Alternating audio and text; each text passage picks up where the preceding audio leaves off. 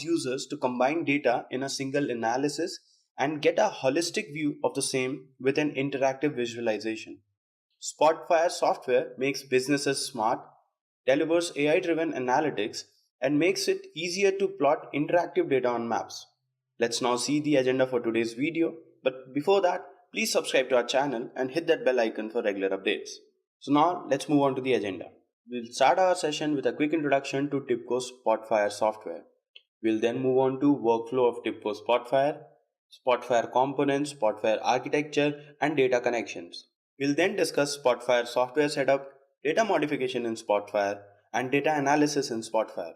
We'll also understand the concepts of data visualization using Spotfire, different plotting methods using data in Spotfire, and then at the end of the session, we'll get a complete hands-on on this particular topic.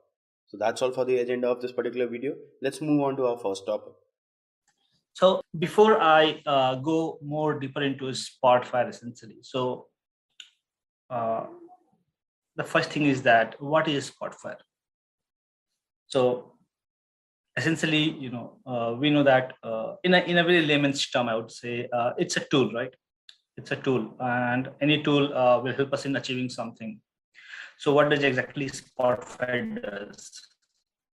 So essentially, in this, this world nowadays, in the current time, is driven by data. So essentially, when there is a data, there is a need to, use that data. There is need to derive some, specific information from the data.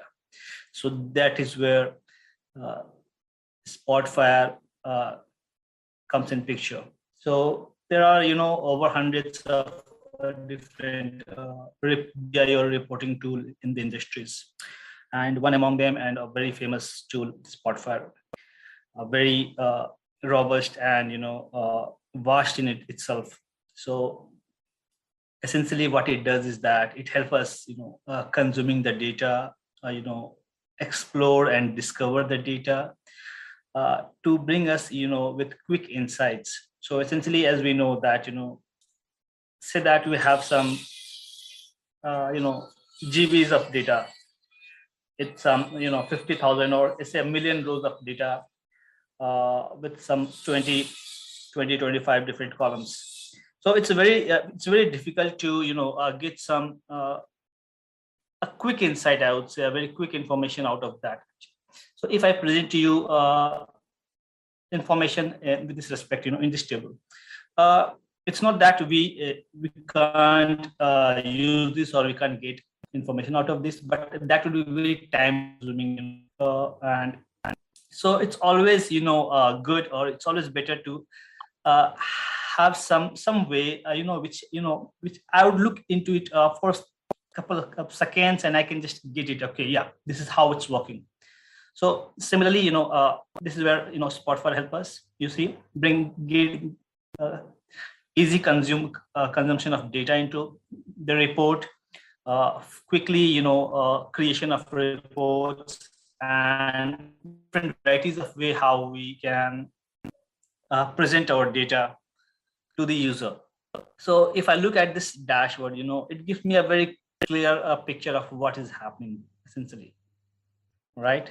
So you see here that essentially this is a sales data from a superstore, and how easily I can understand that, okay, how and when the things has happened, how they're going, what are the some sales against profit trends. So this is how it works. So now I'm not going too much deeper into Spotfire as of now. Let's go step by step. This is just for your, just for the introduction, that the look and feel of how the Spotfire actually looks like. All right. So before we begin, my assumption is that all of us have already installed Spotfire into our system, right? Because in between, we can, I can give you some small tasks to do, and you can, we can work together in that way. If not, then there's a way. TIBCO, which is the provider of this Spotfire tool, it's an organization. So it provides us a 30-day, a free trial of Spotfire. So we just need to have a mail ID for that. So we just need to do is go to Google and just write Spotfire free trial. After that, the first URL itself, when you click on it, it will take us to the TIBCO.com, where we can see this free trial option. Just need to click on it. And once this is done, it will give us a form to be filled with our information. The email address can be your personal, it can be your organizational, it can be anything. It's just that, it needs to be functional, because you'll be getting an activation link to your mail ID.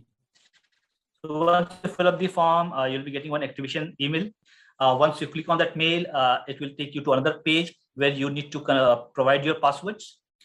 Okay, and once you do that, you will be given the option to download Spotfire. So right now, the latest version of Spotfire that we are using is Spotfire 11.8.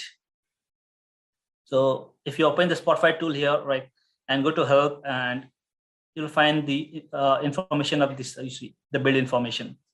This is a TIBCO Spotfire 11.8.0 and a few other, pieces of things. So let's now start with the introduction. Okay. So before we go more deeper into Spotfire, there are few things that we should be aware, and which would be used quite frequently. So better to know those terminologies and what exactly they are. So essentially, when we look at the Spotfire, essentially, so there are different components out of that. There are one tool, which as a developer or as an analyst, will be creating this chart. The one that I showed you just now. This is called as Spotfire Analyst. So this is tool need to be installed, physically into our system. And once it is installed, we would need to, when we try to open it, it will we would need to provide our username and passwords, and then it will take us to the library. So this Spotfire Analyst, essentially before 7.0, 7.1, right now we are into 11.8, as I said earlier. So it was called as Spotfire Professional. So there may be people still, it may be very rare actually, but still there may be people who will be calling it as Spotfire Professional Client instead of Spotfire Analyst. So, but both of them are, the same thing essentially. It's just the name change after the version. And then once we have created, once we have this installed and we have created a dashboards, and we have saved it in the library. So when there is a dashboard, when there is a report, obviously there must be a consumer, there must be a user for that dashboard, right? So how would we sharing this dashboard with them? So essentially what happens is that when we create and save a dashboard or publish a dashboard onto the library of the Spotfire server, so it automatically generates a URL for that specific report. So what we can do, we can set that URL to the end user, and the report which opens at the end user side on the browser, that is called as the consumer. And again, before 7.0, it was called as web player. And this is something which is still, most of the people still call as this as a web player. So this is a web client. Similar to how we, how we browse other web applications or websites over the, browser. So same way, but it will be the content from your dashboard.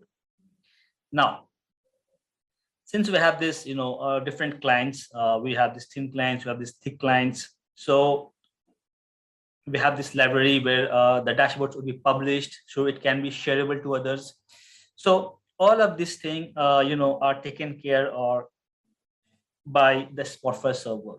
which sits at the central of the system, and it looks after the everything. So I will go in more detail of the Spotfire server, and I'll also tell you why this is very important to know. Because once we start building the dashboards and start creating reports, there will be time when we would need to know more about it and get more information from it. So similarly, we have web player server, which takes care of the web player or the consumer side. Then we have Spotfire database. So we should not confuse this with the data sources, essentially, because Spotfire, we connect the Spotfire with different kind of data sources or databases, to consume the data into the report. But when we just specifically we say Spotfire database, or in some cases Spotfire DB, what happens is that this is not to get the data into the report. Essentially, this is where all the data from the Spotfire server are stored.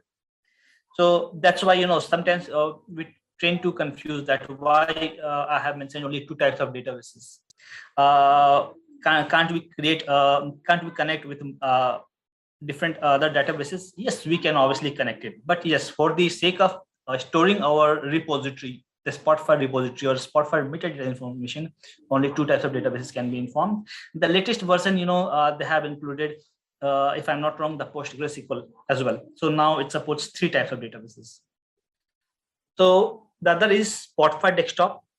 Again, this is a bit of confusing, because it's a very similar tool as the Spotfire analyst that you can see right now on the screen. But the major difference between that is that a Spotfire analyst is connected to a Spotfire server, as in you can publish the report, you can host a report centrally on the server. But a Spotfire desktop works in a very similar way, apart from a few of the features that we have in Analyst, but we can't publish the desktop. It's a very standalone system, very specific to our, our system. So we can look at it, but essentially we can't publish the report in that way. Then another thing is a DXP. So essentially what happens is that when we create a report, and a report consists of different tabs, you see, or pages, what we can call with each page with different sets of visuals. So essentially, when we save this file, and when we look at it, so it will always be saved with an extension called as DXP. So whatever the name will give, and the extension would be DXP, how you can see at the top, .dxp. So this is something called as dynamic XML pages. So this is the format of a Spotfire report. And then we have something called as business author. I have mentioned a comment in the bracket. So it's a very similar how a web player, a browser-based version of the Spotfire, to be used by the end user. But what's the difference between a web player and a business author? So it's a license, actually. It's a license-based tool. So essentially, what kind of features we are looking for, based on that, we can get that license. So essentially, a web player are read-only files. So those are like, we can view the report, whatever options provided to us we can use, like we can filter, we can select some data point, we can navigate from pages to pages, but we can't do much more from a web player. But with a business author license, it gives us some additional functionalities, like you can create from the web browser itself, you can create a visual, or you can modify an existing visualization. So such thing can be done with the business author license. Then we have this statistical services. So essentially there may be a need while working with the reporting, while creating a dashboards, there may be a need to the make use of the scriptings for do some data manipulations. So for this we have this TERR engine from TIBCO. It stands for TIBCO Enterprise Runtime for R. So since again this is a separate license, so once we have this license, it enables us to use different scripts like the Python, like R, similarly. And similar to statistical services, we have this TIBCO automation services. Again, this is a separate license. So what it does is essentially, by the name itself, you can understand automation. So what kind of automation? So there are different, pieces of jobs can be created, and those can be automated with this TIBCO automation services. Like maybe it may be something like that. You have created a dashboard, and someone from the top leadership of your organization, they want that those report to be shared on every Monday or every Wednesday at some particular time. So since it's a very a rigorous process, and so what we can do is that we can create a job and automate that. So instead of doing it by ourselves, the system would take care of it. It can automatically open the report based on the scheduled time. It can export certain part of it, and it can send a mail with attachments. So those few things can be done. And to get more information on the license feature, we have this URL. All right. So let's move to the next slide. So this is, what I have done is that, I tried to create a simple, illustration of a data flow. There can be many questions that why it is like this. There can be different things. Yeah. Because the data flow at a business or at an organization are always different. So there can be a different altogether architect for this one, but this is just for a very straight and very plain to understand what happens essentially. So since Spotfire it creates dashboards or reports. So this is a client facing tool, so whatever, so we can call it as the end result or end product. So essentially, so that's why you see this Spotfire or any BR reporting is at the extreme right. So but essentially, what kind of data that can be consumed, or how is the simple process it works actually.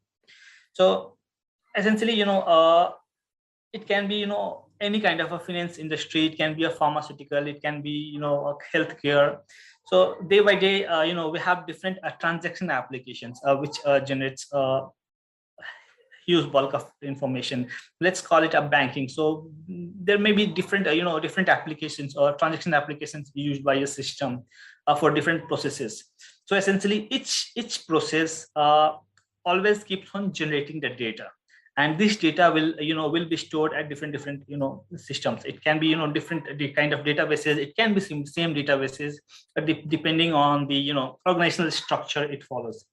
So that's why I have tried to mention a few of them. It can be, you can call it as a numerous n number of where they can store the data.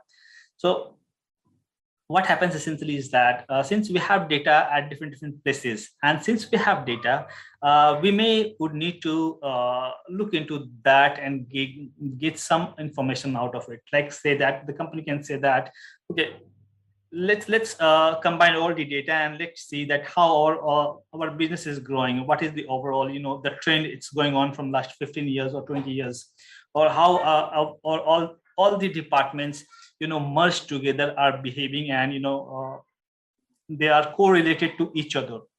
So those data would maybe need to bring in some same at the same place, so it can be used. Or there may be situation that the structure or the format of different the data at different places would be different. So in that case, we would need to have an ETL tool. So there are numerous ETL. What essentially it does is that it extracts the data from different places, transform if needed, and load it into specific places. Just trying to provide a uniformity to the data, and those can be loaded into a data mart or a data warehouse or a data factory, depending on the sizes, the way, the kind of data that we have. And then the data can directly be connected to that data warehouse, for instance, in this case, and pulled into the Spotfire tool or any other BI reporting, in that case, to be, dashboards to be created. Any questions so far? It can be anything, all right. So, okay, next is the Spotfire architecture. And I said that this is very important. Once we cover this Spotfire architecture thing, we will go into, our Spotfire and start working on things, because I understand, that this theoretical, it's very difficult to consume things. So I'm not going too much deeper into the theoretical aspects, but yeah, but this is very important. So what we covered earlier on the first slide, essentially, this is more into, a pictorial representation of that. So the different components that we have in Spotfire. Okay. So essentially, the installed client and the web client that we see on the left-hand side. The installed client is nothing but the Spotfire analyst that as a developer we would be using. The web client would be the browser-based, the consumer or web player or the business author, which the end user would be using to look into the report created by us. So essentially, at the center we have the Spotfire server, catering all the services and all the needs. But essentially, within this Spotfire server, different services are which do some different tasks of their own, are installed in terms of different nodes.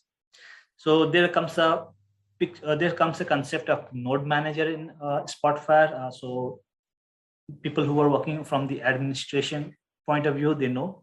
So that is a kind of a UI interfaces which help us to manage these nodes, to how they would be taken care of. So in different nodes, different services would be installed, again based on the license, if we have what kind of license on that. So a web player or the automation services or the TR service. And then we have at the down, we have the Spotfire database. So as I said earlier, we don't need to confuse this with the data source that we would be connecting with the Spotfire. This is just only for storing the metadata repository. So what is the metadata repository that I am mentioning, referring to every time? So that can be say that we have created this report, we have created this tag, and now I would want to, publish this report, so that this would be available to all the authorized people. So what I need to do is that I would need to publish it somewhere where it would be accessible to all. So essentially, Spotfire provides a library. It's a set of folders on the server. So we just need to, we can go to the library, we can create our own folder, or we can save on the existing folder. So when you go to file, you can see save as, save and save as. We have these two options, file and library item. Right now, this Spotfire tool is not connected to server, so that's why the library item is blank. So when I save this as file, it will be very local to my system.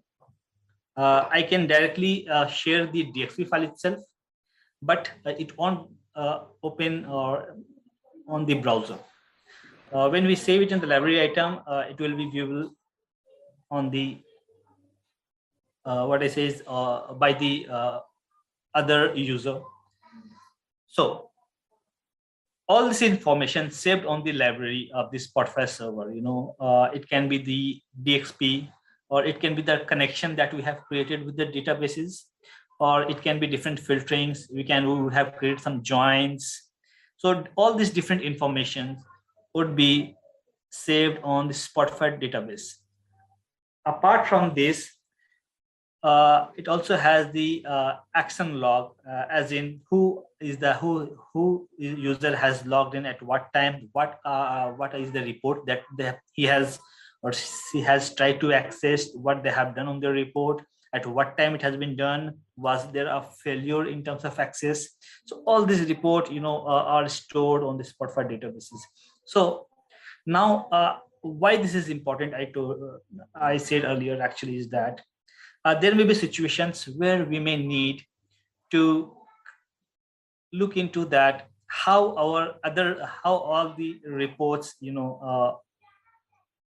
have been utilized. A kind of a utilization report can be generated with the help of the Spotfire database. So we can use the data of the Spotfire server and create a dashboards from this itself. So that is something called a Spotfire utilization or a Spotfire action log. So I have seen different organizations making use of that. So that's the one thing. So let me know if you have any questions so far. All right, moving to next slide. Perfect. So now is the time for, we are done with the theoretical aspect. Now is the time for practical. So essentially, when we say the dashboards or a report, the first thing that comes to the picture is the data, right?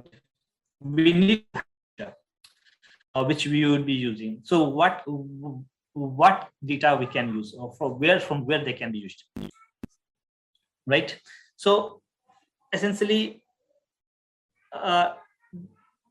we can use data from different sources. It can be flat files like Excel or CSV, or we can also copy the data from a clipboard and paste it onto the dashboard.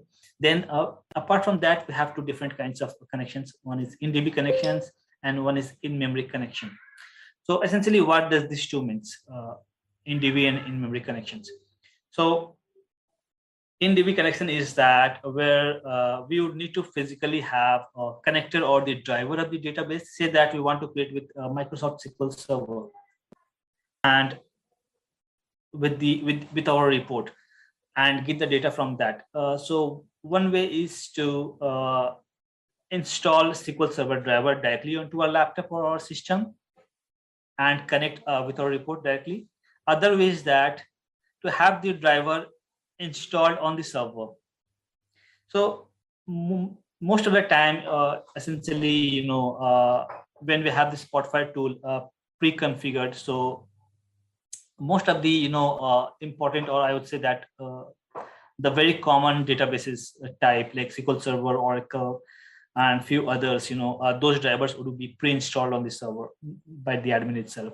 So we don't have to worry about that. Okay, so we can directly go to our report and start creating the connections and bringing the data into them, essentially. So, but it depends on in what cases what to use. Since we have these two options, so it will always come to us that okay, when you always have one option, then why we are using the other? So yeah, it depends on this situation actually. Say that you have a huge amount of data, in it can be in TVs, and we want to connect it with our Spotfire. Now, what would happen is that if you're using in-memory connections, so what happens with in-memory is that we don't need to have a driver installed. So that's the benefit of it. And also, since the name itself is says in memory, so in memory, the memory of the server. So every time what happens is that when we connect a data using in memory, the data first goes and sits on this memory of the server. So with that, what happens is that sometimes it's good for us, sometimes it's not good for us. And why I'm saying that is that why it is good for us is that when it sits on the memory, it helps us to leverage or the complete the feature of the Spotfire, be the different kind of transformations that we can perform on the data, different kind of functions that can be used on while creating different, expressions or new derived column or calculated column that we can call. So those things can be, used. But again, what is the drawback is that when the data size is very large, say that, when we have TBs of data, and when we connect it, it goes and the complete data goes and sits on the server, the memory of the server. So what happens is it tends to slow down the Just a quick info, guys. If you want to make a career in TIBCO Spotfire, then Intellipaat provides TIBCO Spotfire certification training, which is taught by the industry experts. The course link is given in the description below. Now let's continue with the session. system, and essentially the load time between the database and to the Spotfire report would be, too much. So that's where the in-DB connection comes handy. So when it comes to the huge volume of data, this can be preferred, but again, it has its own separate drawback. The drawback would be data can be loaded very fast, but again, we would lose few of the features that the Spotfire provides, like the transformations. So we won't be able to perform any kind of transformations once the data is loaded. So if the situation arises to do that, those would be needed to do that at the database level before it reaches, or while at the connection, while we write the query to fetch the data. So it can be performed at that places, and also the function would be very limited. Essentially, it would only support those functions which the database type that we have connected with would support. What I mean is that, say that we are connecting with Microsoft SQL Server. So in that case, Spotfire would only support those functions what is supported by Microsoft SQL Server. If it is Oracle, then those functions from Oracle. So it depends on the kind of databases we are connecting to. So this is both the advantage and disadvantage of both these connections when we use. So we would need to wisely choose between these two before we go. What I'll do is I'll go to Spotfire, and essentially what I'll do is that I will close everything, and this is the Spotfire analyst tool, what you can see here. So when I click on it, so this is how a typical a Spotfire, when you open it, the information it gives. Here it says it gives the option to change the server. So essentially what happens is that in a typical environment, there are different servers for for different environments. For development, we use a separate server. For quality QA or UAT, what we can call, we have a separate server, and for production we have a separate server. So we may need to access different at different point of time. So essentially this is from where the manage server is where we can change our server address every time we need to log into a different server, and we can just click on add to add more to it, and we just need to from here we can just select those once added different server. So right now this is the cloud server provided by the TIBCO, which is again a free trial. So what I'll do is that I'll click on login. So when I click on login, it will take us to this to the login form where I would need to enter my credentials. Okay, so this would be our for the trial version, this would be our email ID which we have registered. This takes some time for the authorization, and once it does, it would need to load a few configuration. So a couple of seconds it would take for that. Okay, so this is the I would say the landing page. Once you logged into the Spotfire tool, so this is how it looks like. On the left hand side we have different options. At the top you see we have options to connect data to, or if you want to directly open from a local system, So that is now down below you can see Spotfire library. So this is where we would be we can see different folders, or we can create different folders within this library. And this is which is connected to the Spotfire server. So everything that we save here would be saved on the Spotfire server. That means the Spotfire DB, or the Spotfire database, what we talked earlier. So once essentially when we save this report to here, automatically a URL would be generated, which can be shared to the user. For instance, I would tell that let's say we have created this report. So now you see that since this is not connected to the server, so that's why it's not giving me this library item. So what I'll do is that I'll just close this. And so now if I go to save as, you can see that since I have connected to the server, I have logged into the server, now this library item option is automatically enabled. So I can save, it's already there in my local. So now I can just also publish this onto the library item. So when we go to publish it, we'll get different options where to publish. So I'll be going more detail of this, hosting and publishing once we are done with, creating a report. So before we go into this, let's first look into how we can, connect our data to. All right. So what I'll do is that I'll close this, and we will start from the very beginning. So this is a very typical, Spotfire landing page that we have. On the top, you can see different menu options, and I'll be going through each of them to explain what different kinds of things can be in each of the menu. But on the left-hand side, we see this, we can call it as data flyout.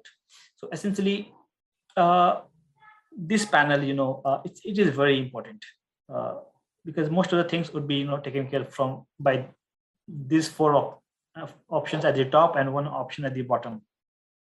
Okay, so what are these? So to get the data into the report, first of all, what we need to do is that, we have this files and data option here at the topmost on the left hand side with a plus symbol. When you click on it, it would expand this files and data.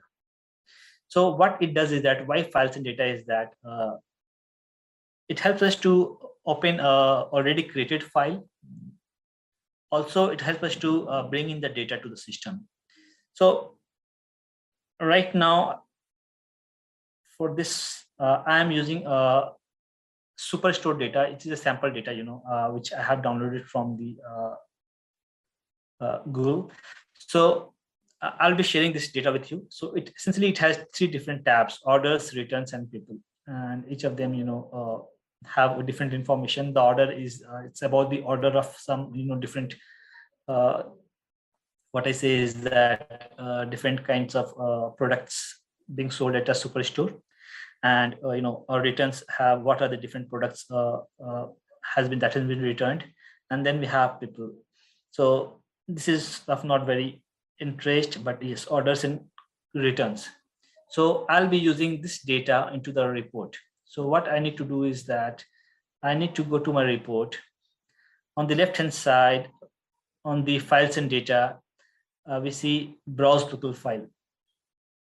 So I'll click on browse local file, and it gives me, it opens a window prompt for me. And from here, I would need to, navigate to the specific folder in our system where we have the data with us.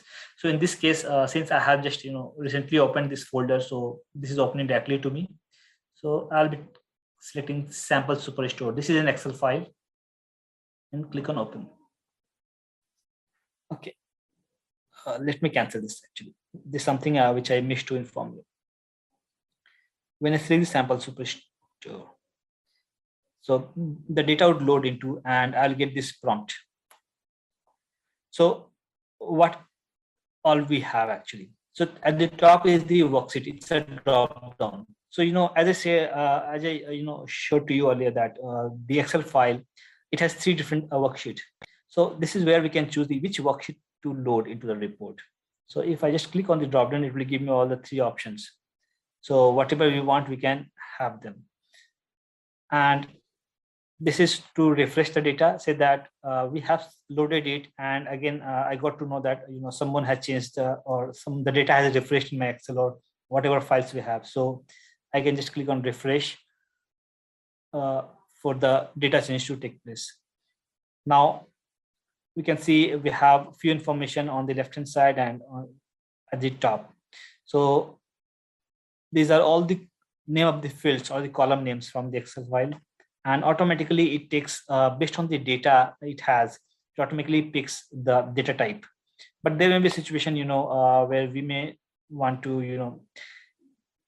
use them in a different way. Say that this is a postal code, but we would want it to, instead of this as a real or integral number, it can be a categorical depending on the need of the report. So we can just change our data type at a given point from here for any one of them. Now here we have this name type. The name speaks for the column name. The type is the data type. Do we need to include it or not? Say that we have say some 20-25 different columns, and those all of them are not required to be pulled into the report. So I may at any point of time uncheck those columns which I think that okay, I can get rid of it. Okay, and then we have this to define that okay, from here the data starts. So all these are data row, and these are automatically picked by the system itself. But at any point of time, you can just make this that okay, no, this is not the data row, but this is the name of the column, the name row. So what happens is that in that case, the data would start from here, and this would be the name of the columns. But I'll just keep it as data row for now, and I'll click on OK. So once I click on OK, it gives me this option to add data to analysis. This is where few different things can be done. We can it automatically picks the name from the files that we have connected, or from the kind of databases or the data tables name from the source. At any point of time, we may want to give it some a name which can be more easier for us to use into our report. So we can rename it from here, or also if we don't rename it here, we can do that afterwards also, and that I'll be showing you how we can do that. So you see that this is expandable. So when I expand this, the table, the data that we have, we get this information to transform data. When you click on it, it gives us different options to transform our data. So our transformation, again, it can be different things, like more columns can be inserted, the structure of the data can be changed, or it can be normalized. So different kinds of things can be done while transforming the data, and that would take a separate session for me to explain what are different transformations we have. I'll give you different kinds of scenarios where and when we can use different kinds of things. So for now, what I'll do is that I'll just click on OK. Okay, so essentially you see that it gives us a notification at the top right corner that it says that okay, there are something some inconsistency in the data. So when I click on it, it gives me a notification detail. What it's saying is that there's some inconsistencies, some data might not be shown accurately. And what is that? This is the table name, and the column postal code contain at least one incorrect value, 05408. So yep, it has to do with the essentially we would need to see and open the data and see what it is talking about. So for now we can just ignore this part. Now since the data is loaded, you see that automatically these are enabled. Earlier all these options were disabled, only the files and data were enabled before we have loaded data into our report. But now since we have data, so now it says that okay, this can be used. So now we have the data. So creating charts or visuals in Spotfire is very easy. Essentially, those can be done directly from here, clicking on here, or directly clicking on here. So in either case, it will open this visualization tab option, and you see we have this different ways of representing our data, different kinds of visuals for different needs at different time, and they can be directly pulled into here and created. So first I open the table, and it is just straight a view of the data, a raw, I would say, of how the data has been report in terms of the tabular structure.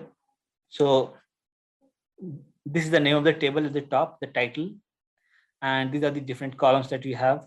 So you can see.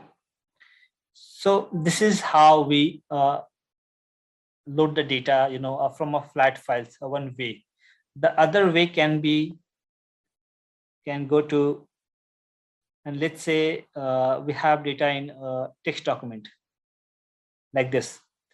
What I'll do is that I'll just select Control-C for copying, and I'll come to my report, and on the files and data, there is just below the browse local file, we have this other option.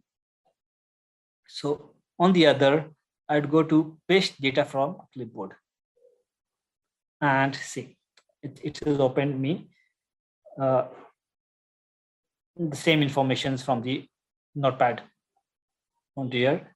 Just click on OK. Again, the same piece of information, since this has been copied from the clipboard, so it doesn't know the name of the files, it just knows the data. So by default, it will tell us, give the name as data table. So based on the data that we have, we can rename it. In my case, it was carbohydrates. Both these data that I have loaded are not related to each other. Just for the sake of your how the way we can load the data, I have loaded it. But yes, we are going to use both of them at later point of time. So since this is the second table loaded onto the report, we see this one additional information that we have, and this is this drop down. So what happens essentially is that since we already have one table loaded, so when we load the second table, it gives us an option, and where we need to mention that okay, this is a new table altogether, and it has no relation with the previous one. So add as a new table. There can be a situation where we would need to perform that operation. Maybe onto the existing table, we may want to add the data to itself. So in that case, we can choose add as rows, or there may be a situation where the second data, I would want to join it with the existing previous data. So I would like to bring few columns from there. So add as column 2. In both the cases, add as rows and add as column 2, you'll see we'll be getting this settings options, because we would need to configure, right, what columns we would need to bring. While bringing the column, how are we mapping actually with the first table that we have loaded, based on what is the criteria. So those things. So again, that is a separate topic again. So we'll be going more detail into those. So as of now, I'm just keeping it as new table itself. Carbohydrates. So as the table is loaded, you see this, we have the second option called as data panel or data analysis. So what it does that it has a list of different data table in our report, which are already loaded in a report. In this case, carbohydrates and sample super 2 tables. So the selected table, it will give us the column names, and also try to segregate the columns based on the type of data it has. It can be categorical, it can be numeric.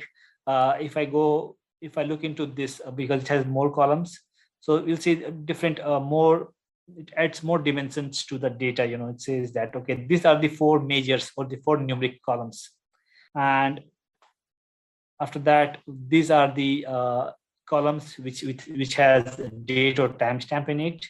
These are for the location wise, and these are different categorical. And then there may be few columns which are which you can be used as the IDs for the, so like the customer ID, order ID, product ID. So based on the column name, and it's so smart that based on the name it says and the kind of data it has, it automatically tries to segregate them by itself. So this is about the loading from the flight files from the Excel and from the Notepad. If you want to connect with directly with a data source, with a database, say that. So in that case, we have this option for connect. So when you click to connect to, you see this, it gives us plenty of different options of what all it can be connected to. Amazon RDS for MySQL, we have Redshift, we have Apache Drill. So enormous for Hive connections, for, with the big data from the Google query, all these things can be done. So this is for IBM DB2. So I will give you an example of connecting this with Microsoft SQL Server. I just need to see whether if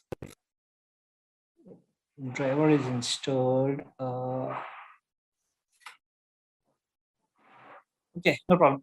Let's do this tomorrow. Actually, I think probably I would need to reconfigure my database.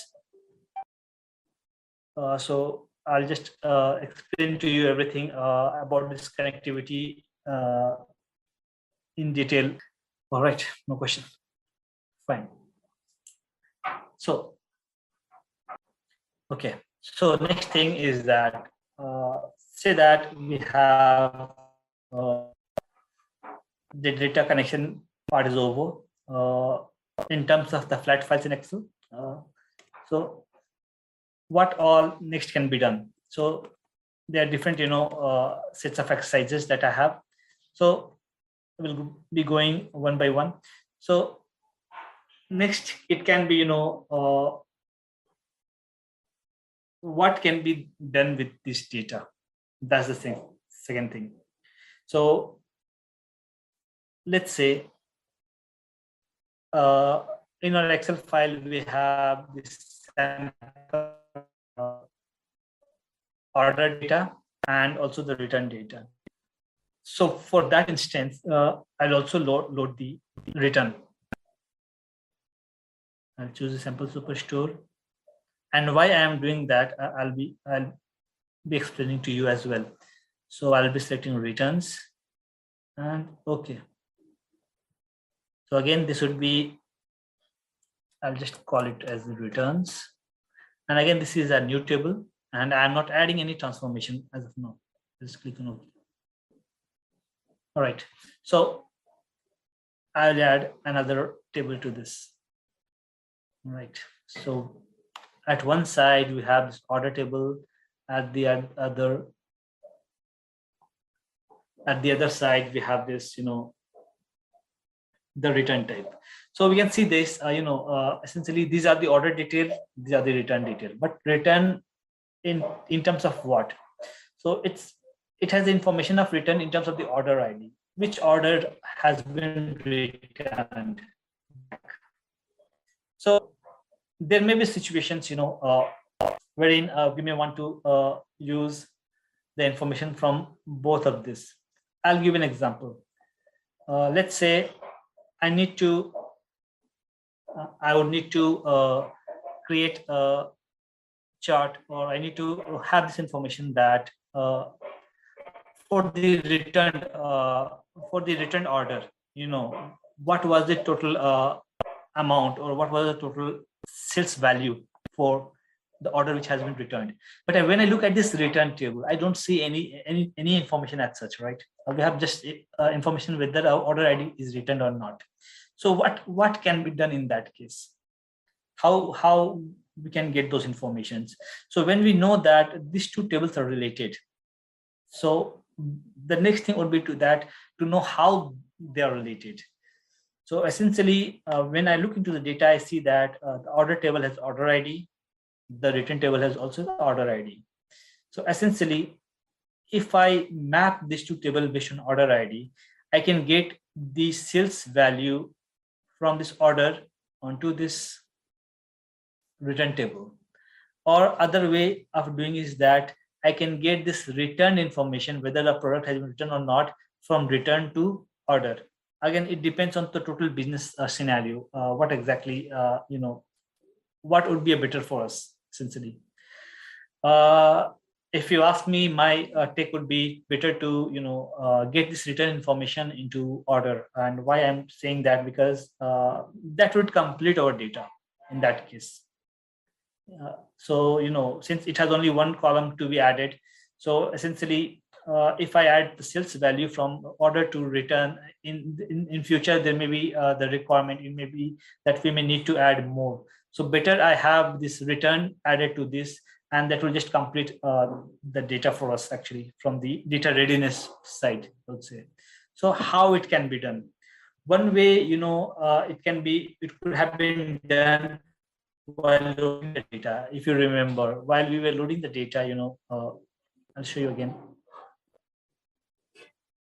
So while loading the data, the return, we could have easily, select this add as columns 2, and column 2, we would need to select to which table, because we have already some two or three different tables has been added. So I would want the column to be added to order, and I'll click on settings. So what Spotfire does is that it looks for the name of the column. If it finds the name to be exactly same, it would automatically map this for us. So this makes us our part easier, a bit easier. But there may be a situation where the name of the columns with which we would want to perform this mapping can be entirely different. In that case, it will be, it would not be able to map anything by itself. So we would need to manually go to add match and select our criteria from here, which should be mapped from where. This is the first table, that is the order, and this is the return table that has been loaded. So once we are done,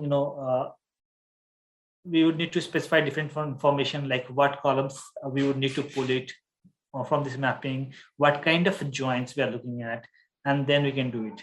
But I'm not going for this join. Why?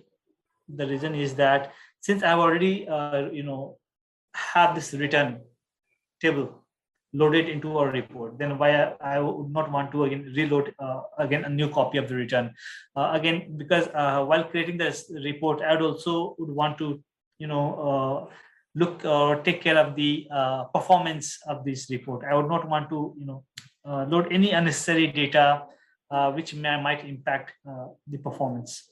So I already have this return, so I would want to use the existing loaded data. So for that, what I can do is that I want to bring in the column from return to order. So what can be done is that we can use the data canvas that we can see on the left panel at the bottom. You see this information? This is called as data canvas.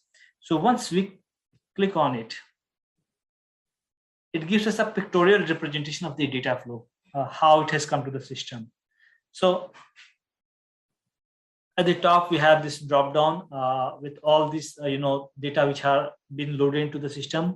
So we can select each of them and just see how they have been loaded. For instance, I want to load columns from return to order. So I'll select order here because this is the target table, right? So that I'll select the target table. This is the sample superstore order, and it says here that this is coming from a file called as sample superstore.xls. So what I want to do is that I want to add few columns, or one column in this case, from return. So we see this plus sign here. So when we click on this plus sign, it gives me an option. What piece of data I want to add? Do I need to add the complete rows from there, or just few columns? Or do I want to add, instead of adding from a new table, do I need to add only the transformations? So these three options that we get it. So I'll be selecting add from columns. When we select add from columns, again, it gives me option to say that add, but from where. So either again, I would, add a new copy from, from the data that we have, or if we already have it loaded. In this case, we already have this loaded. So what I'll do is I'll go to other. If you remember other, this is the same other where we have, pasted the data from our clipboard, copied and pasted from here. So in the same options, when we see down below, it gives us, the information of what are the different tables that has been loaded into the analysis, into our current analysis, this one. So this three has already been loaded. So since this has already been loaded, so I would not want to load a new copy. So I would using the existing copy of the loaded table and click on returns. Once I click on return, I would now need to configure essentially, how it will be mapped, what columns need to be bring in, what kind of joins would be performed between these two tables. So I'll click on the settings. So I said earlier again, since the name of the column are very same actually, so it has already picked us for us.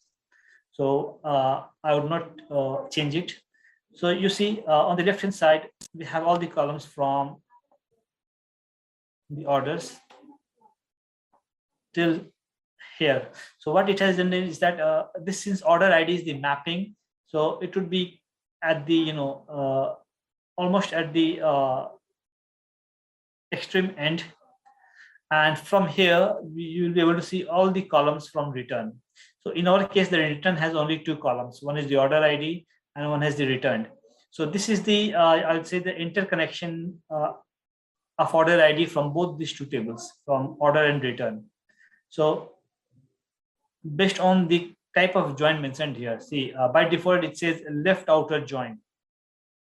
So it would look for the matching, and wherever it finds matching, it will pull the information. So see, since this is a left outer join, so even though there are orders from the order table which doesn't have a matching order in the return table, but still it shows those order, since it's pulled everything from the left table, that is in this case the order table.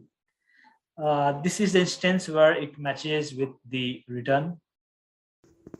Just a quick info, guys. If you want to make a career in TIBCO Spotfire, then Intellipaat provides TIBCO Spotfire certification training, which is taught by the industry experts. The course link is given in the description below. Now let's continue with the session. See, so we can come here and we can just see what are the columns been selected. So in this case, since we have already only one column called as return, so this is checked. There may be situations where the second table or the return table or any other table with which we are joining may have multiple different columns, and we would not want to pull in the complete columns. We would just need some few different columns to be pulled in. So we can just check those and keep on check everything else. Coming to join settings, so 6 different kinds of joins are available here, based on the need. The current need can be, I would want to have all the information, all the data from the order table, but only those information from the return table where it has the matching, orders. So for this case, since I need everything from order table, so left outer join would be a preferred one. There may be situations that, with looking at the same scenario, there may be a situation that for a given order ID, one order ID can be returned only once. A same order ID cannot be returned twice, right? So this gives me, this lets me think that if that is the case, then why do I need to choose left outer join? In that case, I can just select left single match join also, because anyway, the order ID is not going to repeat in the return table. It is just one-to-one mapping between these two. One order ID from order will have only one order ID in the return. It's not going to repeat. So there's no point of using the left outer join. So in this case, we can select left single match join. So, depending on the kind of, scenario, we can just select what to select and what not to. This is very similar to what, joins in SQL works. It's just that we have a UI for this. And also you see that whatever the kinds of joins that we select, based on that, it gives us a symbolical representation of the data, how it will be pulled here. And also it gives us an example that the kind of joins we're selecting, what kind of outcome it essentially it has. So kind of example it gives from, two different table. And if you select single match join, so how that would be. If I select left outer join, you see how it's going to be. So essentially you see that a left outer join is preferred for those situations where, we have this one-to-many or many-to-many relationships, between both the two tables. You see here that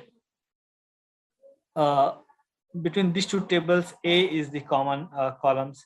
And in both these two tables, I can see that the values in A are repeating, like A, B, but C are repeating in this case.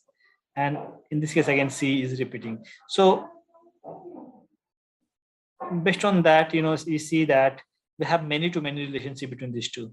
So left outer join and left single match join would not give us the same output in this case. But if it is a one-to-one mapping, so either way, it's going to give the same output, which is in our case. So I'll just click on OK. Please let me know if you think that I am going way too fast. I'll just try to slow myself down. All right. So now the join has been performed, and you see the pictorial, the flow of the data, how it has changed.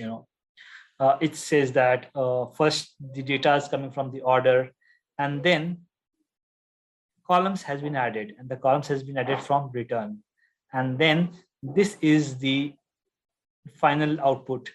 So if you see, if I click on just the order, you see that down below we have this information. What is the source, loaded from file, what is the type, Excel workbook, location, what is the worksheet name, and when it was loaded. And then we have this data. So this only has columns from the order table, all the columns from order table. Similarly, if I select returns, so it will give me only information related to return table, information and data. If I select the one from the extreme right hand, so this is the final table. So it will give me the actual output, all the columns from orders and also from the return. If you see, yeah, we have this returned. So now, again, if I'll, you see on the left hand side, if I click on this canvas, so it will take me back to the dashboard.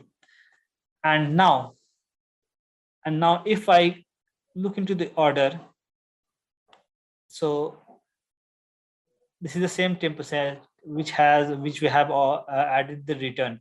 So what we can do is that now we can look into the properties of this table and see if any new column has been added or not. So for that, I'll just right click on the table visuals, and at the bottommost option called is properties, I'll go, and this is the properties of a visualization. All the visuals that we have, even though this is a table, Spotfire treats it as a visual itself. So all the different visuals have its own sets of properties, and it differs with different kinds of visuals, but there are few properties which are same altogether, or which is very common to each of them. Since this is a table visualizations, we have this option called as columns. So this on the right hand side, we have the selected columns, which is being displayed here on the screen. On the left hand sides, which are not selected, but it is available. So you see, essentially, when we have loaded this table, at that point of time, return column was not present. So now since we have added, it's there, so we can just add it manually, add. So now we have this information also returned or not. So this says that whether a particular order has been returned. And with this information, it makes me think whether if this return the information of the return table, then all the orders which are not here, those are not returned, right? So in that case, again, we can just transform our return column again, and whatever are empty or non-yes, we can make it to no. That will make more sense, as in since these are returned, so obviously which are not mentioned are those items which are not returned. So how we can transform, or how we can change a calculation for an already existing column, again, that's I'll be showing you once we look into the transformation. So now our data is ready, and we are good to start looking into from the visual aspects and explore different visuals, and what are the different settings in those visuals.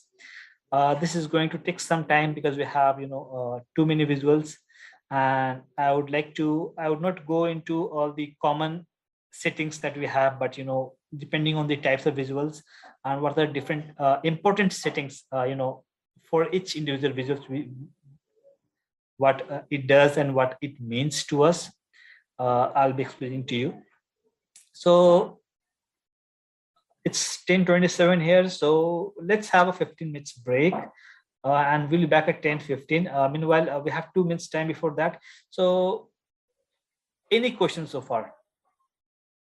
Essentially, what I'll be doing is that I'll be using the same set of data just to showcase how we connect with a database. Instead of an Excel file, I'll be importing this Excel into my SQL server, and then connect my SQL server to bring the same information back to our report. So if you can have it installed, it would be easier for you to understand, and also in future, if you want to have connect with your database, that will be very helpful to you. Okay, so let's continue with our session. So we have the data into a report. We have all the columns pulled from both the two tables into a report. Now, as of now, we are good to create our different visuals. So before we go there, actually, we should know what are the different types of visuals being supported by Spotfire. So for that, we would need to go to the visual type on the left hand side, and these are the all different visuals.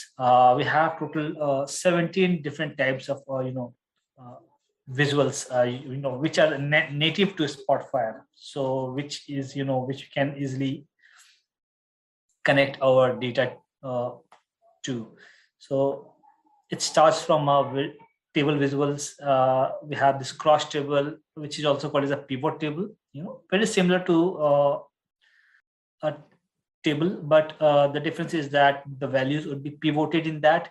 A tabular data or a table visual have more data, a raw data, I would say, better in a way, without being in the data being aggregated, without being use of any functions, so that's the big difference between table and cross table. We have graphical table.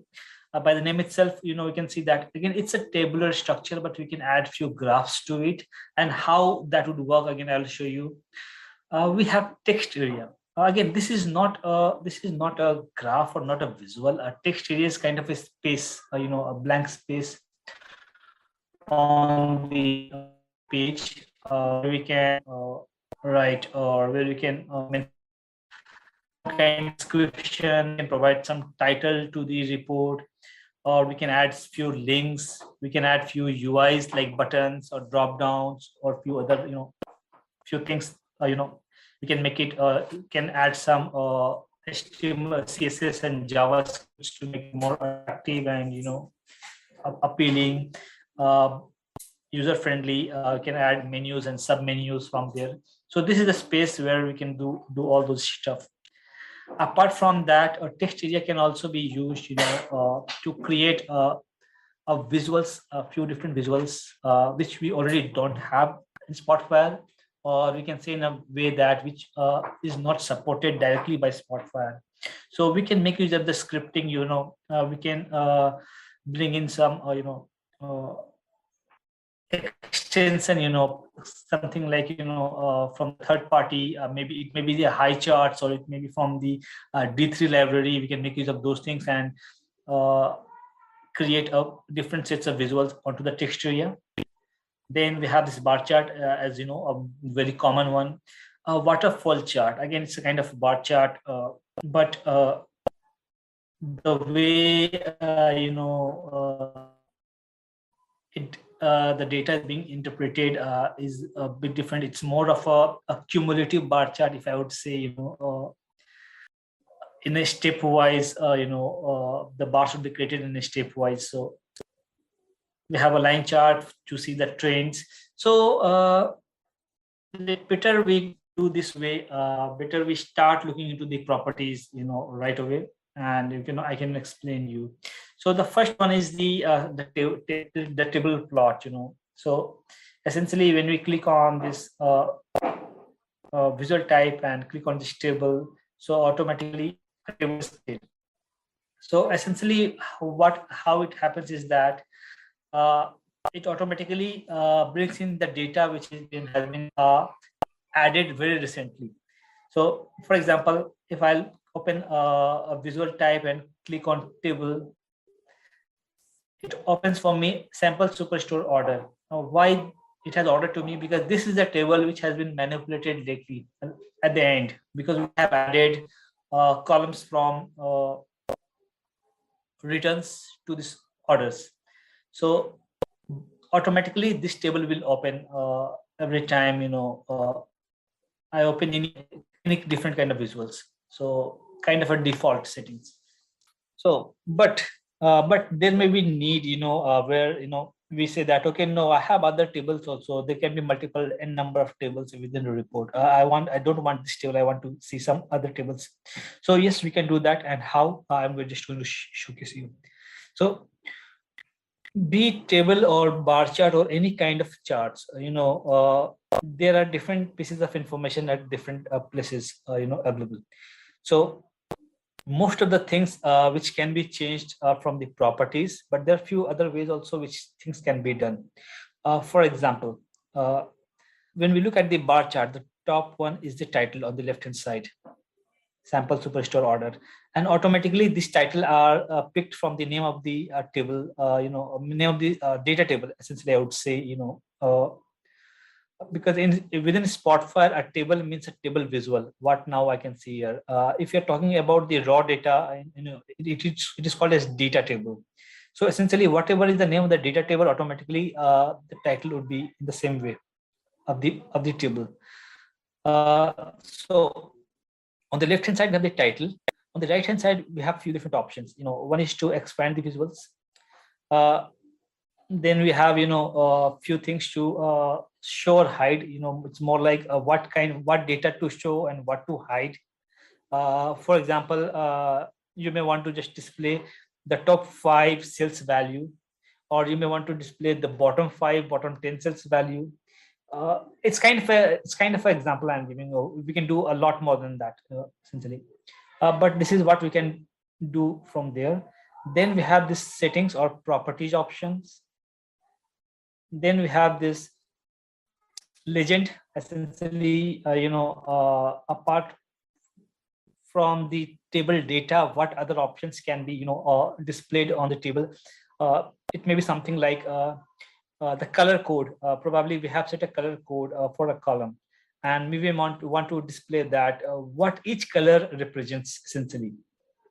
So those piece of information can be displayed, and then to close the visual. And once we close a visual, there's no option to get it back. Actually, we can't get it back. It can be recreated, and recreation means all the settings would be back to the default. So these are the few options. So again, if you look at apart from this expand or collapse the visual, if you look at the show height controls or legend, these two options are already part of these properties. So you can directly click the properties from here to open this properties dialog, or you can just right click over this table, or in whatever different visuals we're using, we can just right click on it, and the bottommost option is the properties. Essentially, there are other options also before properties, and how we would be using that I'll be explaining you those as well. And these options keeps on changing depending on the kind of visuals we are using. So first, let's look into properties. So I have already showcased to you what is a column. So let's go from the very beginning. A general settings in a properties. This is one of the settings which you will find in all the different visuals. Okay, because this is a very specific to the title and the description. Essentially, by default, when you see the title, it will always shows as $auto title. What does that mean essentially? That means that it automatically picks the name of the visual title. If it is a table plot, it will be the table name directly, the data table name which is being used. And if you want to know which data table being used, you can see the information down below. It's pointing to sample superstore order data table itself, which has 22 columns and 9994 rows. Okay. Now, the next is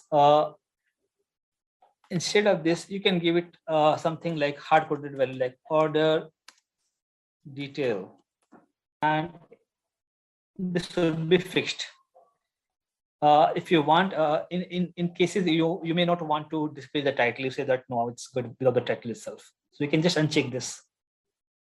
In few situations, we just want to have a space there, but we don't want to display the title. So this gives some additional space here, but doesn't make much sense to me. Okay. There may be a situation where you may want to add some description to it. This table provides detailed information on the superstore sales. So just below the title, will be able to a font a bit smaller than the title can be used. At any point of time, you can just uncheck it, not to display. So these two options we have in the general. Then comes the data. So again, this is one settings again, which is common to all, because all the visuals would be pointing to some of the tables, some not some actually one of the table from different tables that we have loaded onto the report. So what information this data settings gives us is that which table it is pointing to, data table. From here, we can make it point to some other tables if you want. Next is the marking. Marking, again, this is a very important concept in Spotfire. Essentially, this settings here says that marking name itself is marking in blue color. What does that mean? So essentially, when we load the data into our Spotfire, it does automatically, it configures a few default things for us essentially. And one of that default thing is that it creates one marking for us by default. Essentially, when we call marking, what does that mean? It means that at any point of time, we can highlight any data of our interest. Let's say that we are looking into our data and we find something interesting and we select it. So selecting data onto any of the visual, it's not very specific to any specific kind of visuals. It can be for any of the visuals. When we highlight certain point of data, it is called as marking. Okay, so going back to the properties and data, it says marking. So we can create multiple different markings, multiple different selections with different colors, for different visuals depending on the need. And that is what Spotfire does, is that initially it creates automatically one marking with blue, and that is by default for all the time. Spotfire creates for us. The next time we have to create, we would need to specify what is the name and what is the color we would want to have it display. For example, you see that this is one way to create a new marking. I'll click on new and it asks me what is the color and what is the marking name. So we can give something which makes more sense and which it can easily be identified that for which visual, because we can have multiple many different visuals altogether in our report. So better to give such a name that it can be identified. Why I'm telling you that, because this is one concept which is very important, and we are going to use this a lot later. In a very different aspects, actually, even in terms of scripting, or you have this drill downs. So this will be used. So since marking is already in use, so I'll tell it marking table. Okay, so you see now we have two markings created. So what I need to do is that I can just create the marking table, and it's changed the color. Okay. Now we have data limiting option, and in data limiting we have limit data using marking. So what does that mean? Now this is very important and very confusing also,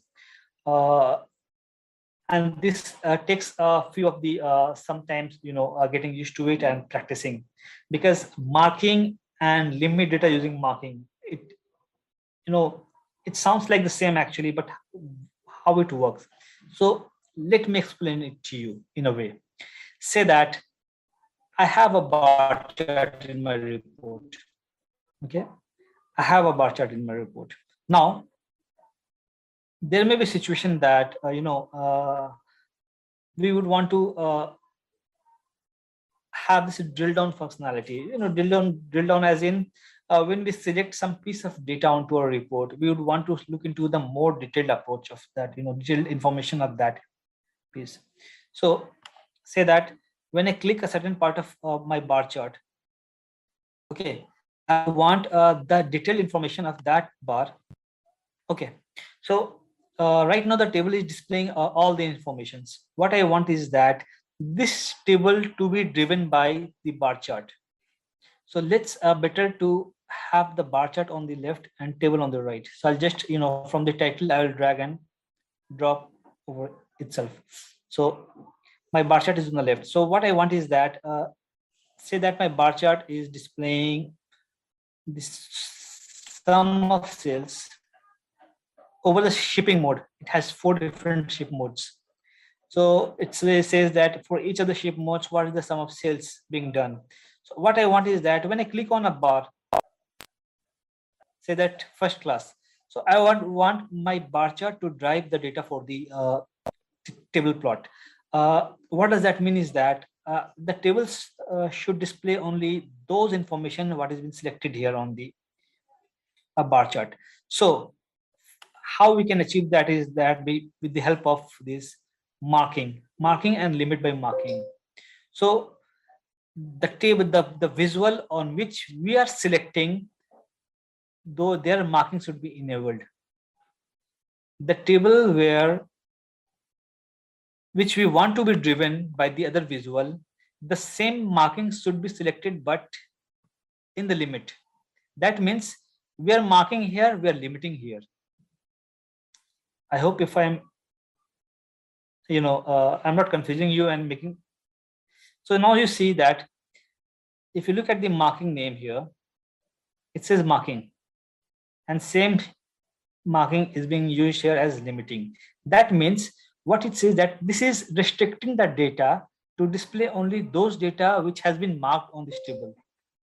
Marking and limit by marking. So when you see this here, the bar chart, we have marked the first class, or we have selected the first class.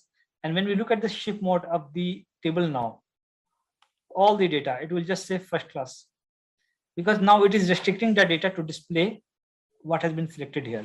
Similarly, if I select same day, this will change everything to select on same day. Second class, standard class.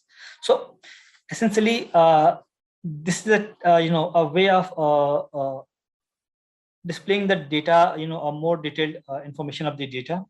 And this is not limited to a bar chart or a table. It can be, from any visual to any visual. Just a quick info, guys. If you want to make a career in TIBCO Spotfire, then Intellipaat provides TIBCO Spotfire certification training, which is taught by the industry experts.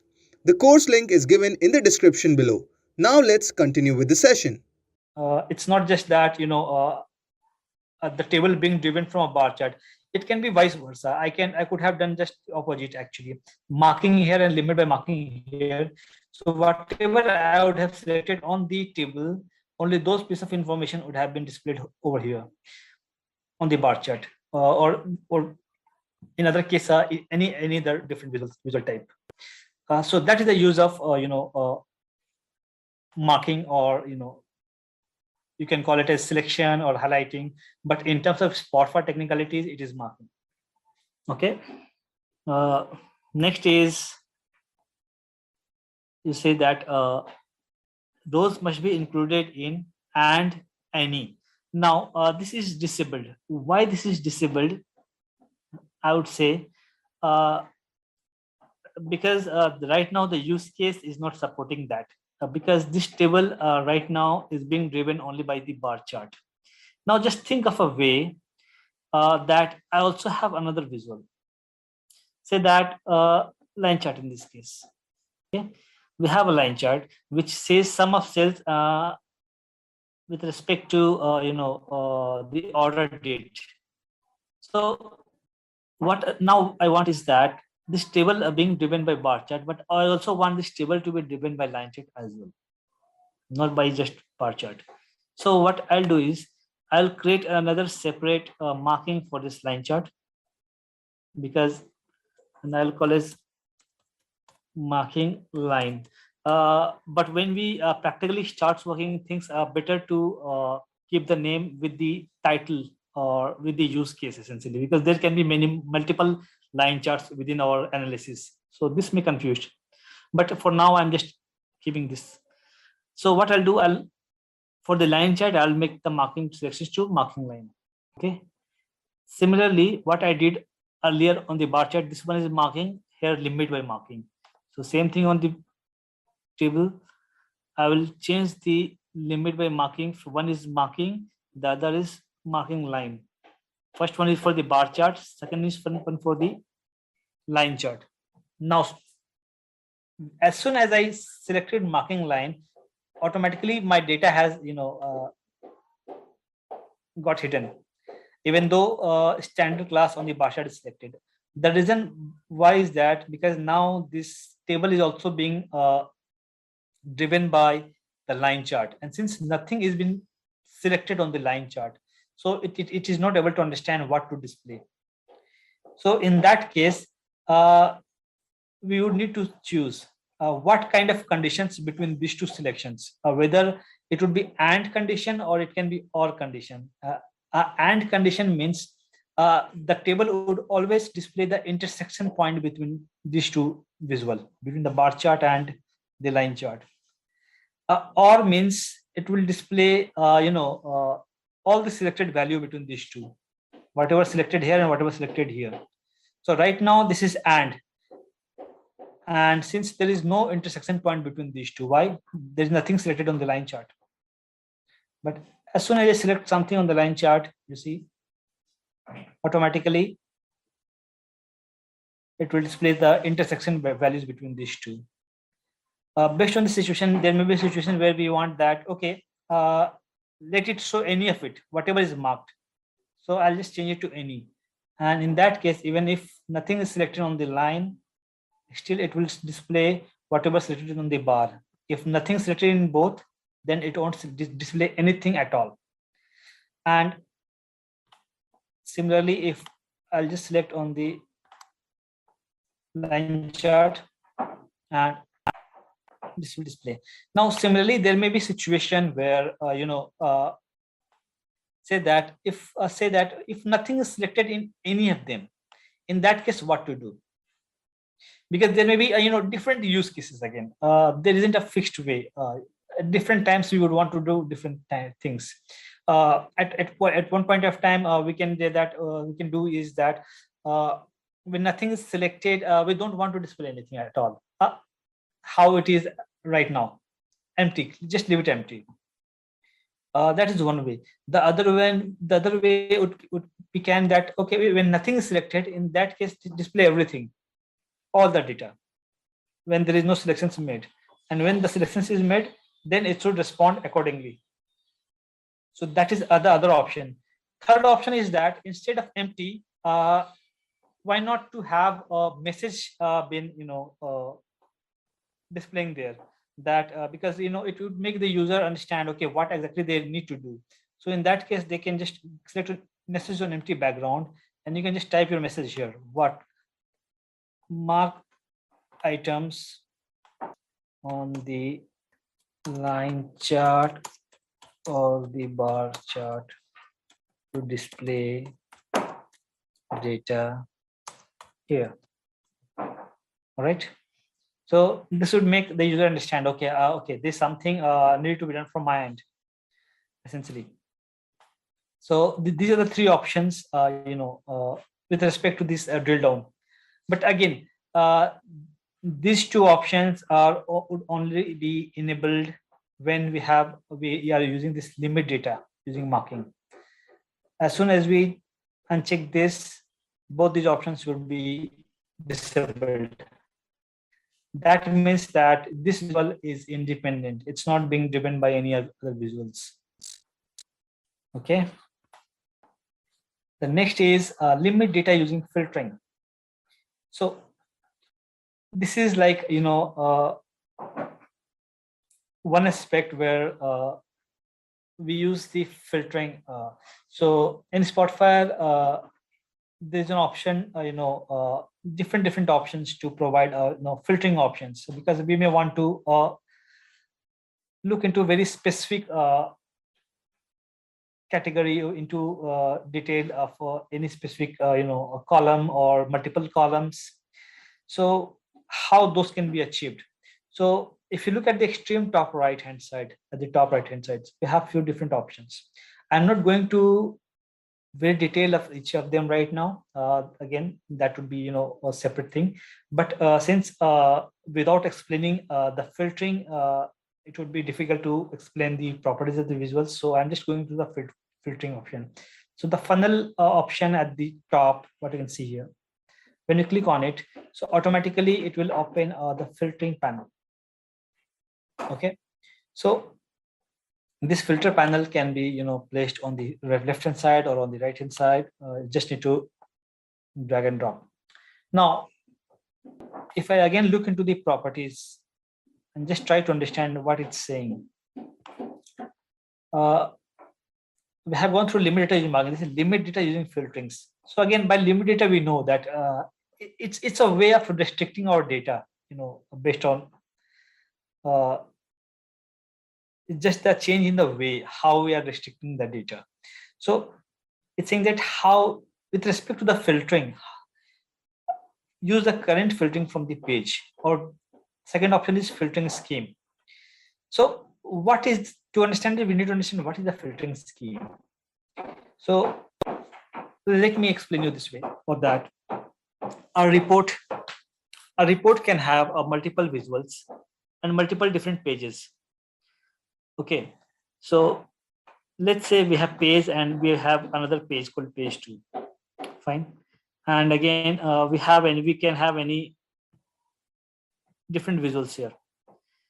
Now there may be requirement that the first page and the second page, when I filter something here,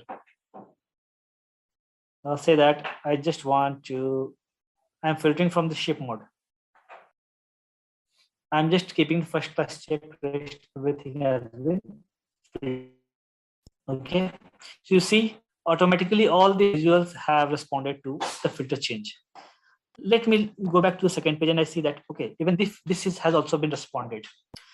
Now, there may be use case that when we select something on the filtering on the first page, it shouldn't affect on the second page, and in the vice versa. When I do something on the second page, it shouldn't affect on the first page. So how those can be achieved? So for that, we would need to understand a concept called as filtering scheme on filter panel. So, and what is that? So on the filter panel, you see at the top it's written as filters. When we hover our mouse over here and just right click on it, it gives us option for show filtering scheme menu. And when we bring it, it says filtering scheme. Again, it's a way, of isolating a different filter panel on for different visuals or for different pages. Again, it depends on how we're going to set it up. But yes, we can isolate the data exchange or the information between each visual or each page. Spotfire, it creates a filtering scheme by default. Like it creates a filtering scheme by default. But again, afterwards, if you want more, we would need to add more. So for that, we would need to click on here, this arrow, and you see this new filtering scheme. So let me just name this filtering scheme to filtering first page. Okay, and I'll create one more for filtering second page. This is the first page, so I'll select filtering first page. I'll go to second page. I'll select filtering second page. Now I have selected all the shape mode in the second page. If I'll go back to the first page, I see only still the first class is selected. That means both the schemes are different, so the information exchange between these two are not happening. So this is how we can isolate the filtering from each visual or from each page. Now, how this would affect our visuals. So now if I'll go to the properties and data and try to scroll down, you see earlier it was only two options. Use the current filtering from the page, filtering scheme, filtering first page, filtering second page. These two I've just created recently.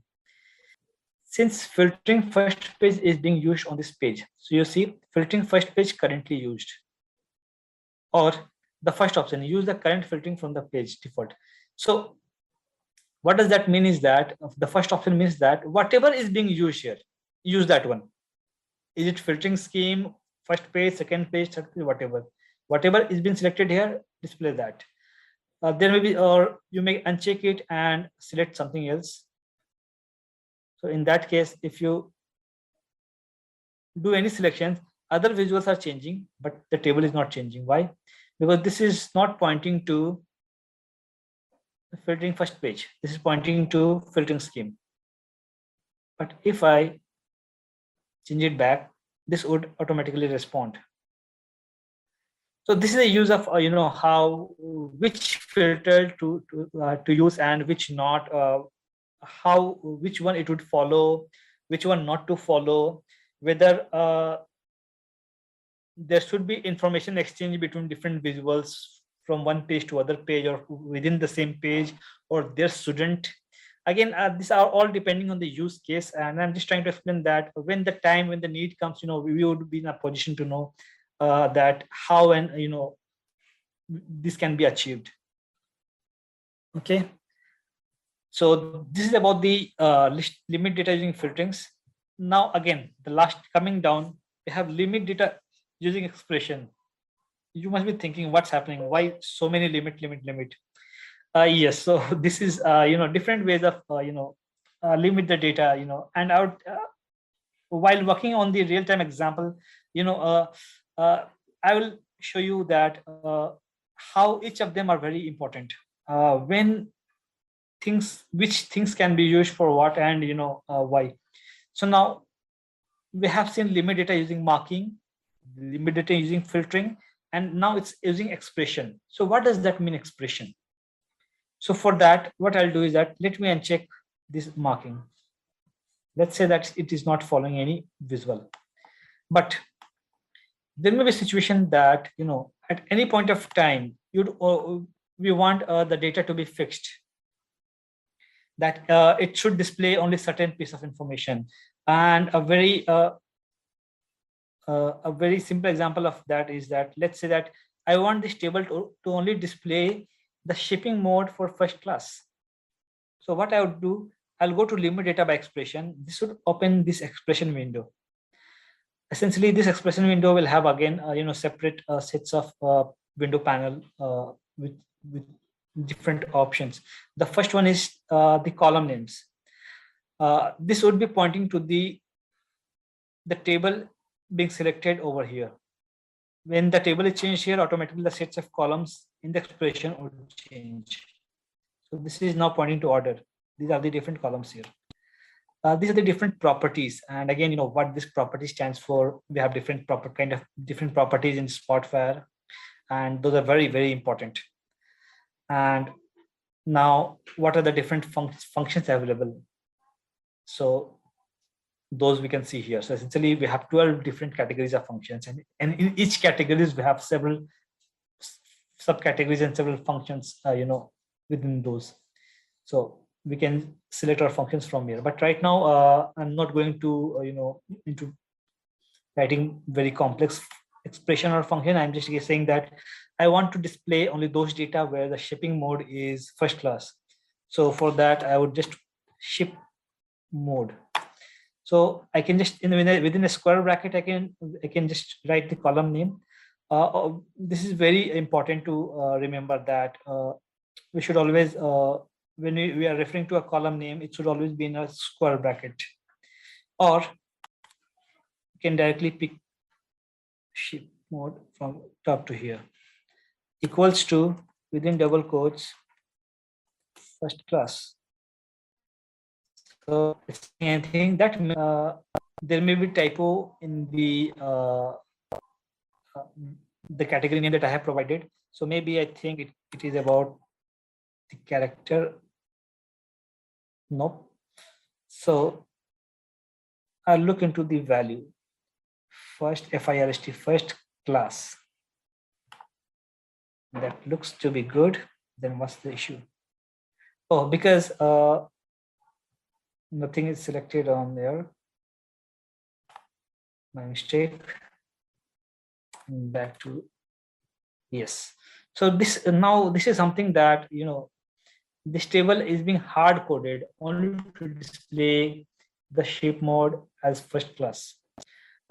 This is just a representation of what it can be. Other few examples, it can be that there are a few times that requirement that it needs to be it needs automatically to display data between a certain range, maybe a year to date or to current date itself in last 24 hours, last 1 month, or last 1 year. So when we say year to date or last 1 year, so automatically the current date should change in that case. So we can write some very dynamic functions in that case, which should automatically restrict data based on the time period. So those can be achieved by writing a limit data by expression. So this is about the properties, data settings of a table. And when I say table, this is same for all the visuals. The general data, appearance, fonts. There are a few other settings. The setting names are similar, but the options are not similar for other visuals. But when I talk about general, data, and show or hide items, so these three options are same across all the visuals. So once we have covered general and data for a table, we won't need to look into these two informations for other visuals.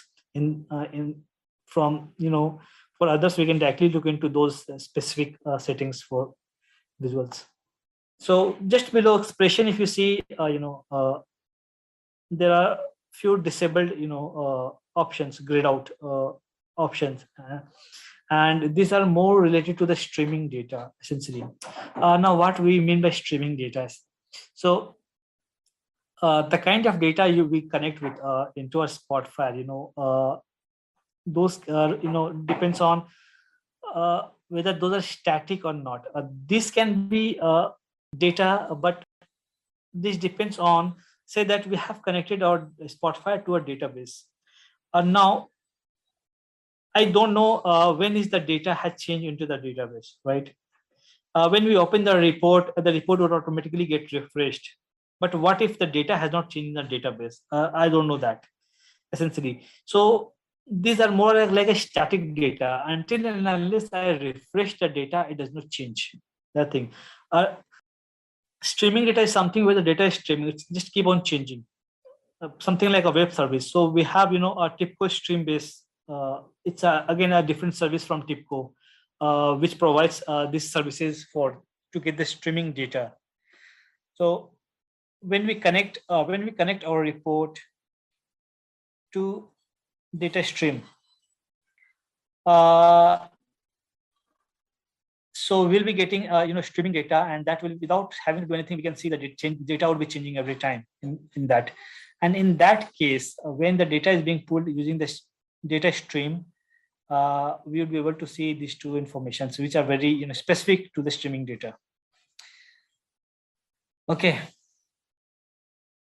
So let's move to other settings or properties of the table plot. So we are done with general and data. Next is the appearance. So appearance is something, the look and feel of how the columns can be rearranged, or it can be frozen, fixed, or how those about. So the first thing is about the height of the header or the title of the column names. So those can be changed from here. Other way is to directly point your mouse and just drag and pull up, pull down to increase. Next is data row height. That is the sales value, the row of the data. If you want to change the height, so depending on the size or depending on how we want it to display, we can just change the height, can increase it, we can decrease it. The minimum is 1. Again, same thing for this. We can do it manually by placing our mouse between two of the rows, and just we do it for one, and automatically it will take care of all others. Next is number of frozen columns. So again, this is like there may be a few columns which we see this scroll bar, and we can scroll left and right, but there may be situations where you would want that when we scroll, few of the columns would remain frozen at the same place. It it does not go. So in that case, we just need to specify from the left hand side what are the number of frozen columns. So let's say 1, 2, 3. So row ID 3 means first 3. Row ID, order ID, and order date. Now if we try to scroll it till order date, it would be frozen, and the rest of them would be scrollable. Now, do you want to display the cell borders or not? So you see, we can see borders here. So this looks a bit decent in a way. Now the next option is allow data table to export in Spotfire web clients. Now this option is that this is something what happens, I'll tell you. When we publish a report, when you publish a report, and when the end user they just browse the report through with the help of their browser, these options enable them to export this table or export any other visual. In fact, if I have this unchecked and then publish the report, in that case, when the user would try to export this, they won't be able to do that. So that is one option for them. And again, use separate color for marked item. This means that right now, if this is check, so marking that when I select something, what kind of color it will display. So since the marking here is pointing to marking table with a kind of red color, so this is displaying red when marking. But there are other options also that can be set. So say that I just uncheck this. So in that case, what will happen is this will highlight, but not with the change in color. What this will do is that this will highlight only the selected one and gray out rest of the rows. And when the option is selected, use separate color for marked, it will display everything, and the highlighted part would be displayed in that specific marking color. So I'll just click mark rows, unmark to unmark. Properties again. So this is about the appearance. Now about the fonts. I just mark here and I just press Ctrl Z. It's gone. And similarly, you can do the same thing from the top here. You see, we have undo and redo option. Oh, yeah. All right. So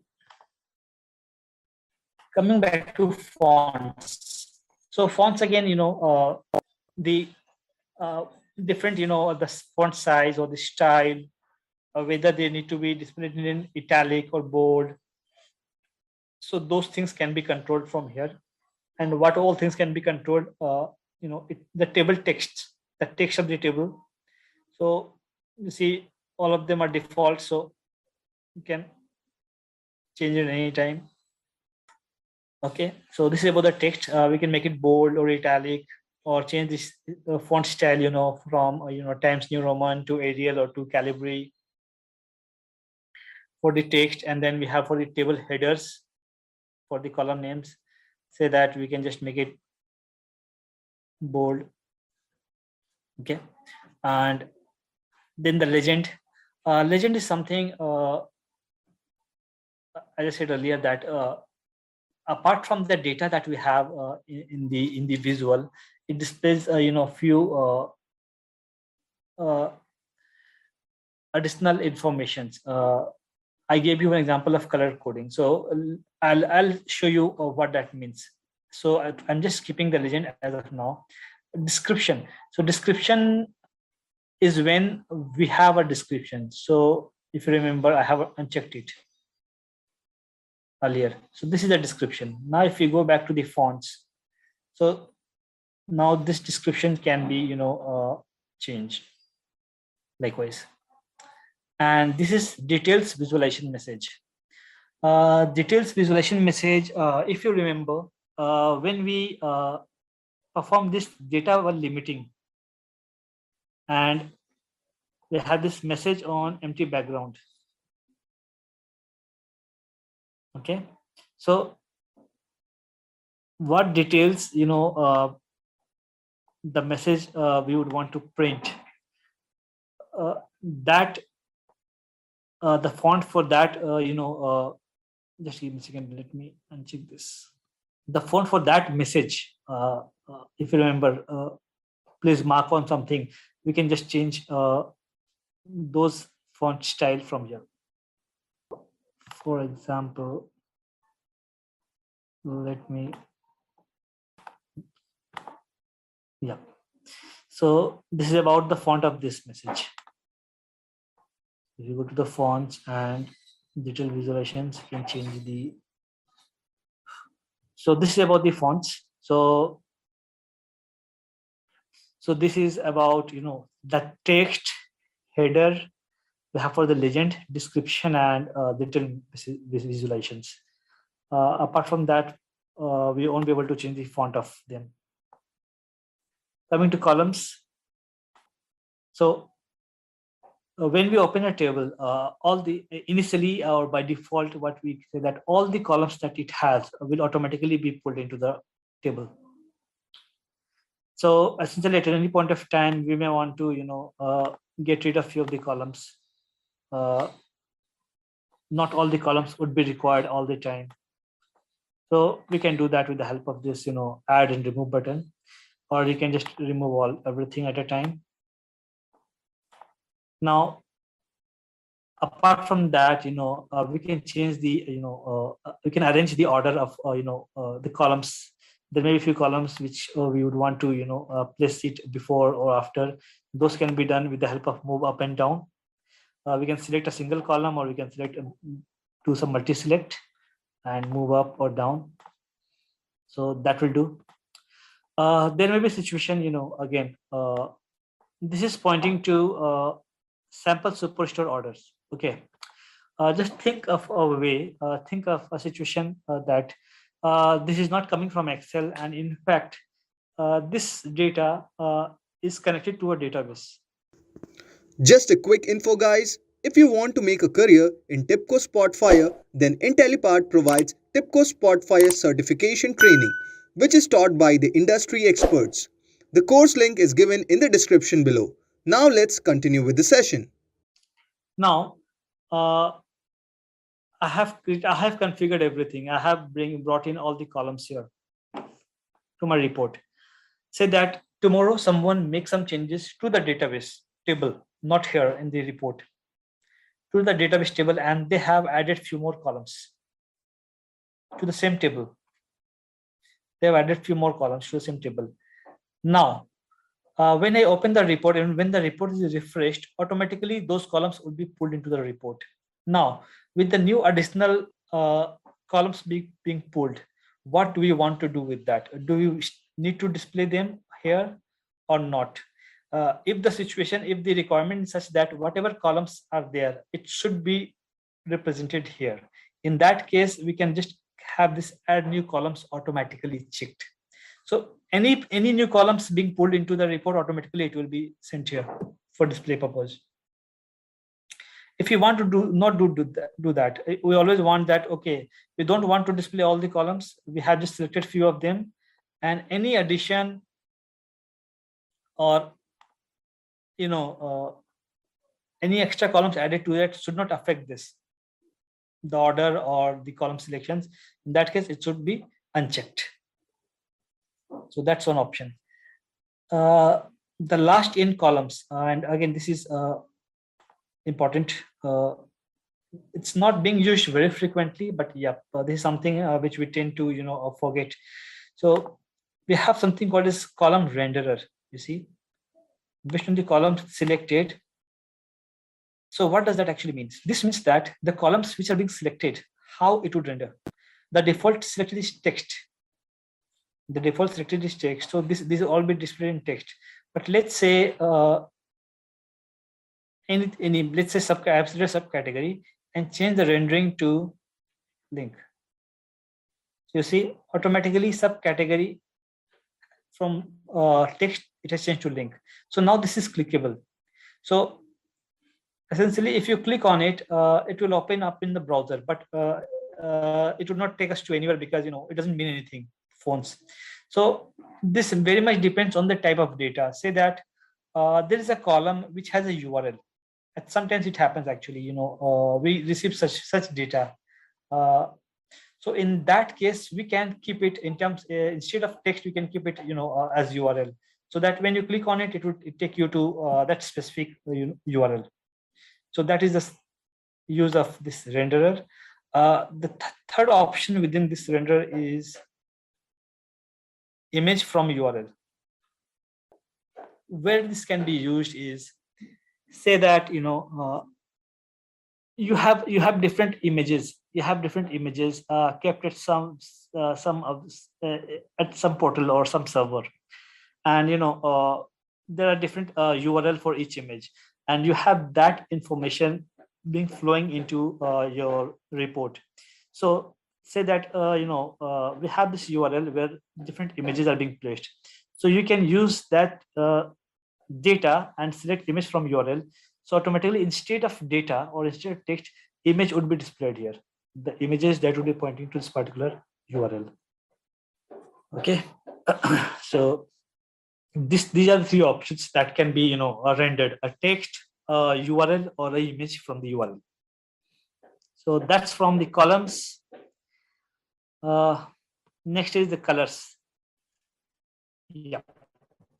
So this is one thing very, very important, across all the visuals, because this would change things a lot while doing it. So how how it can be used. So depends on the different different visuals that we are using. For a table plot, for a table, a color can be used for the beautification of the table, or a color can be used to provide a kind of a coding, a color code, for provide a specific meaning to it. So one way is that, say that I would want the sales data to be in gradient form. So I've selected sales. So what does that mean? The gradient means essentially, it automatically picks the highest and minimum value. And based on that, as we, move towards the larger values, automatically the color, would become more dense, the darker. As we move towards the, a lesser value, it will become more lighter, you see. So if I sort this column on a descending order, so we'll see, since this is the highest, this is the highest value, so it would be the most darkest, and same way it would just keep on going. The last one would be the lighter one. Similarly, if you sort this based on ascending order, so this is the gradient. But again, we can, it's not just that gradient. We can select, this is one of the color mode. We can have it fixed, fixed as in we give us our own color, that what it can be. It depends on the segment wise. So in that case, all the colors, you see, remain constant, so the same. You can just add a different point to it in between, you see, and change the color altogether. Similarly, so it can be a calculation, it can be a hard-coded value, it can be average, any functions. So this is for the segments. Then we have this fixed value. So fixed value are like, you see, you can just straight away you can want to give a specific fixed value to each data point, or you can add some rule to it that top 5 would be color in green. So if I now sort this and see top 5 in green, I can add more rule that bottom 5 should be in red. So now if I see red, and rest all other value to be something like yellow, maybe. So this can be done, or can be used unique values. So unique values, as in for each values that is unique, it would tend to generate a separate unique colors. You see that the first 5 values still are green because we have the rule still for bottom 5 and top 5. So if you want to keep it, or you can just have it deleted. But these unique values, it makes more sense when the number of categories, when the columns are categorical, not numerical, essentially, because a numerical will have a different, more unique values in it, and it would be it doesn't make any sense to me, if you ask me. But if instead of using this one a numeric, we would have used on a categorical with lesser categories, then it could it would make more sense. So we would need to understand what kind of data we are dealing with, whether it's a numeric or dimension or what kind of categories. So to me, if it is a numeric value, a gradient or a fixed value makes more sense in terms of if you are writing a rule. Okay, and if it is category, then in that case, let me add a category as well. So let's say subcategories. And now if I use the unique values, so again, it has so many different unique, but still far less than.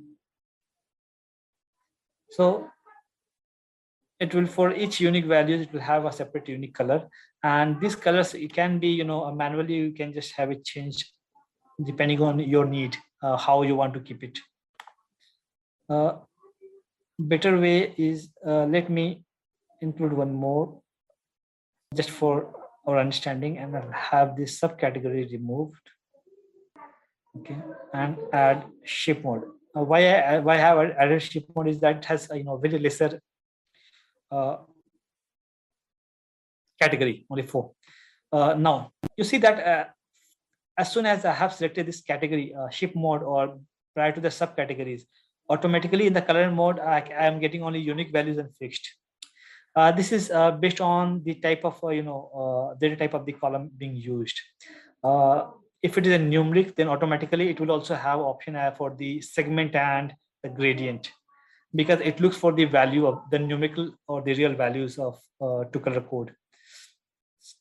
So if I unique values, you see first class. Why this is first class? Because the data is limited and hard coded to display only first class. Let me remove this. And also I want to remove this. This is for the color. Okay, now moving to next is how one scale per, as in how this color mode would be taken care. So it's more like each of them would work on each column work. So this is not much of interest actually. This would be more suitable if you look at a bar chart or different kind of chart than table, because if I select also, this would not change anything here. So but this one is yeah, makes sense. So the color code, whatever we have applied, so it says here that where it should be applied, whether the background of this cell or the text itself.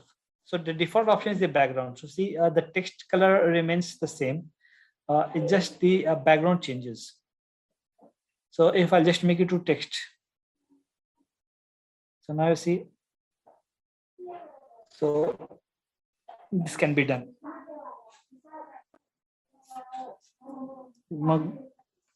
Coming to next is sorting.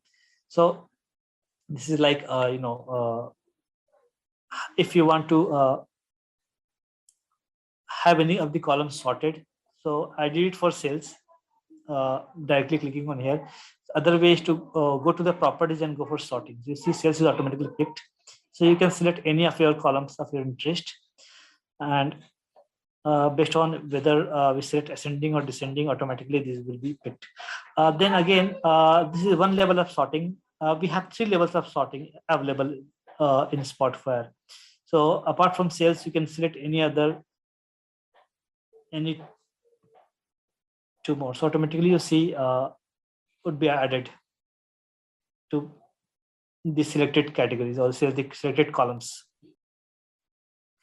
This is, but again, this is a very this question has been asked so many times, and it has already been registered so many times with TIBCO. So I don't know if they're working on this to resolve. Maybe let's see if they'll include this also. So next is legend. So we can at any point of time, decide to display the legend or not, and on which side. So if we check or uncheck, it depends on, whether legend is being displayed or not. Now, when we're displaying, what are we displaying? So these are the different options that we can display. So in our current scenario, it would be very,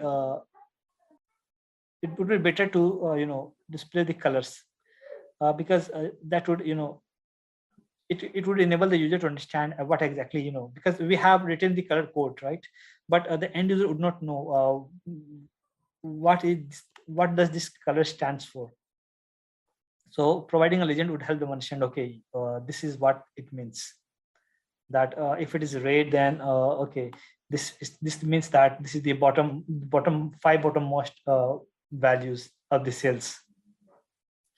So this is about the legend, and apart from colors, as I said earlier, there are other things which can be displayed here, like if there's any limiting on this or not, data limiting, what is the table used, or what is the marking used. So these informations can be displayed. The last is show or hide items.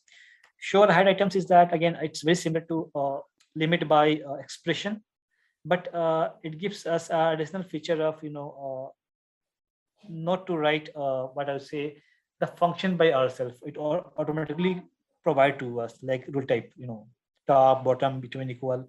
So this can be similar. This can be used. You can just display only those cells where you use 5, 10, whatever, and we can just select whether we want to hide. So based on the selection here, it will automatically display the data. Okay, so this is about the table settings, properties, and settings. We have another 1 minute. Let me know if you have any questions. Not for just for this, any from everything we have covered so far. Okay, so today I've just beginning everything from the very start. Essentially, because the data load is something which is very important with respect to any of the BI tools, not just Spotfire. So once this is done, for all the rest of the session, for rest of the trainings, I'll be working on the Excel file itself. But just to showcase you, so that you are aware that when when the need comes, actually, when you start working with Spotfire, and when you want to join or pull the data from a database instead of Excel, actually. So how would we do that? So I'll be sharing you that as well. But for the other practice sessions, apart from the connections, we'll be working on the Excel, right? So once we have the Spotfire, window, once we have logged into the system and the Spotfire window, this is the first landing page on the Spotfire. So essentially, again, coming back to the left-hand panel, the flyout. We have a couple of different options, which does different things when needed. So essentially, our point of focus right now is the top one on the left-hand side, which is the files and data flyout. So essentially, with this flyout, we can either connect our Spotfire from a data source, or in a different way, I can say that we can pull different data from into our Spotfire environment, or if we already have a report created, so we can like the one I was working on in our sessions yesterday. So if not new, we can open a already created file from here, either from browse local file or from the Spotfire library. You see, so browse local file would be any file essentially supported by Spotfire. So as I said earlier, it's the .dxp extension, or if it is data, then in the local file it will be Excel, CSV, TXT. Those data can be pulled from browse local file. Apart from that, any other sources like any databases you can use to connect to, and you will get plenty of different options here. It's enormous actually to connect. But yes, given the different vendors and different types of data sources available in the market, yes, I'm very sure that it doesn't cover all of them. So in such cases, if there's a need, how would we do that? How would we connect it? So for that, we have this other option. In with other, we discussed on this copying from the clipboard and pasting it onto the Spotfire. And this is something managed data connection. This is something the connections which are already created. So we can manage those things, changing the settings over that. And this is the one, which would be very handy when we don't have, when we want to connect with any sources other than what listed here. So we can make use of this ODBC, ADO.NET or OLEDB provider, and simultaneously you need to have this the driver installed in our system to work with this. So what I'll do is that I will first again go back and showcase you that how I have loaded a table. So when we have this landing page, either you can go to the left hand panel and open the files and data panel. You can see here we have this option again here to open it. So in a way, this would open the files and data panel itself. So now I have a Excel file in my local system in a folder. So I want to open that file, which is called a sample superstore. So essentially, again, since I have been recently using this folder, so automatically it opens the current folder that I'm working on. But for others, maybe it would open some your documents or other folders. So we may need to navigate to the specific folder where we have placed our data, and just need to click it. So this takes up a couple of times depending on the size of the data, the volume of the data that we have in the file, and provide us this window where we can, if needed, if there are multiple worksheets in this case, so it would allow us to select which worksheet we would want to import. So in this case, this is orders. So again, without making any changes to the data type, I feel that what's being coming, I think it's good for analysis.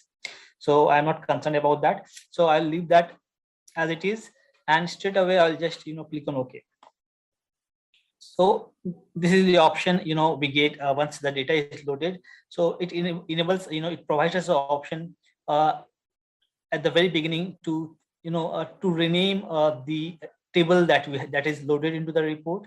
So you can just leave it as it is, or you can change it. So if it is an Excel file or CSV, what it does is that it takes the name from the file name, that is sample superstore, and we have a hyphen in between, and the orders is the worksheet. So this is the by default. So when the next time I'll load the returns worksheet from the same file, it will be sample superstore hyphen returns. So for now, I'm just keeping it as it is. Because I'll show you, the other way how we can rename any data table that we have loaded into our analysis. And again, this is for the transformation. So I'm just keeping it as it is without doing much. So I'll just press OK. So essentially, see again, it's the same thing what we received earlier. It's kind of notification. So it looks into data and it feels that something peculiar. It's not matching the format of with the rest of other rows in any specific particular column or something. So automatically it just points. So this is not an error. Essentially, I would say this is something which can be ignored. And if we feel that no, this is something, so we would need to look into the data and just rectify them. So again, this is something we will discuss in more detail at later. So I'll close this for now. So now our data is loaded into the report. And how do we know that? So once we have any data loaded into analysis, automatically all the options are automatically enabled. So this means that, now I am free to create any charts. We have data and we can just begin with that. And also the other thing that, how we know that few other informations that we can get from here is that if you look at the down below footer panel, we see, a few options here. So it says 21 columns and how many rows? It's 9994 of 9994 rows, essentially. So let's look into the detail of it. So for any, into the tabular detail, we have this table plot on the visualization. So we can just, open it and just see what is the data about and how the rows and columns look like that. So this is, I would say, this is one way of, pulling the data onto the report if it is a flat files. The other way would be, again, if it is a file, so you can just, copy and paste it from the clipboard. So I won't be, essentially I did that yesterday, and you may go and try. So if you find any difficulties on that, so we can just, I'll show you again. Now what I'll do is that I have a SQL server here. See, so essentially it is the same data, what I have imported from the Excel file is the same data here, but it's coming from the database, Microsoft SQL Server. So my intention was, at this point of time, I was not looking at what data I'm importing into the report. It's just that, how we are importing to the report. All right. So essentially, how we can, if we talk about the connections from a database, in this case, the SQL Server. So essentially, a database can be your run can be or may be running locally to your system, local host, or it is running at some server. So, but in any way, you'll have the information if you want to connect. Like what is the data source name, what is the server name, what is the port name, and all these different information. What is the credentials that you will be using? Either the database supports Windows authentication, or it is a SQL authentication by SQL, or the Active Directory itself. So all this information we would need before we connect. So since this database is running locally to my system, actually the server is installed locally, so I know the name, and essentially if you look at the top itself, it will give us the data source name. So what I have done actually essentially is that I have kept it handy with me, just in case if I want to use this. So I have created a database called as Spotfire itself, just for the purpose of Spotfire, and I have imported all the 3 different worksheets from the Excel file: orders, people, and returns. I could have done use some other data, but the real reason was that to compare between both these 2 scenario, working with the Excel and working with data from the database, and how same thing can be achieved but in a different way. So let me first connect the data, and then I can show you more about this. So what I'll do is that, since this is a Microsoft SQL Server, again I'll go back to this files and data. I'll click on it, and this time, since I am connecting to a database, I'll go to connect to, and I'll look for something called Microsoft and SQL Server. So it should start with M. So I'll just try and go. This is sorted in alphabetical order. So I'll need to go a bit down. Microsoft, Azure, we have SharePoint. Yes, here it comes. Microsoft SQL Server. So I'll click on this. And what I'll do is I'll click on new connection. Now, the server name this is what I have kept, and this you'll be getting if your database is hosted on a server, so you need to get in touch with the probably the admin of the database, or any your team member who is working with the data team, so to get this detail. And what I'll do is I'll just try to connect, and it accepted very quickly. So as I said that I have created a separate database called as Spotfire. So I would need to look for my database here, Spotfire. Rest of them are, there are system generated databases. So I would not, care more about that. So I'll select Spotfire and click on OK. So this views in connections. Once, since there was no error, so connection got established, very easily, and it provides us this, this window called as views in connection. It shows that essentially it shows that what the connection that we have made. So what are the different tables or views available, in these connections to be used. So for us, we have these 3 tables.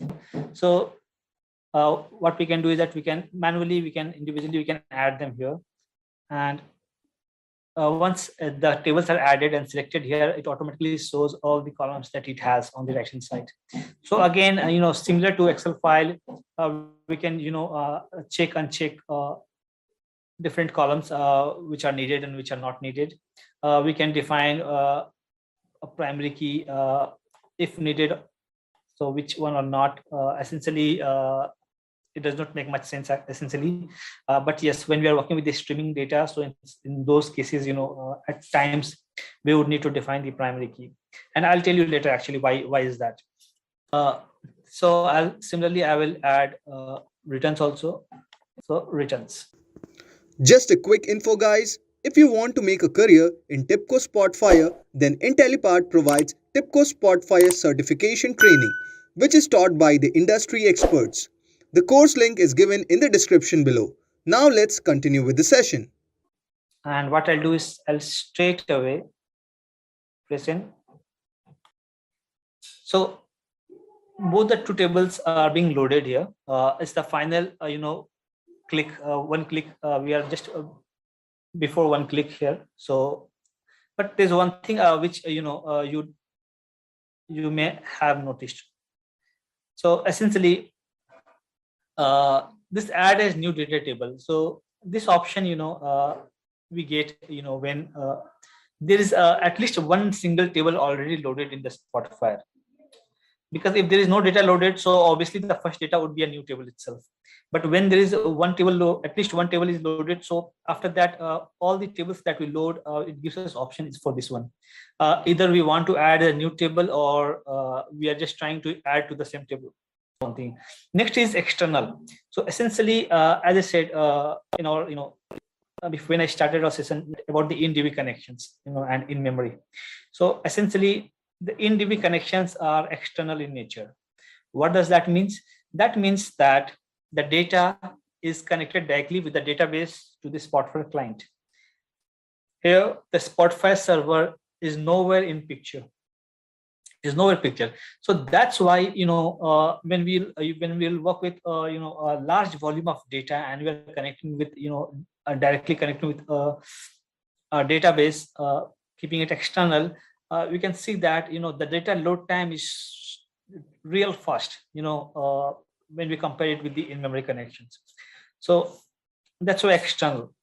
And in this drop-down, you'll see that we have few other options, and I'll also tell you that what these options actually this implies to.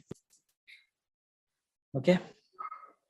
So for now, I'll just click on. Now, if I open this data analysis, and just try to look into what are the different table I have in the drop-down, it says I have 3 different table: order, returns, and this is a sample superstore orders. This is for the Excel. So just for the sake of our understanding, for to which table is means being what is the source coming. So what I'll do, I'll just rename the table in a way that it would be easier for us to understand which is from where. So what we can do is that one way was to rename the table while we were loading the table, right? Essentially, but we didn't do that. So what is the other way left? The other way left is to do that from the data table properties. And where we do find that, that is at the top menu. We see this data option. When we click on this data, there are different kinds of properties that we can see here. And again, I will be going in very detail about each of the properties, what they do, because these are very, very important, each of the properties. So right now, my focus is on data table properties. And once I have the data table properties, it gives us, all the listed, all the tables which are imported into, and some other informations, very important. And how those are important, again, that's a separate topic. Just right now, my focus is to rename it. So how I can rename it? I can just select any of the table I want to rename, and I can click on rename here. So what I'll do is that I'll rename the orders, and I'll put in hyphen, and I'll just say Excel. I'll rename orders, and I'll just add DB. Similarly for returns, DB. All right. So now we have the data, added, and we know, how we can connect our data with the SQL or CSV, or even with any of the database. But there are few things that we would need to compare, that in case when the need be, how would we do that? For example, this is the Excel order. So let me load another Excel file, just so that I can showcase you what I'm referring to. So I'll add the returns this time, add the new table, and I'll just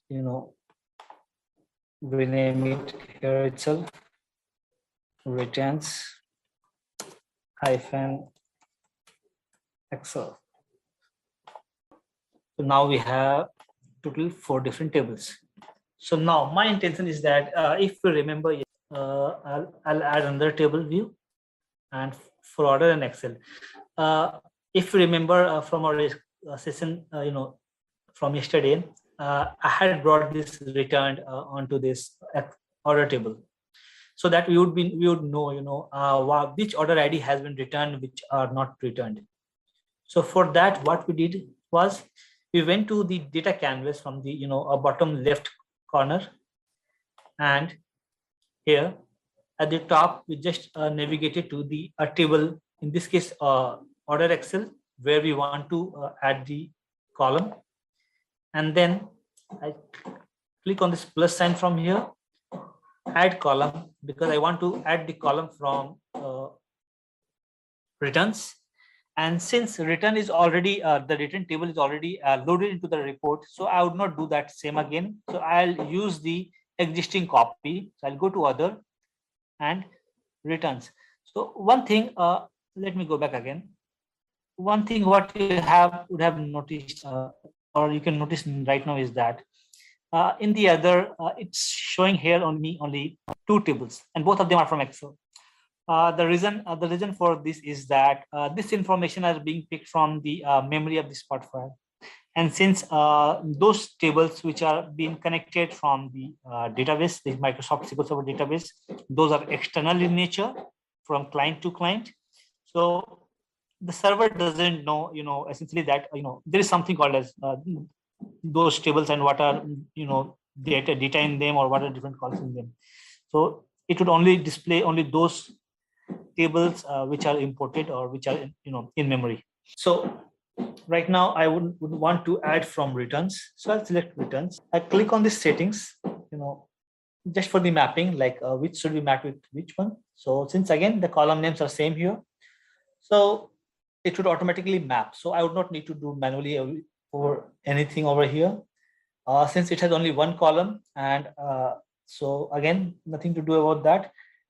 And again, since this is a one-to-one mapping between the, if you look into the data very carefully, you would find that this is the data is about the order ID, and which order ID what product has been sold, and essentially what is the price, what is the sales, what is the profit being made out of that.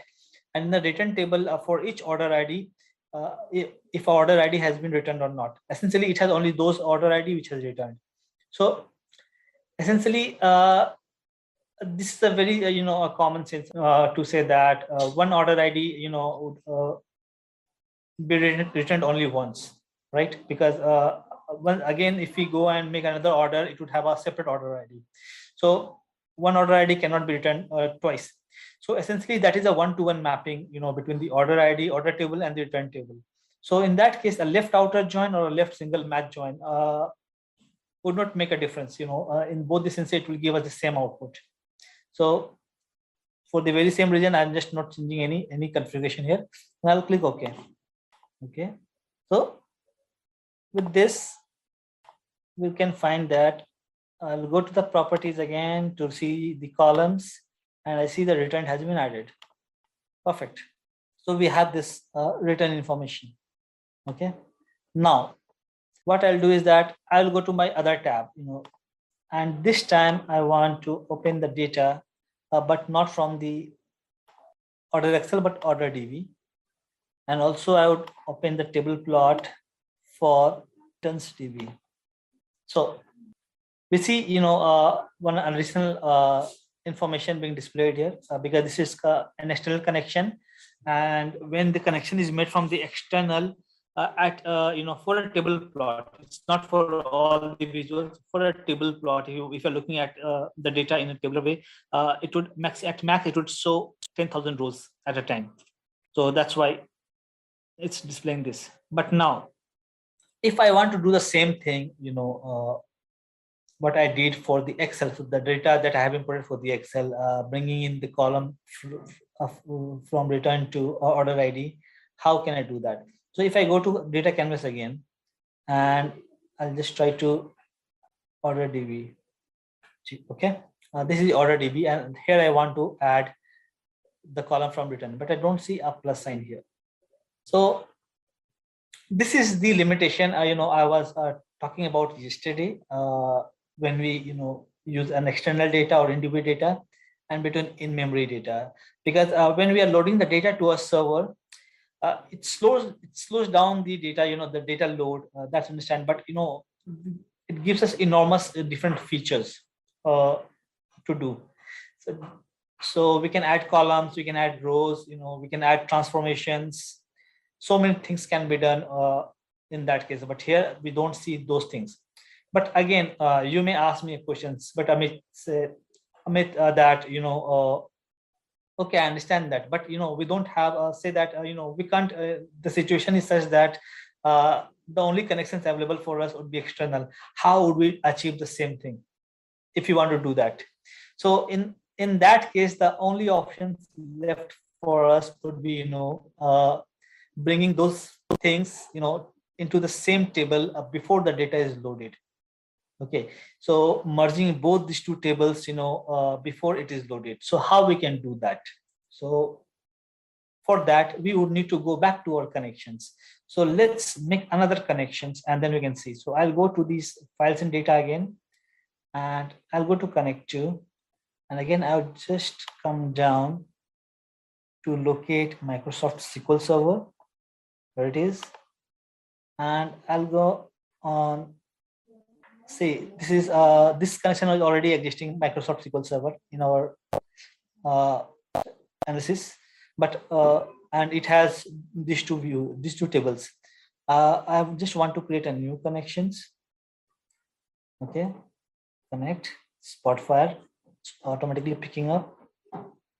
Okay, now what I want to do is that again, if I just directly add the columns, so it would be a very similar thing what we have done. So these two, the columns in these two, both these two tables would be remain isolated to each other.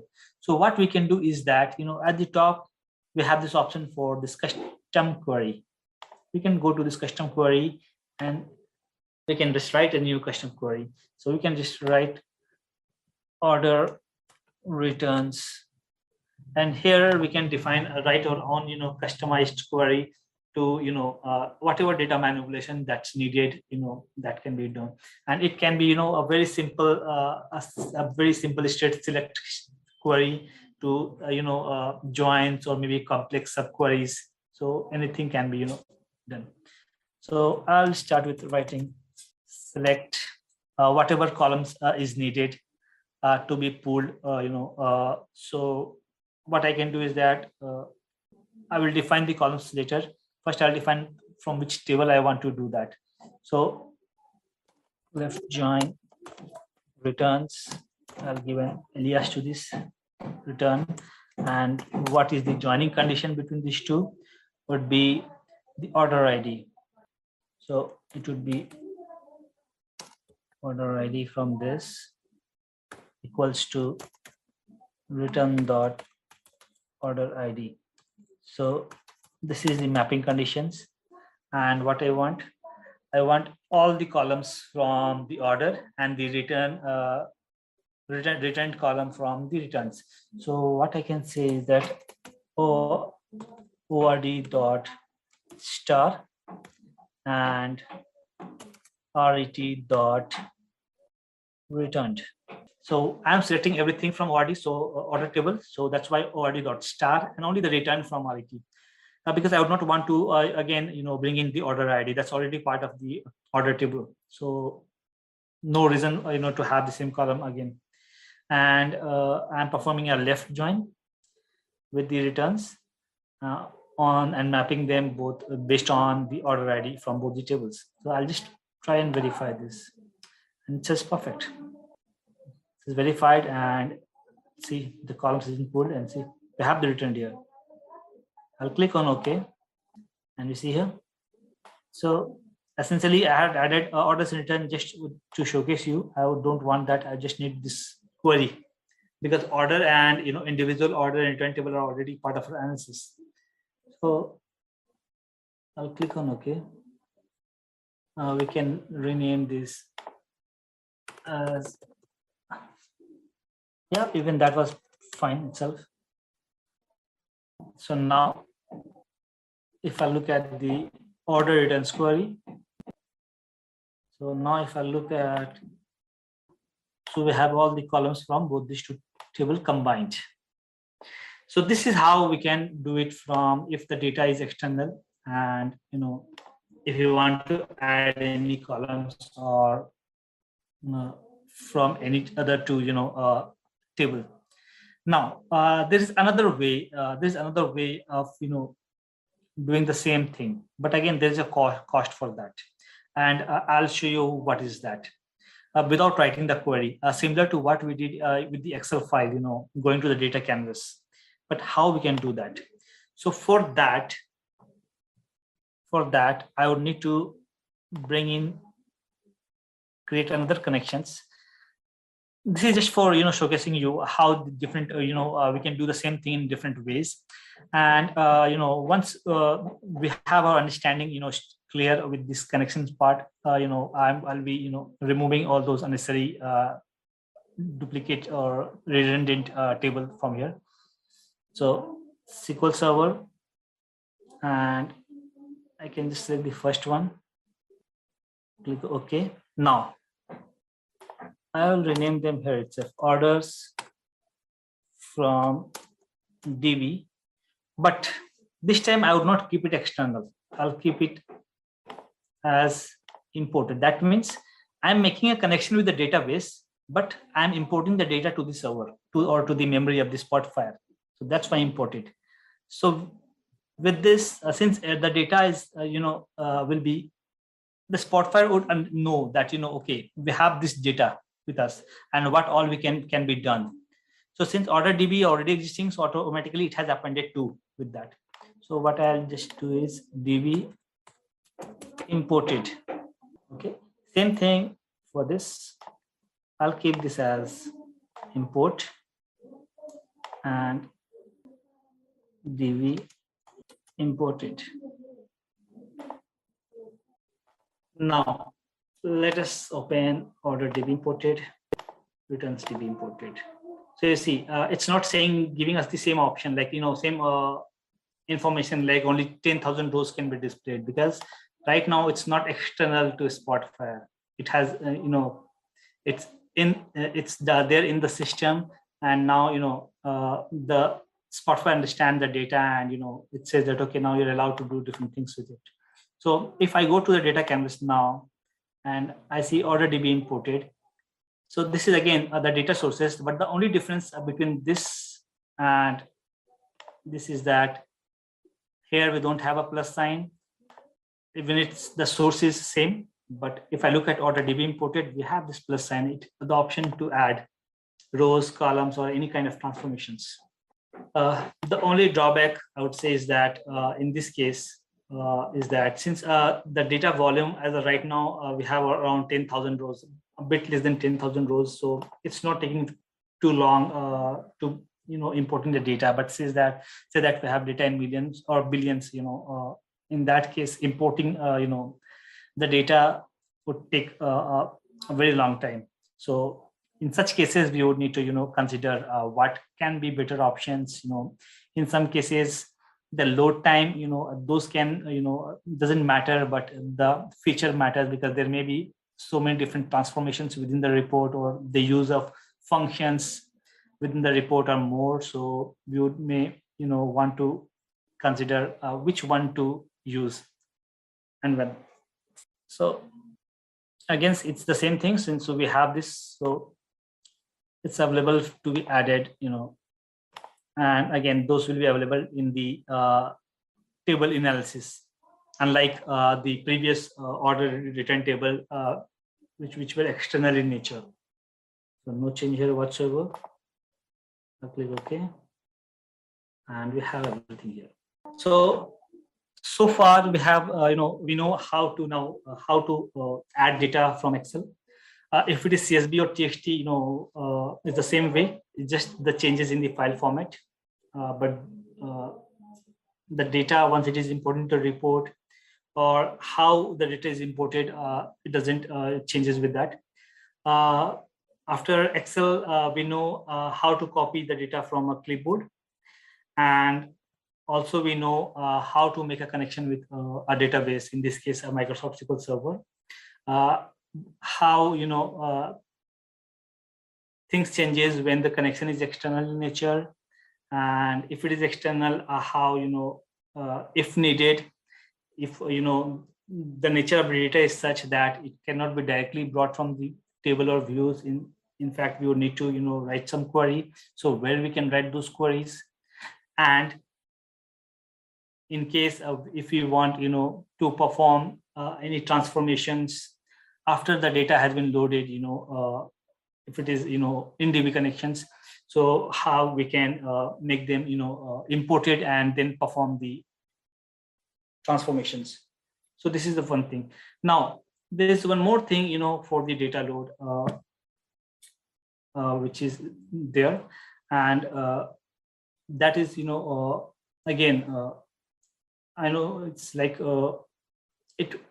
its uses are not to that level, essentially, but it is very important actually. So it gives us a very good, I would say, a capability to handle the data, we want to. And what is that? I would tell you. There may be situation. Let me explain you this way, that there may be situation that we have when the data is loaded, we have a way to filter the data, essentially. Okay, so we can filter, and data would automatically respond to the filters. But this is just for the report. Let's say that, okay, this is an order Excel, so I'll look into order DB imported.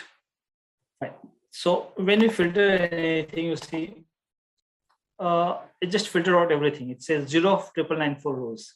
But again, this is for the report thing, that it's not displaying anything since data is filtered out, but still the data is all there within the report.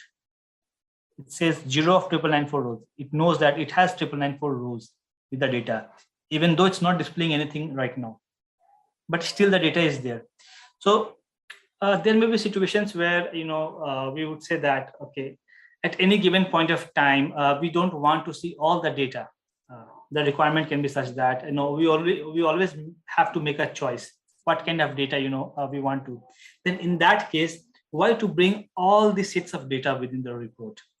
Why don't we get only those tuples or those records for which the selections has been made. So again, if such situation arises, again, Spotfire provides a way to do things, and that is called as a data on demand. And when we say that we have to make a choice, what can be the choice? What can be the choice in such cases? So the choice can be, say that, let's say for this instance that we have this order table, but when we want to look into the return table, we don't want to look into all the data at once. Only few records would be necessary, and for that we want that only the selected record or maybe the selected order ID would need to be displayed. So in such situations, we can set this data on demand on the return table. And what can be done essentially is that how we would choose, how would make our choice. That depends on how we are, setting up. So the choice means where we are making the selections. It can be a filter panel. On the filter, the other choice can be marking. So this is the selections I made. So based on these selections, only the return table would populate, not more than. It's very similar, what we discussed yesterday, the drill down. And I'll be showing you once again those in detail. But yes, so from the marking, like I selected this row. So this row says order ID. So I can map it, okay, with the order ID, and the data in the return table would populate only based on that. But the difference in a drill down and a data on demand is the same, that in drill down it restricts the data, but the data still sits within the report. In a data on demand, the data populates based on the choice or based on the selections made here. So it would populate only those sets of records where the conditions is matching. So this is second way other than filter panel. Third way is we can use some hard-coded value. Fourth way it can be is that we can do that with the help of some text box or a drop down where we can make a selections. So I'll show you all of them, one by one, how those things are being handled. Okay, so today there's one thing that same copy, we are going to have a duplication of same table so many times. So since I already have this order DB imported, okay, and I want to set the data on demand only for return table. So what I'll do is that essentially I'll just load the return table, and those cannot be done. There's one thing, the data on demand cannot be done on a flat files, Excel or CSV. So that is one limitation. It can be only from a database or data source connections. So I'll go to Microsoft SQL Server. I just want the returns. So I would need to make a new connection in that case. And I'll bring only returns here, add. Now, I'll rename this as returned DOD. So it's kind of abbreviation, not abbreviation, I'd say, but my defined abbreviation, DOD as in data on demand. And instead of external, I'll select data on demand here. So as soon as I select on demand, it gives me this settings and this kind of a warning. So warning says that no parameters are defined. Why is that? Because yes, as I said earlier, I would need to make a choice. I would need to make a selections. Data on demand, but based on what? Based on what is the selections parameter. So for that, I would need to configure the settings. Now, this says that we have two different columns here. So what would be the selections point here? So it would be obviously order ID, because we don't have a return column in other tables, right? It's we have order ID column in common. Now we can define our input. So where input can be. So you see, it can be different. What can be the value? It can be value from a column, range from column, it can be values, it can be fixed. So essentially, this is where we make our choice. Say that we want to do the same with the marking. Like when we mark on the order table, only the marked or selected order ID from the order table, the values corresponding to that in return table should populate. So in that case, this would be selected. If not, then we can make the selections if we want to do that from the filtering panel, that the data which are filtered on the order table, only the values, the orders corresponding to that should populate from the return table. But let's do that from marking first, and we'll see how this would work. Okay. Now I will obtain another table. So now if you see returns DOD, it says 2 columns, but 0 of zeros. You see the difference between filtering and data on demand. In filters, when you filter, it would, the first value, the number of rows displaying would decrease or increase, but the total number of rows remain intact actually. So this means that, okay, we have these many rows, but when it is data on demand, it would just say 0 because nothing has been loaded so far. It would be loaded instantly based on our selections. If I make a selection here, okay, what happened? Okay, maybe we don't have a, yes, we don't have a matching column for that. So let's say I made a selection here.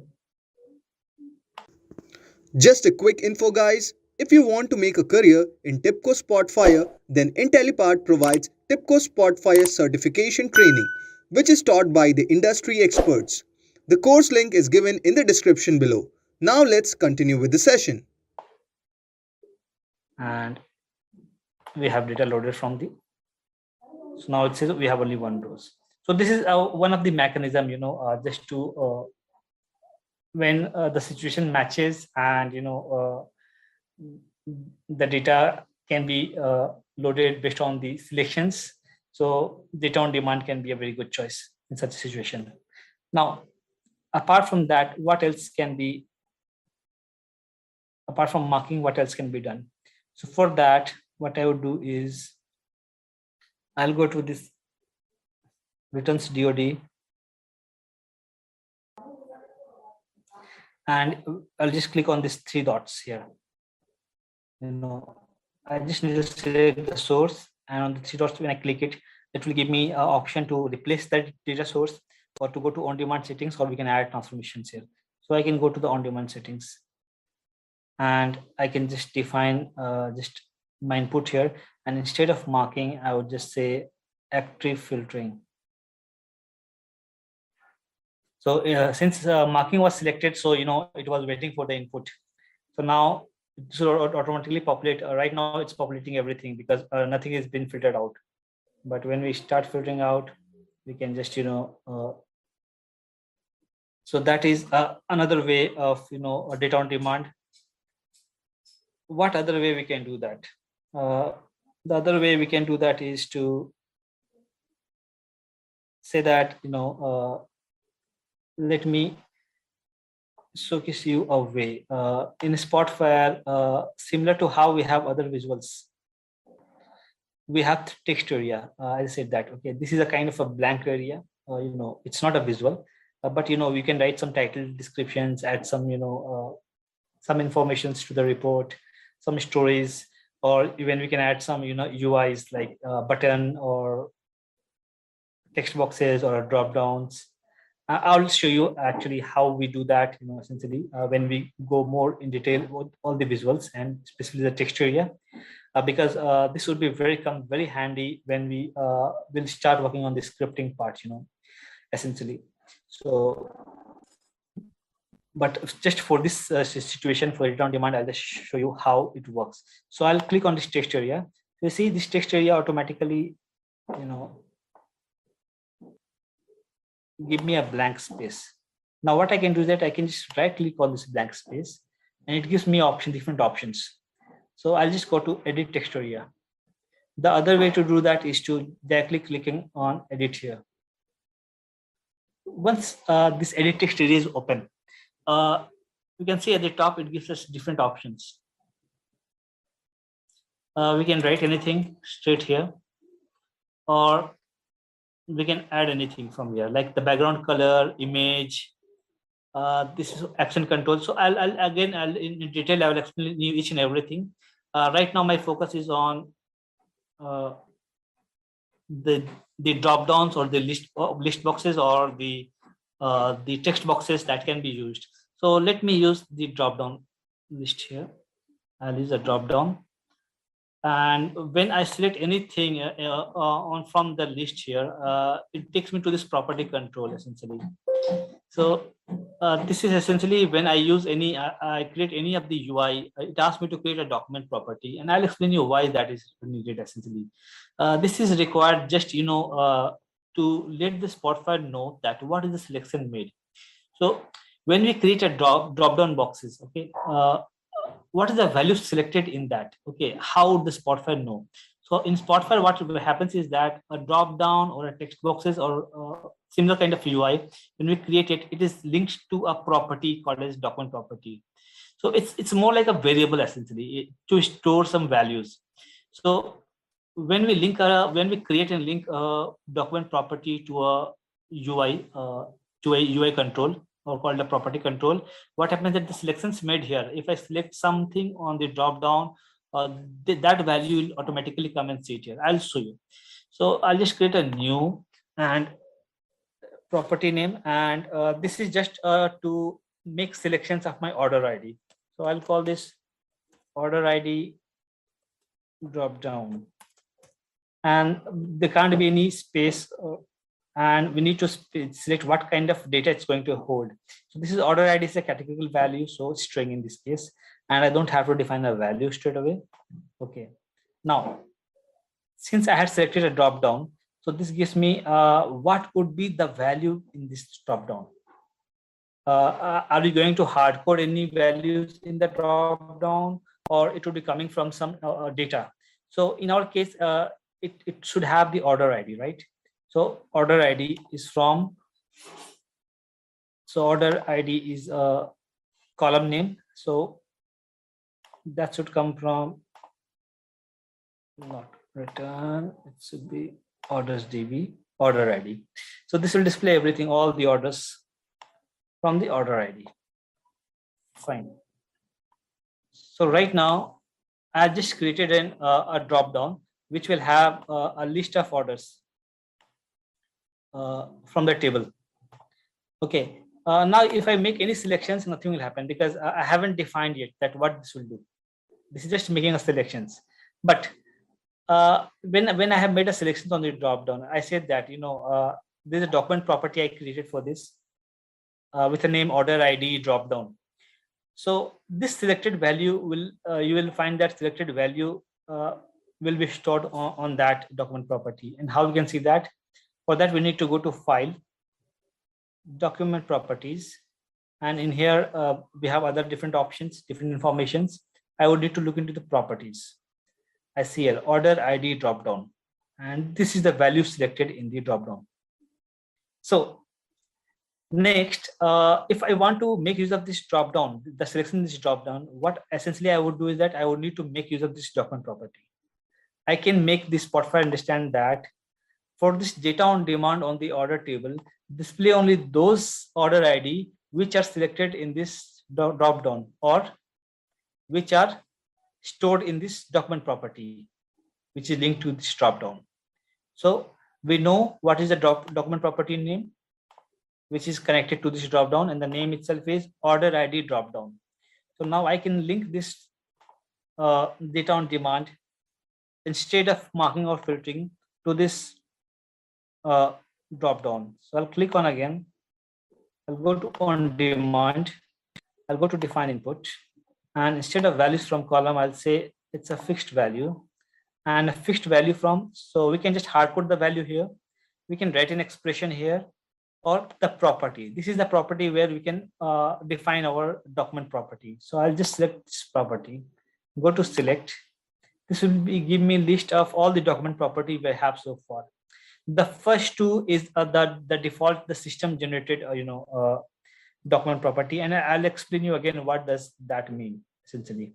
But the third one is just created by us with the drop down. So any reference to this document property means a reference to the drop down that we have connected. Okay, so I'll just need to see what are the. So when we make a selection, so which is already present in the return table, it will automatically populate those values. So for instance, CA 2017. And why is that? Okay. Essentially, the number of order IDs are more, and a drop down would supposedly it displays only 2000 values at a time, so it's not displaying all of them. So a better situation for this case can be to use a input field instead, where we can just, and I'll just attach the input field to the same drop down document properties, and I'll just remove the drop down from here. So now anything selected over this text box will automatically be stored there. So now if I'll say CA 2017 -158729, so the value selected here would automatically populate here. So it's more like all the settings within the same within the data on demand is more similar actually. Just what is the need and which one to use at what time. So as in it has given all the options that is readily available in Spotfire that we can do for the connections. So any questions so far? Okay, I will take that as no. So I hope so far I know that you won't be having a database, but let me know if you are facing any difficulties with loading the Excel file onto the report or onto the dashboard, I would say. So are we doing that, or we can just wait for 2 minutes and you can just try and see if you are able to do that, or else I will show you again how we can do that. What is needed is that from we would need to one by one we would need to import two worksheet, that is order ID and return from the Excel, and then we will work again to bring in or to join the columns from return to the order ID. So if everyone here have the Spotfire installed and they have this file for Superstore, can we try that?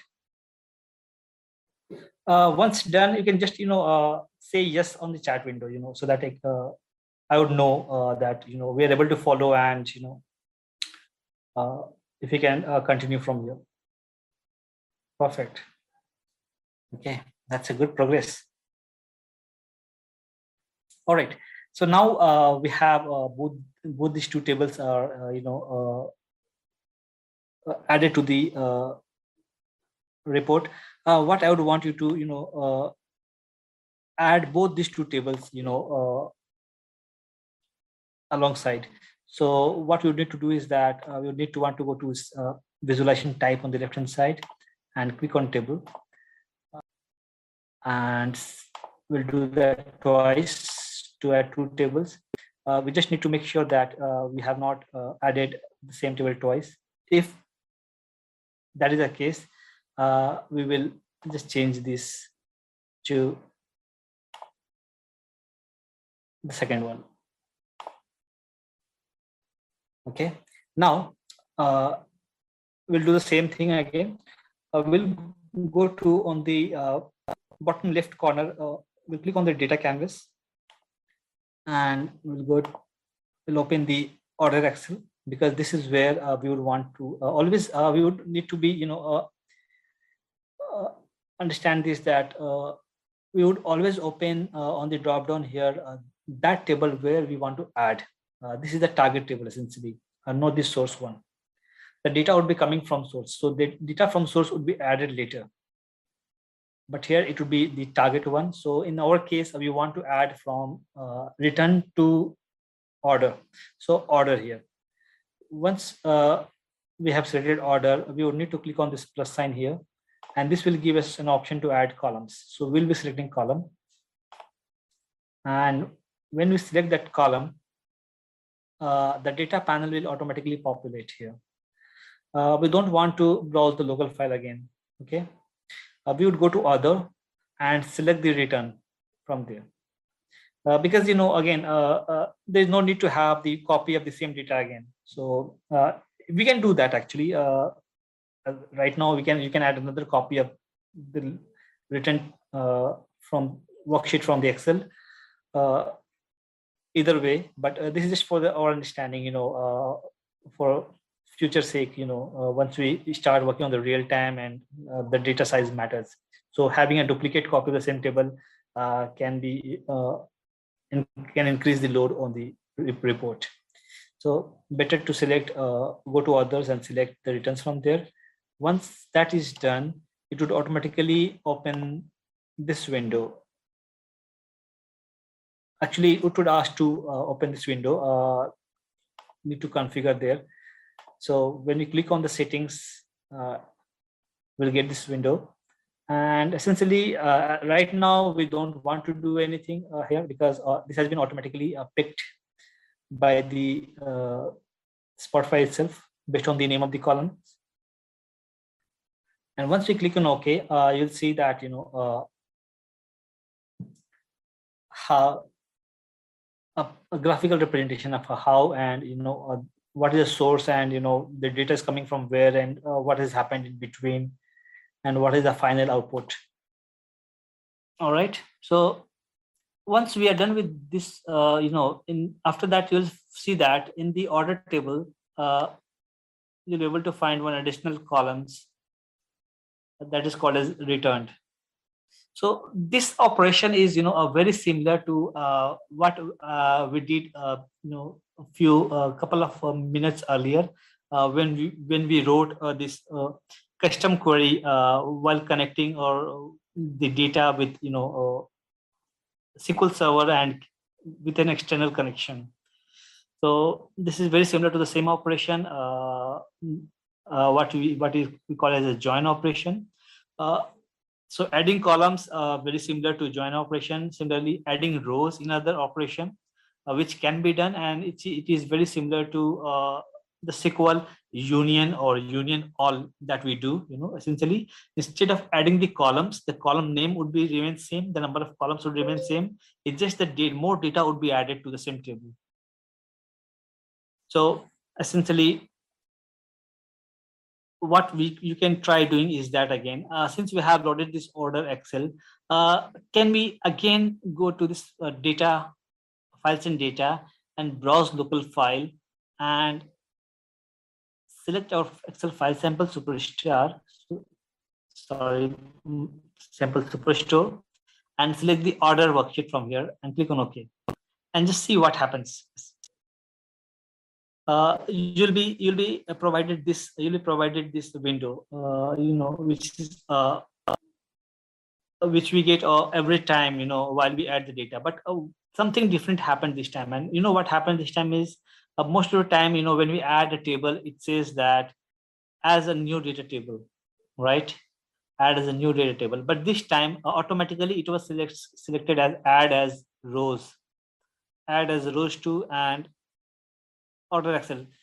This was automatically selected. What does this mean? This means that Spotfire recognized the data, so well that it is able to follow that when we are loading this table, it sees that the kind of column, the number of columns, and the type of columns, the name of the column is very similar to what we already have loaded in the report.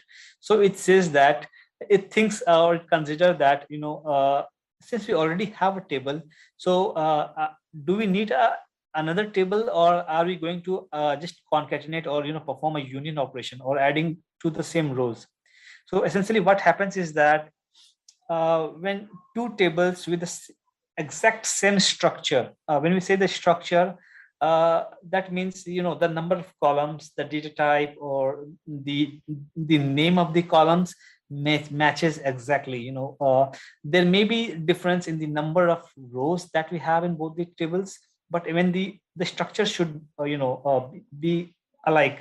And when that happens, so Spotfire automatically decides to concatenate the rows of both the two tables into one. So in that case, if we want to do that, we can just click on add as rows to, and what will happen is that it will add all the rows again to the existing. Now we see that the number of rows has built up. So essentially here it doesn't make any sense, because we are adding the data from the same table onto each other. But there are maybe situations where while performing the transformation or while performing the data model, we would need there are data sources from multiple different tables would have the same feature, and we would need to maintain the granularity of the data. So essentially we would need to concatenate and merge them everything into the same single table. So in such operation, adding rows would be would come handy. So but I'll just undo it. I don't want to do that.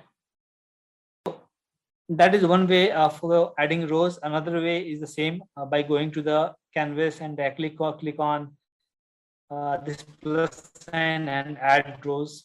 So you can select your browse a new file, or you can select from the already existing, and what that will do is that it will add all the essentially it will add all the rows just beneath the existing table. The only difference between these two is that the first option that we what we got when trying to import the same file. Let me show it to you again. Yes, this option add as rows to, when it gets automatically, this happens when the structure matches. But there may be situations where the structure of the two tables, the source and the target tables, are not alike or not very similar. There may be a couple of row columns which are similar, but still we want to perform this concatenation. So in that case, that's more like a forceful concatenation, and in such cases we would need to do that from the canvas. So in such cases, you can add rows with to a target table from other table where the structure doesn't match or doesn't exactly match. But yes, we would need to be very sure that at least few of the columns should be there, because else the value in the columns would differ essentially. So half of the table will have will have a values differ from what being that the column actually saying. When I say that, I'll just try to show you what I mean. So let's say I have this.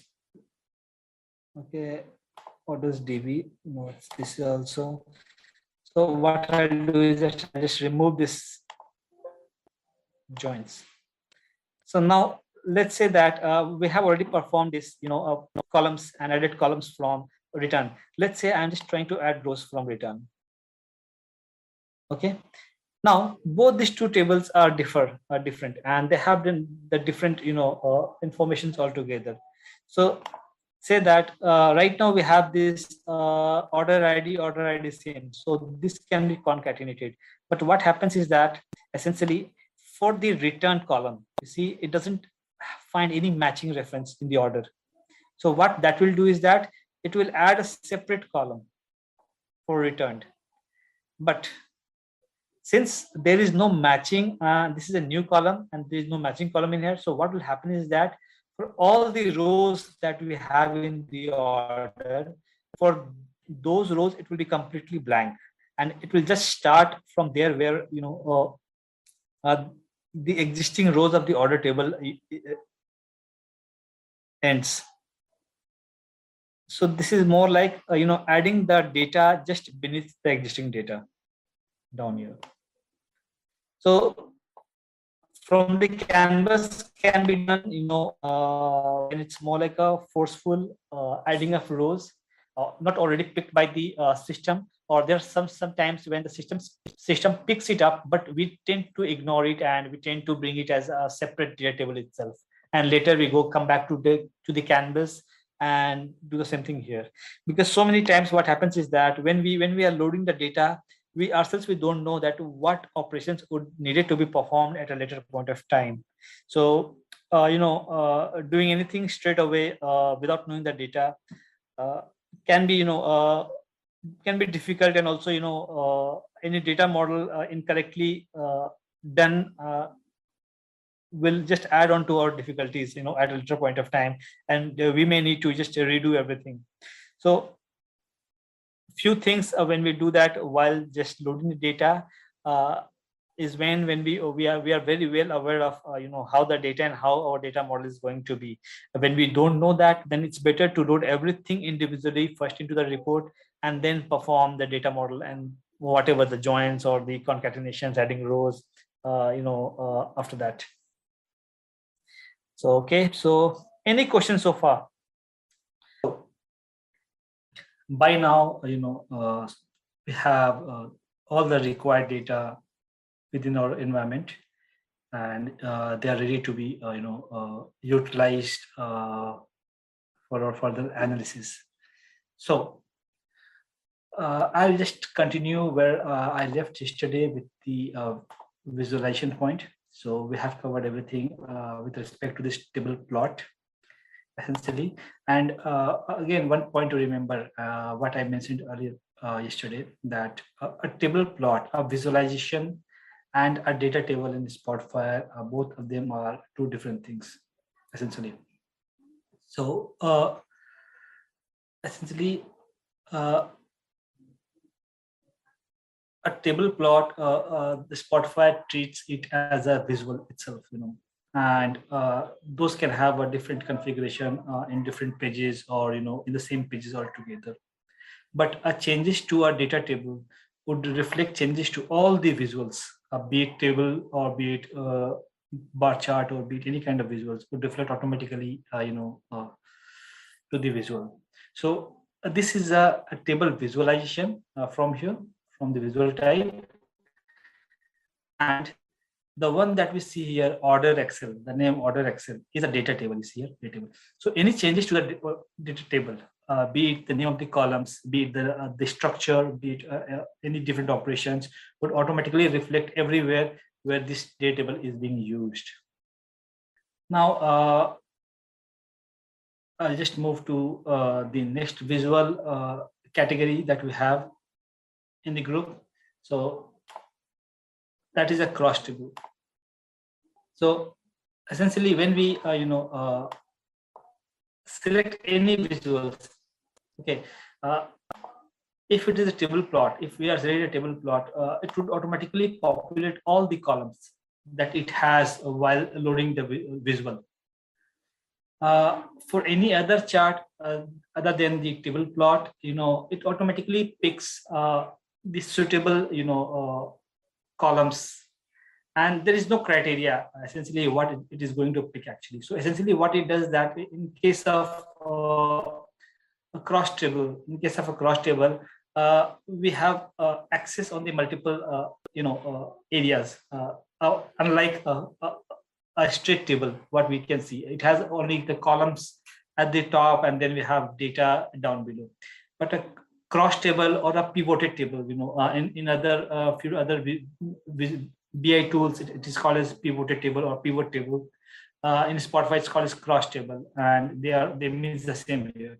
So essentially, what it does is that it has columns at the top, it has columns at the left hand side, and then it has values in between essentially. So this is more like the matching values, you can say. Depends on the kind of functions or expressions that we have defined on the cell values. So it has horizontal axis, it has vertical axis, and it has cell values. Okay, so essentially for the horizontal axis and the vertical axis, it picks automatically categories with lesser values. So it looks for all the columns in the data table, and it says that what are the two categories which have very limited number of unique values. So in this case, it says that shipping mode has only 4 different categories, while segment has only 3. So it's to it deems okay to pull this information. And we have this sales, we have profit, and other measures. So automatically what comes the first in terms of measure, it would automatically pick that one. So now what it depicts essentially. So the value in the cross table, unlike a normal table, are already aggregated. So essentially it means that the categories from the top and categories from the left hand side, whatever the matching values, this means that for the segment called consumer and the shipping mode first class, these are the total sales been done, 159162. So similarly for all of them. Now let us look into the properties for this one and go in more depth. So what I'll do again, it's very similar how we did for the table. Either I can right click and look into all the informations and go to properties, or else directly from the top bar of the visual, I can click on the settings and I can come here. Now again, general data, I'm going to skip this now. For all the visuals, they would be very similar, no changes in terms of the title description and the table marking, limiting, limit by expression, the filtering, those will be very same. So you can just go and try few things here, like how it works, what happens when essentially when you mark something and you limit it somewhere. So how it responds, how it communicates between each other, how we can use different expressions to limit.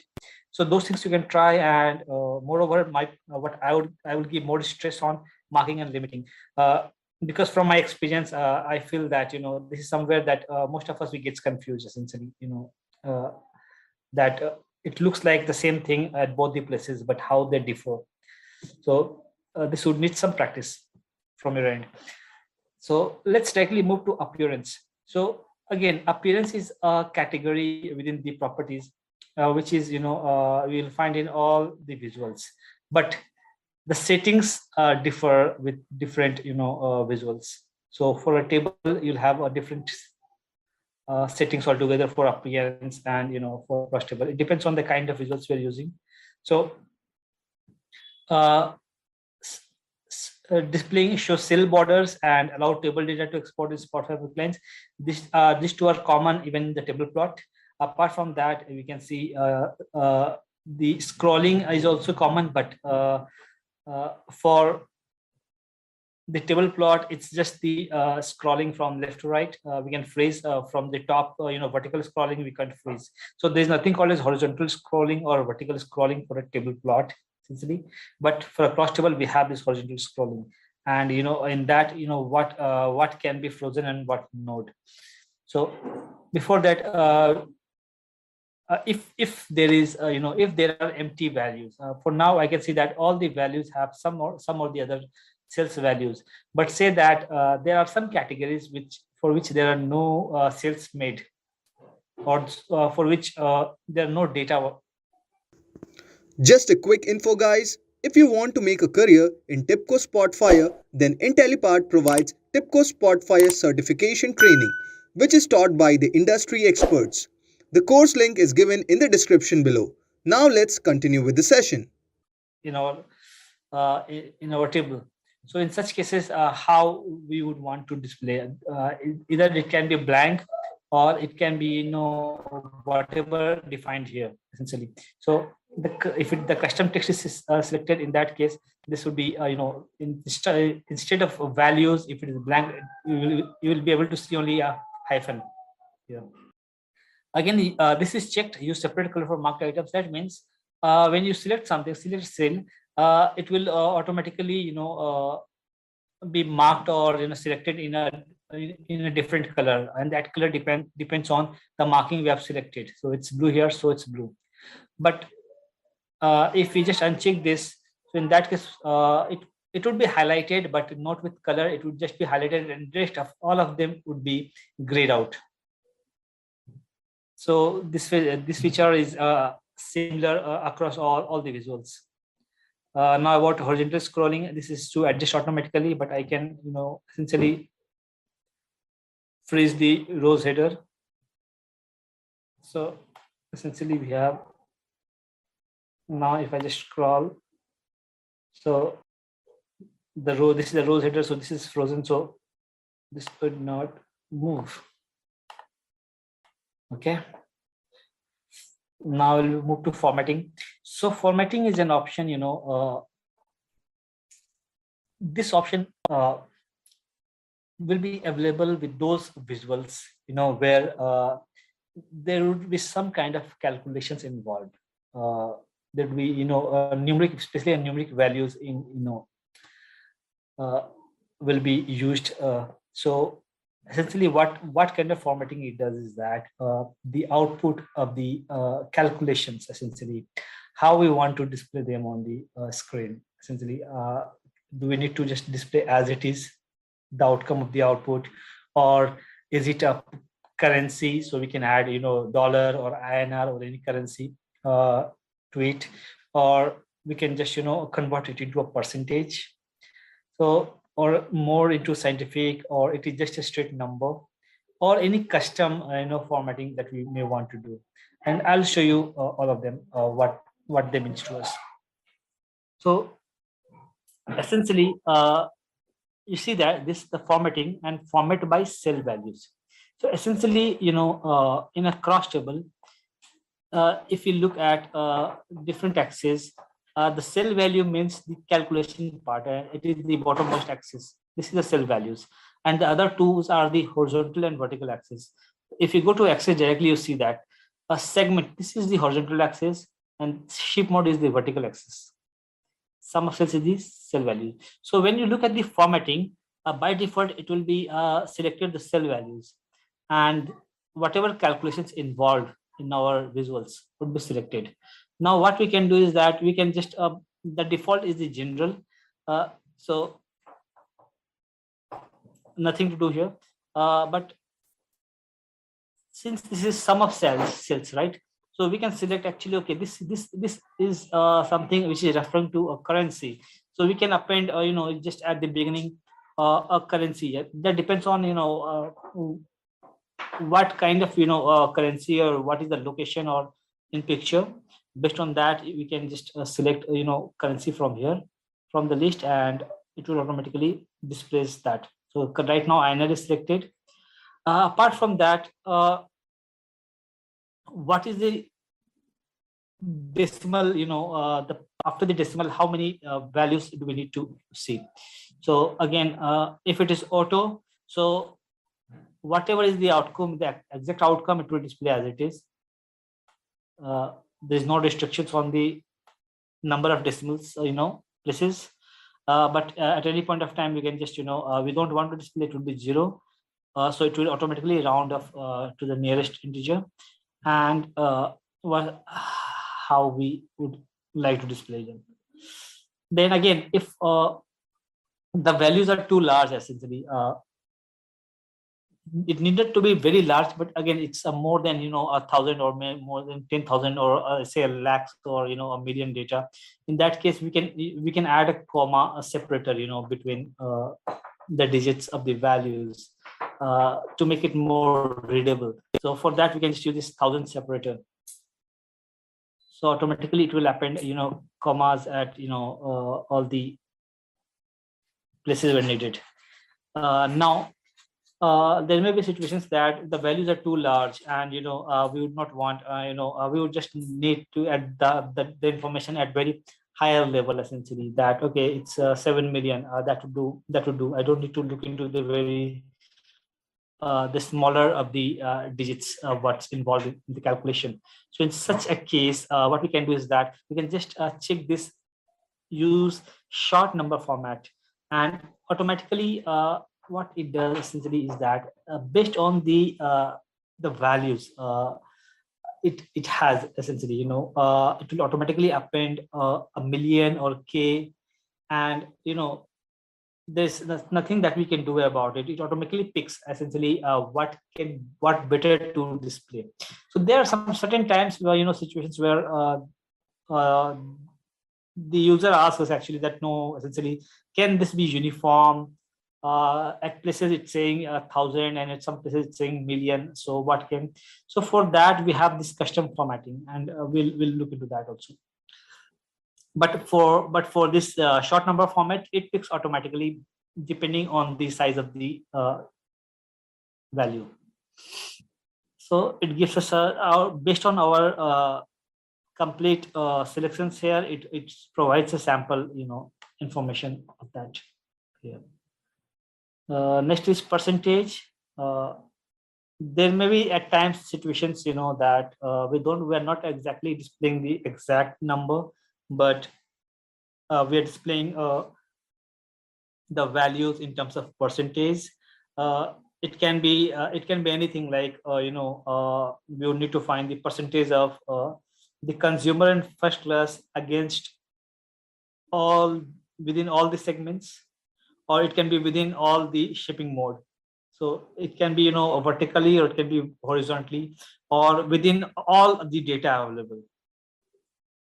So anything can be requirement. So in such cases, the output we can just select the percentage after adding our calculations. If we just select percentage, it would just multiply our number with 100 and add a percentage. So that would not be the way. The percentage would only means that we would need to define our calculation, and then only this would work perfectly. Essentially, this what just does is that this just multiply the current value with 100 and add a percentage. So it is by itself it's not doing any calculations. So if you want to display the value in percentage and how the percentage will be calculated, whether be it on the same category, or whether it or at the overall level, or at what is the hierarchy of it. So based on that, we would need to rewrite our expressions. And again, in this case, we have just this information to add a decimal places. Scientific is nothing but, again, it's just that how in the calculator, if the values are too large, so automatically it adds e, the scientific and value, and automatically based on the decimals. So you see how it's being displayed the scientific way. So this is something I have never used in my experience so far. The numbers, so it would be straight as it is value without changes. It just controls 2 or 3 different things, very similar to currency, I would say, but it's just that we don't have this currency symbol here. So we have the decimal, we have the thousand separator, we have the short number format. Last is the custom. So this is more like how we want to display. So say that we want to display all the values in millions. So we can just add /m.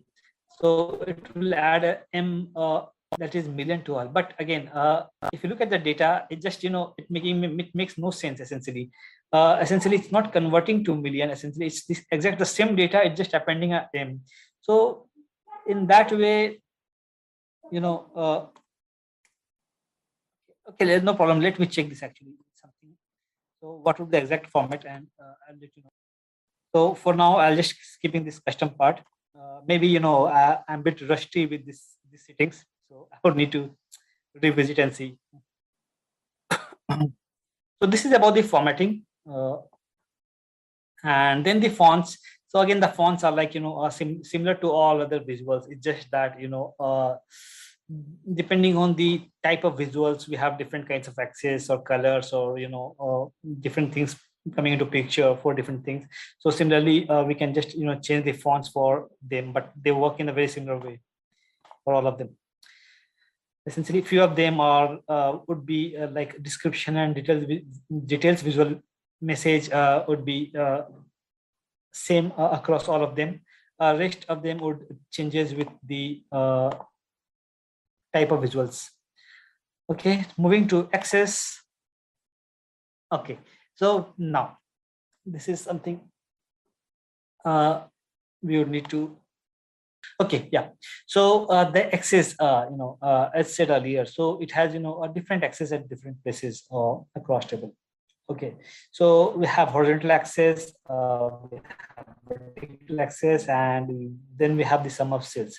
So for all the access, we can have a single column in place, or we can have multiple columns in for both.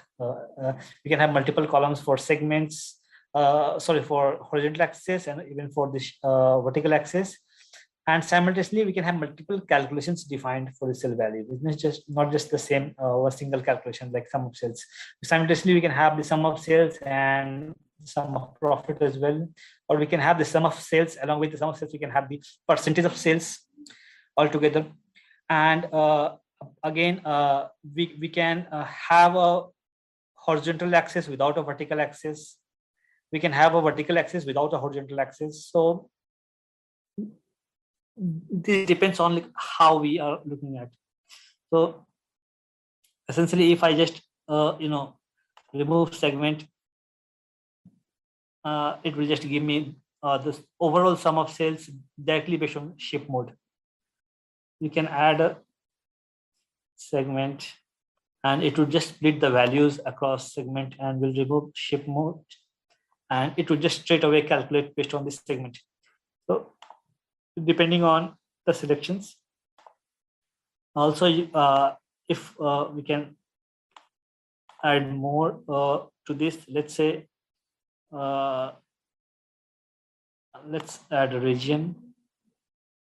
So automatically what it will do is that for each of the shipping mode, automatically it will split whatever different regions it has, and simultaneously it will split the sum of sales values across, depending on the data.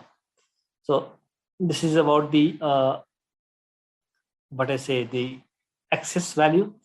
And similarly, you can add more calculations. So as we click on this down arrow, it will allow us to select column of our interest, and once we select any column, we can just also select any aggregations or functions based on the column selections. Without column selection, this would not display anything, as it doesn't know what functions to allow, essentially, because it depends on the data type of the value selected. If it is, let's say, if it is a categorical value, so it will have a few different aggregations. But if we select measure, then it will have a different sets of functions available. Okay, so this is about the cell value. Now, for each horizontal axis and the vertical axis, there are two more things that we can see. One is label rendering and the settings.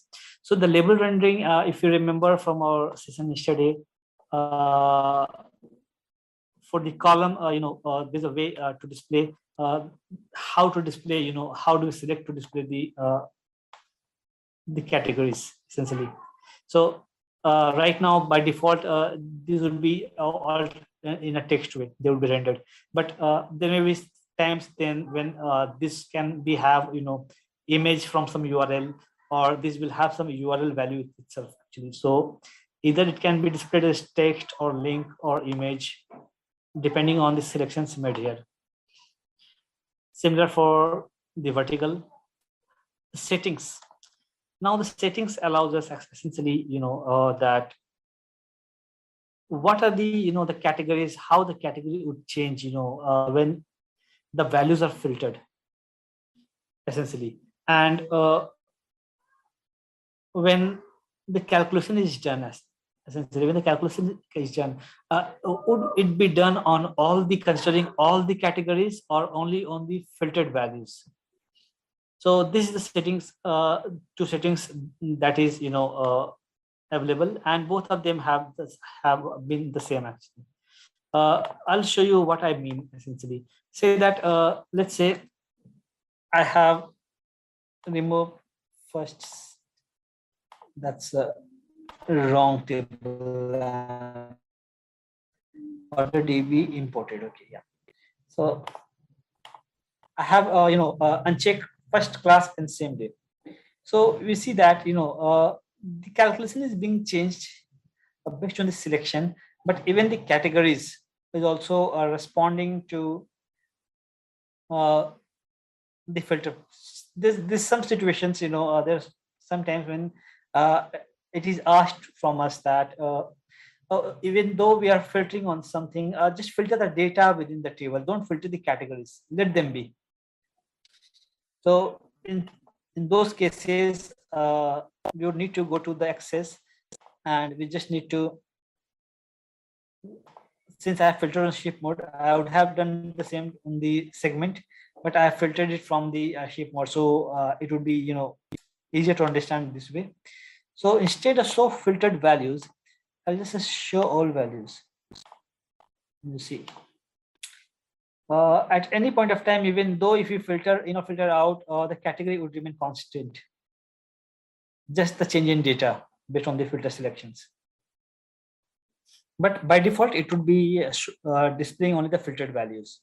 So if we don't want, so we would have to come and manually change it here. Now again, some the cell values. So again, this is for the writing the calculations.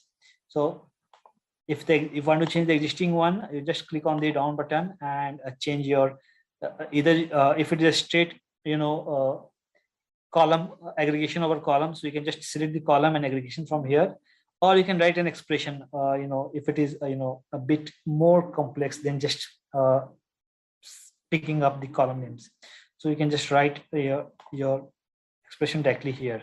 Other way to do it is to directly just put the cursor over here, the mouse over here, and I'll just right click on it, and it will give me different option. I'll click on the custom expression, the last one, and this would give me the exact calculations behind this, sum of sales, comma, sum of quantity. So you can just write your own calculations, change it, update it, or whatever you want to do it. If the calculation is right, when you click OK, you'll be automatically come out without any error, or else it will just throw error, and without correcting it, it would not allow us to come out of it. Either correct it or cancel it. There's a two-way. So this is about the access. Coming to total. So since this is a cross table, so this is one additional feature called total. So here we have a way to display the grand total or subtotal with respect to the rows and with respect to columns, both of them. You can add a subtotal, grand total at the extreme right hand side, which would give you the total for each of the columns. And again, you can have a subtotal for rows, which will give you the grand for the rows. So just click on select here and see for columns, it has added all of them, and for rows on the right hand side. It would always come on the extreme right hand side. There are some times when people ask actually that can we bring it in between, or can we bring it just before all the calculation starts, but no, we can't do that. It will always at the extreme bottom or extreme right in either case, and it automatically depends on the total number of grand total automatically depends on the number of calculations involved. Since here we are using two calculations, one for sales and one for quantity, so there would be two grand total for each of them. Similarly, we can go to properties, and using the grand total within the total, apart from grand total, we have the subtotals to be added for between each category. Okay, so let's go to total and I'll add a subtotal for ship mode. And you see that, since this axis has, two categories essentially, not just the one. So automatically a ship mode has come. So say that, let's say in the horizontal also, I add another, I know it doesn't make much sense, but so now since I've added two categories on both the vertical axis and the horizontal axis, and now if I go to total, so I'll see.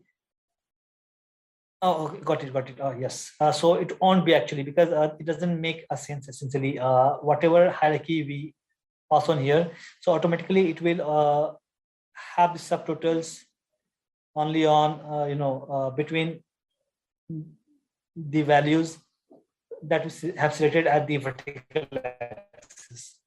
So the number of axes that we keep on adding, automatically the number of checkboxes for each of the subtotal will keep on increasing. So irrespective of what has been selected on the vertical axis. So after that, the other thing is that when we select the grand total and the subtotal, at the bottom we see how it's calculating the total values. So essentially what it means is that is it essentially calculating each individual value and just giving the subtotal, or it is just the subtotal of the overall values essentially. So when we just directly sum the values, it doesn't make much sense in either case. But say that when some other calculations are involved, in such cases, let's say the average. So let's say that the sum of average and the average of all the values would never be same. So it depends on our choice essentially, what we are going to pick essentially, whether those should be the sum of everything or those should be overall calculations involved. So based on that, we can just select these two options, and the calculations, the subtotal and the grand total will automatically adjust to it. Moving to colors. So the color by a cross table is a bit different than what we have seen in table, or what we'll be looking at or seeing in other visuals essentially, because in a cross table there is no way that we can color the categorical values. What I mean is that there's no way we can color the ship mode values or the region values or the segment values. Only thing that can be colored are the cell values, and that is based on the rule or the values that we have, that we decide here. So essentially, automatically, it has already selected the numeric, sum of quantity and sum of cell, because it knows that these are the two calculations we have for this. And based on this, automatically, you can just select the values to be displayed. Okay, so gradient, or it can be fixed, it can be segment, it can be fixed. It's similar. Since these are all numeric values, so it will have gradient segments. And apart from what it takes automatically, you can also add more point to it in the between, or else you can add rule. So there may be a situation that we may want to color all the data point with some conditions, but there may be some specific data point which we want to set, or something different. In such cases, we can just add a rule in between for those exceptions. So by default, we have all these different options readily available, which can be used, and based on that, automatically we can set our own color choice, and this will work in that way. Then we have the sorting. So since this is a cross table, so we have a horizontal axis, we have vertical axis, also axis at the two different areas. So we have sorting at two different places. One, we have sorting for the rows and the other to sort the columns. So depending on the selections we have made on the both the axes, it will automatically pop up the data accordingly. So for the rows, it will depends on what we have selected at the top, and based on the value like consumer and sum of sales, consumer then some quantity. So how to sort the values in terms of rows. And same goes for the columns. It would be first class and region, same day and then region likewise. Legend it works for the very similar way for all the visuals, apart from a few. Most of them would remain same throughout.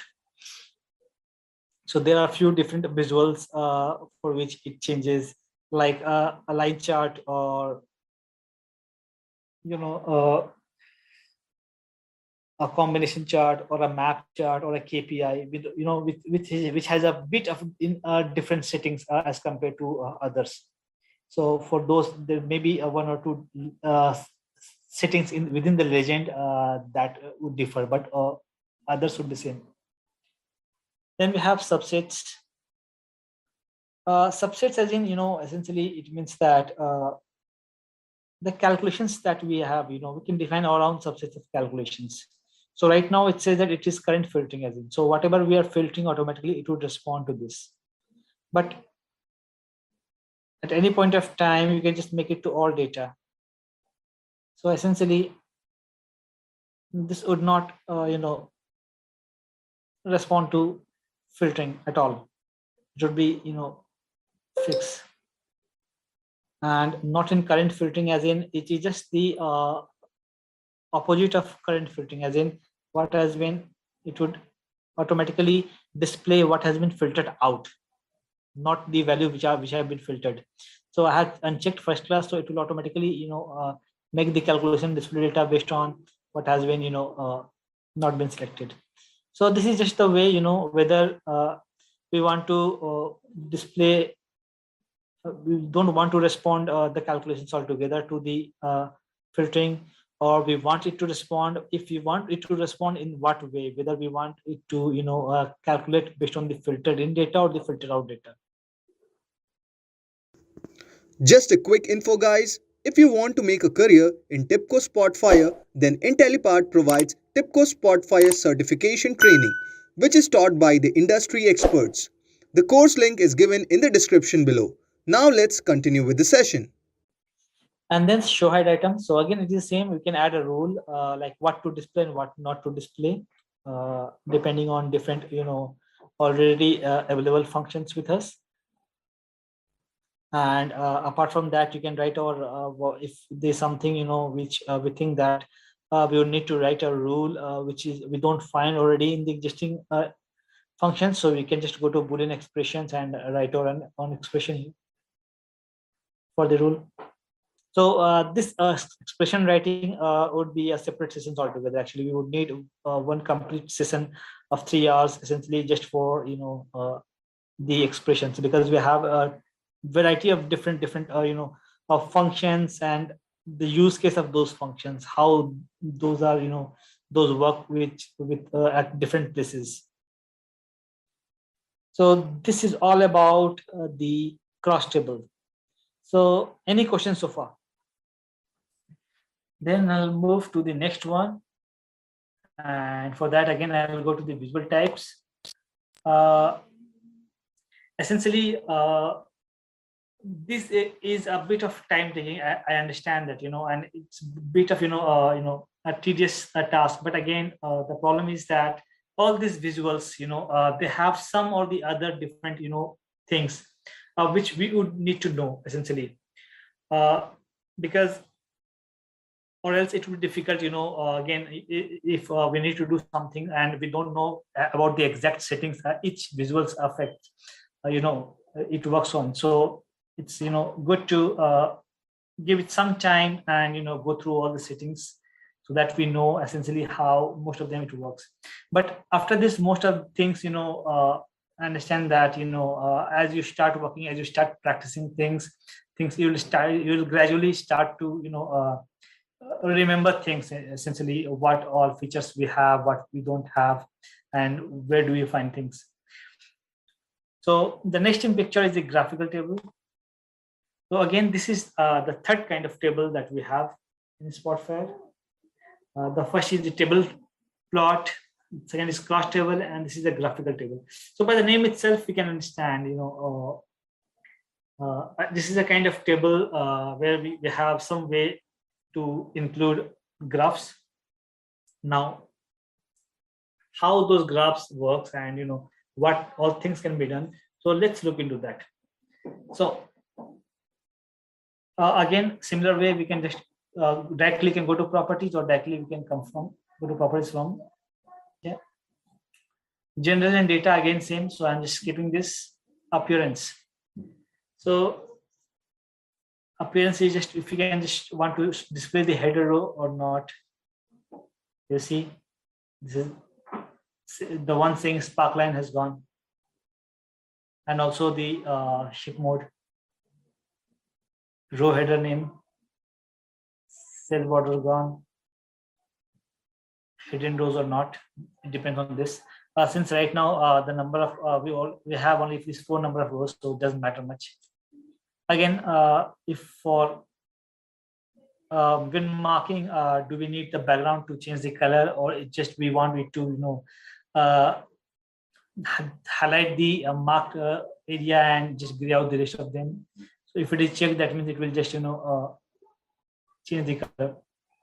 Fonts, same again, the table text, the headers, and the graphical sections of the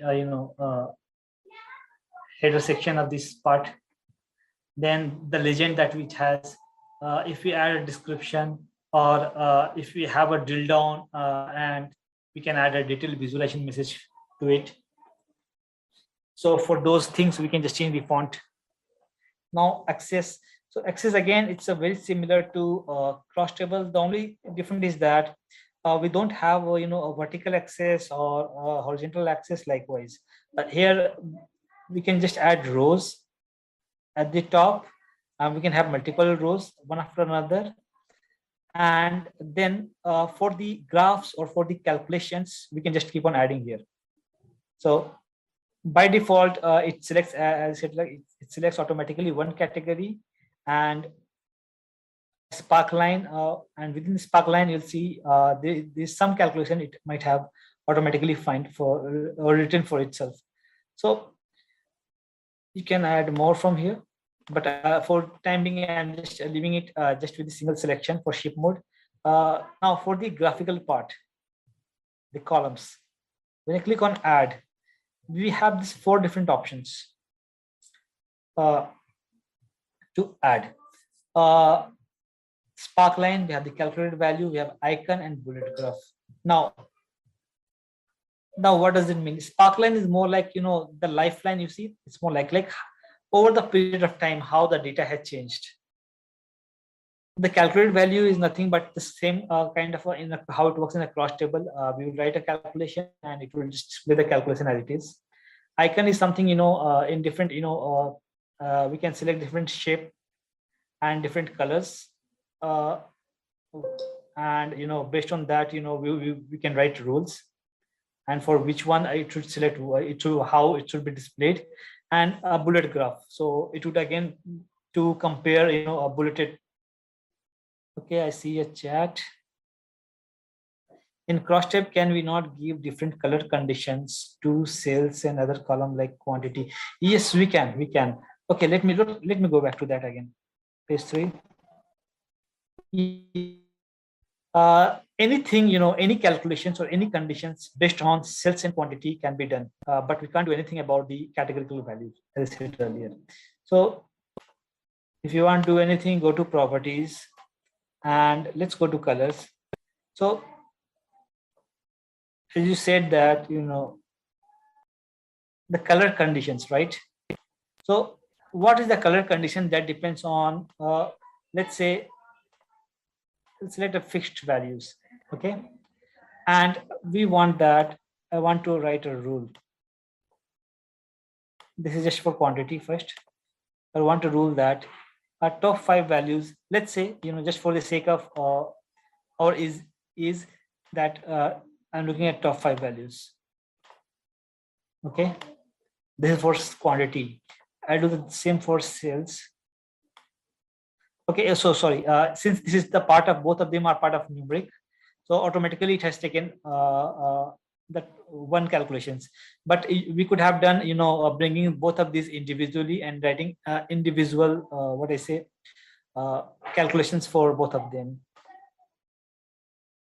So those can be like, let me add sum of sales, and I would add sum of quantity to individual point. So in that case, I can add a rule for this top 5 values. I want green, rest everything would be in red. For sales, top 5 value, let's say I want it in some shade of blue, rest everything would be in, let's say not in orange but red. So the logic that we are writing, it may change, it depends on what are the conditions that we are setting, but yes, we can write the same logic for both of them together, or or it depends on, like, both of these two calculations can have separate sets of logics. So those things can be done. And as said earlier, based on the functions available here, we can do write the logic, and there may be situations where we may think of something other than what is already here. So in such cases, we can always go for Boolean expression. I hope I'm clear.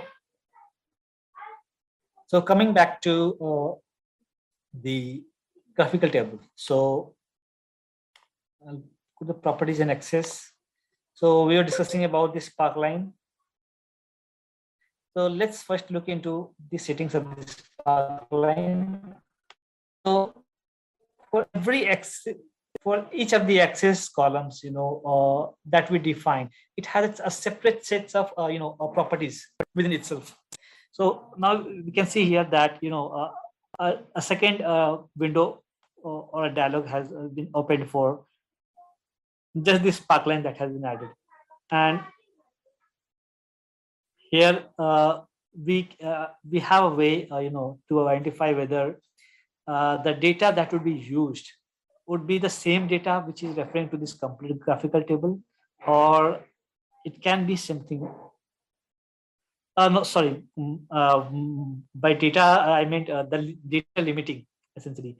So whether whatever data limiting that we have identified here, okay, will this be also following the same, or it is going to have altogether a different separate data limiting? So by default, it would follow the same what the parent visual is following, and rest of them it would follow the same way, the same thing as the parent one. It just changes with when we just select the specify a separate data limiting. So automatically everything will be enabled, and we can just write our own sets of expressions or follow a different filtering scheme altogether. Appearance is just that for the this timeline or the sparkline that we say that do we need to add a start at a point at the start and at the end. So it will just show the values essentially where it is starting and where it is stopping for each of the category. Okay, and then the values of the width of the value, the line width, the line color, we can decide what to select and what not to. So this is about the appearance.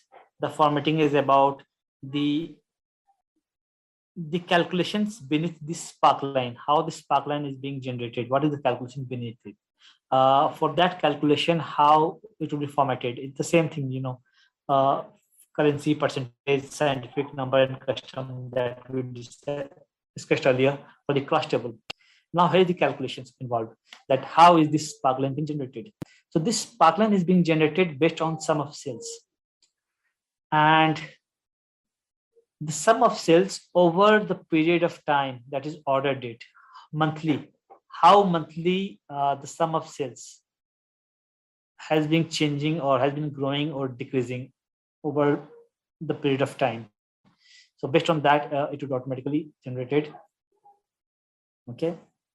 There's one important thing about a graphical table, and we have this feature only for two of the visuals out of all the visuals, and that is that we can add action to this visual. Action as in we can add some function to it. We can or also we can when needed we can write our own set of scripting to it, and when we click on it, it will do those actions. So one is the graphical table and other is the KPI chart. Both of them enable us to write or define a function or write script on that, and I'll show you how that works. So when I go to the sparkline or bulleted graph or icon or calculated value, we have same sets of options for each of them. So when I go to actions, by default it's unchecked, perform action on click. If I check it, it gives me action to configure the settings, like what needed to be done when I click on here, any of here, what would happen. Again, that depends on a use case. That depends on a use case, what you want to do essentially. But it can be, in a very small functionality. I can say that you may want to, when you click, you may want to drill down to a different page altogether, wherein you have a more detailed visual of the existing area that you have clicked, more like a drill down, but a cross page drill down, what I'm talking about.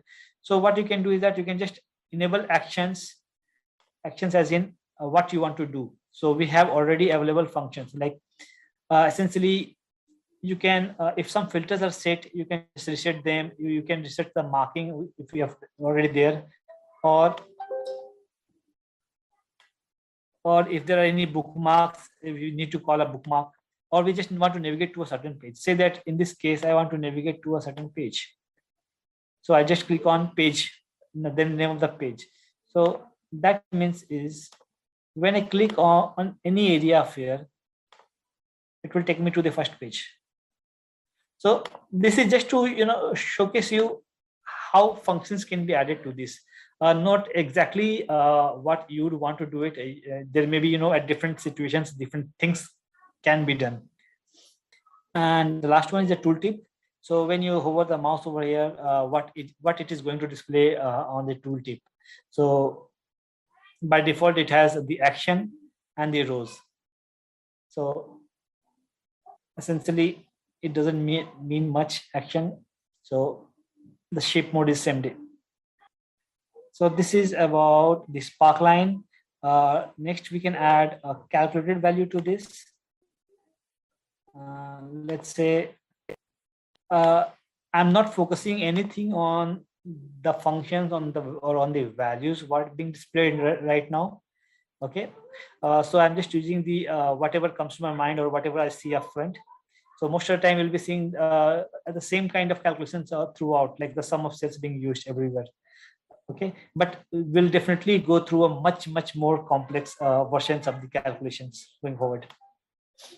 So you see a calculated value as in it's kind of a straight calculation.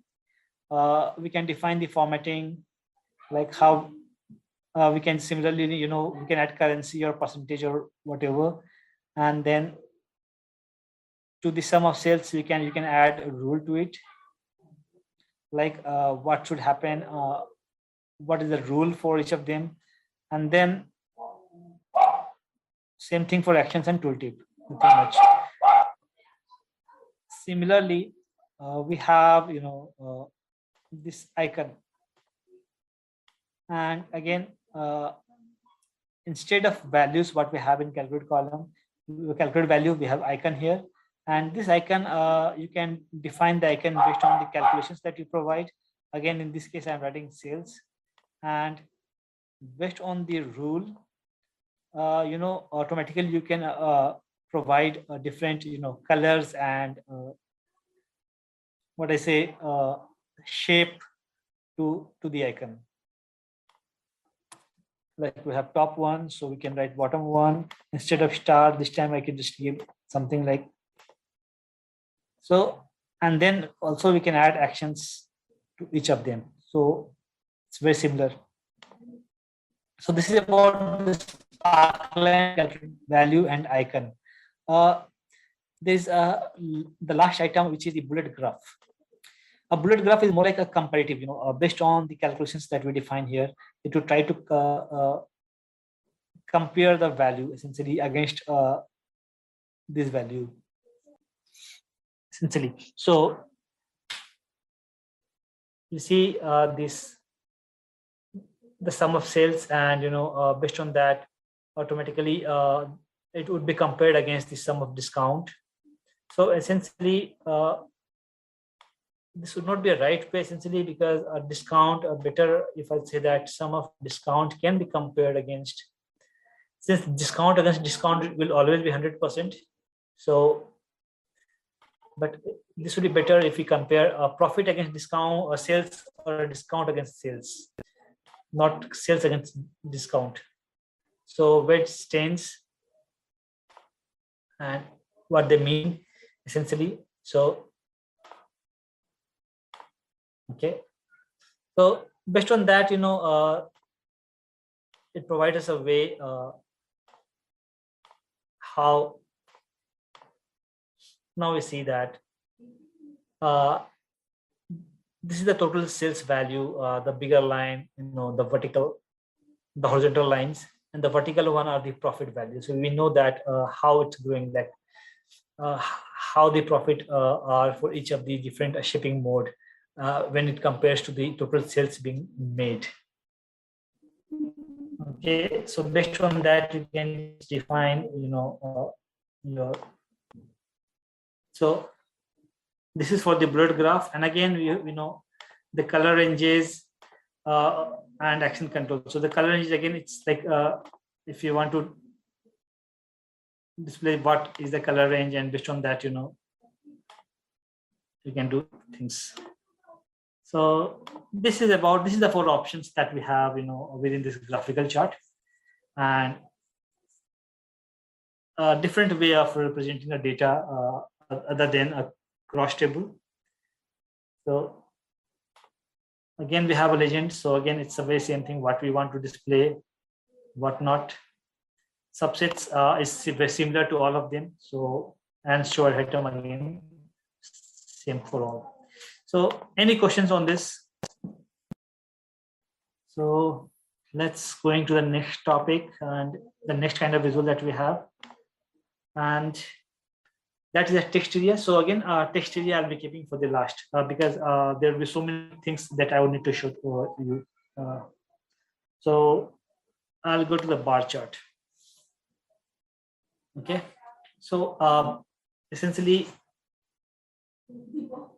a bar chart, we know that what kind of essentially when we want to see compare a value essentially over a category, or when we look at moreover we want to look at the aggregated data at a period of time. So in such cases, bar chart would be very helpful. So essentially it would enable us to straight away understand that, let's say, if you want to see, so at just one go, if you want to look at the data, it would be very difficult for me to look into each and individual year. There will be so many data points for 1 year, and to calculate them and then come to a decision that okay, this year the performance is better, and or some other year the performance is going down. But if you want to represent in a bar chart, in no time I can understand that, okay, even without looking at what is the value it's displaying right now. But I can say, okay, yes, there's one thing, whatever is the reason or whatever not, but 2017 has the highest value so far. And this is against row count, but I would like to see it around some measure. Yes, so in this case, we can easily say that 2016 is the year where we have the highest sales value. Now, looking at the the configuration or the settings for this again. So I'll just go into the settings, and again same thing that general data appearance. Yeah, so here this is something for the bar chart. We'll see too many different things on the appearance. And what are they? So in Spotfire, we don't have a different bar charts for vertical and horizontal align. So if you look at other PI tools, they would have a separate bar charts for for vertical and horizontal. In Spotfire, they have merged it within itself. They have just provided a way for the orientation. By default, it's a vertical one, but if you may want to set the horizontal one, and it would automatically just shift the axis upright. Okay. Apart from that, what kind of bar chart we are looking at? Essentially, a bar chart can be a normal bar chart, or it can be a stacked bar chart, or it can be 100% stacked bar chart, where all the bars would be same, altogether same. The value within the stack within the bars will vary in terms of the values. So that depends on this selections made here. So essentially, you see, when I have selected 100% stack bar chart, automatically all of them have become equally. The only representation of this is that all of these bars are 100% for its own year. So it makes more sense when we provide stacks to this. Then it would it will help us understand what exactly it's referring to. So we'll do that, and we'll see. Then we can define the width of the bar, what suits our background, or the available spaces within the page, or the number of data points. If the years are more, so automatically we would want to have some thinner bar. Okay. Then we have the transparency of the bars.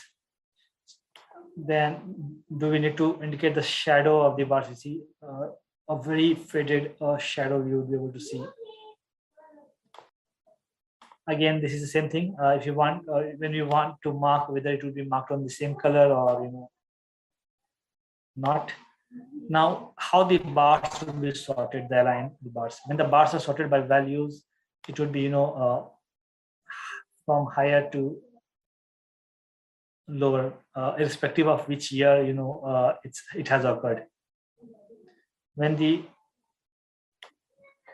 And what if there are some missing point within the data? How are we going to compensate that? Do we need to compensate for that or not? Right now, we don't have a missing data between, but if there is any, so this is for the time series essentially. So this is about the appearance. Now going to the formatting. So formatting again, it's the same.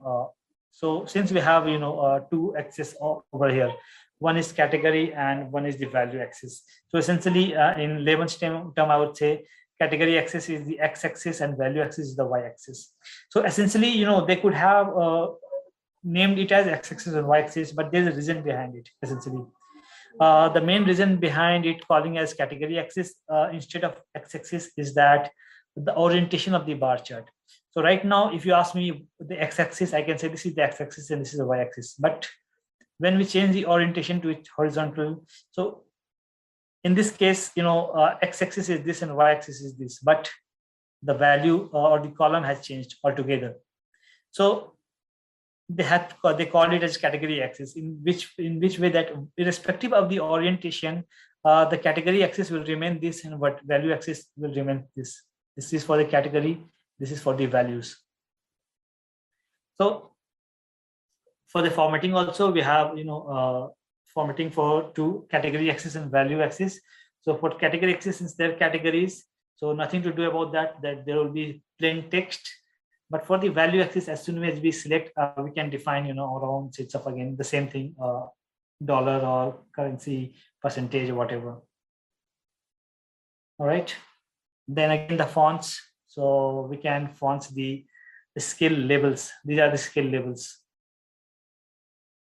These values are the scale labels. So we can change the font for this.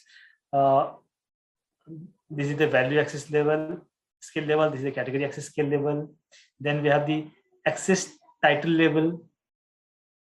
Then we have the value axis title label. For the bar chart labels, as in right now the labels are not selected. So let's select the bar chart label, and then we can come back to the fonts. So these are the bar chart labels. Trellis. Trellis is something which I'll be explaining. This is more like partitioning our. This is something which we have not seen so far in our previous visuals that we have gone through. This is something which can be used to partition our visuals into different frames, just to for kind of comparative studies based on certain category. So I'll show you what those means. Then again, legend. If there's any lines or curves mentioned in a bar chart, or or most of the charts essentially provide us a way to add a reference lines or curves essentially to just for the comparative value essentially. So say that you can add a average line for here, that with the total average of the overall value.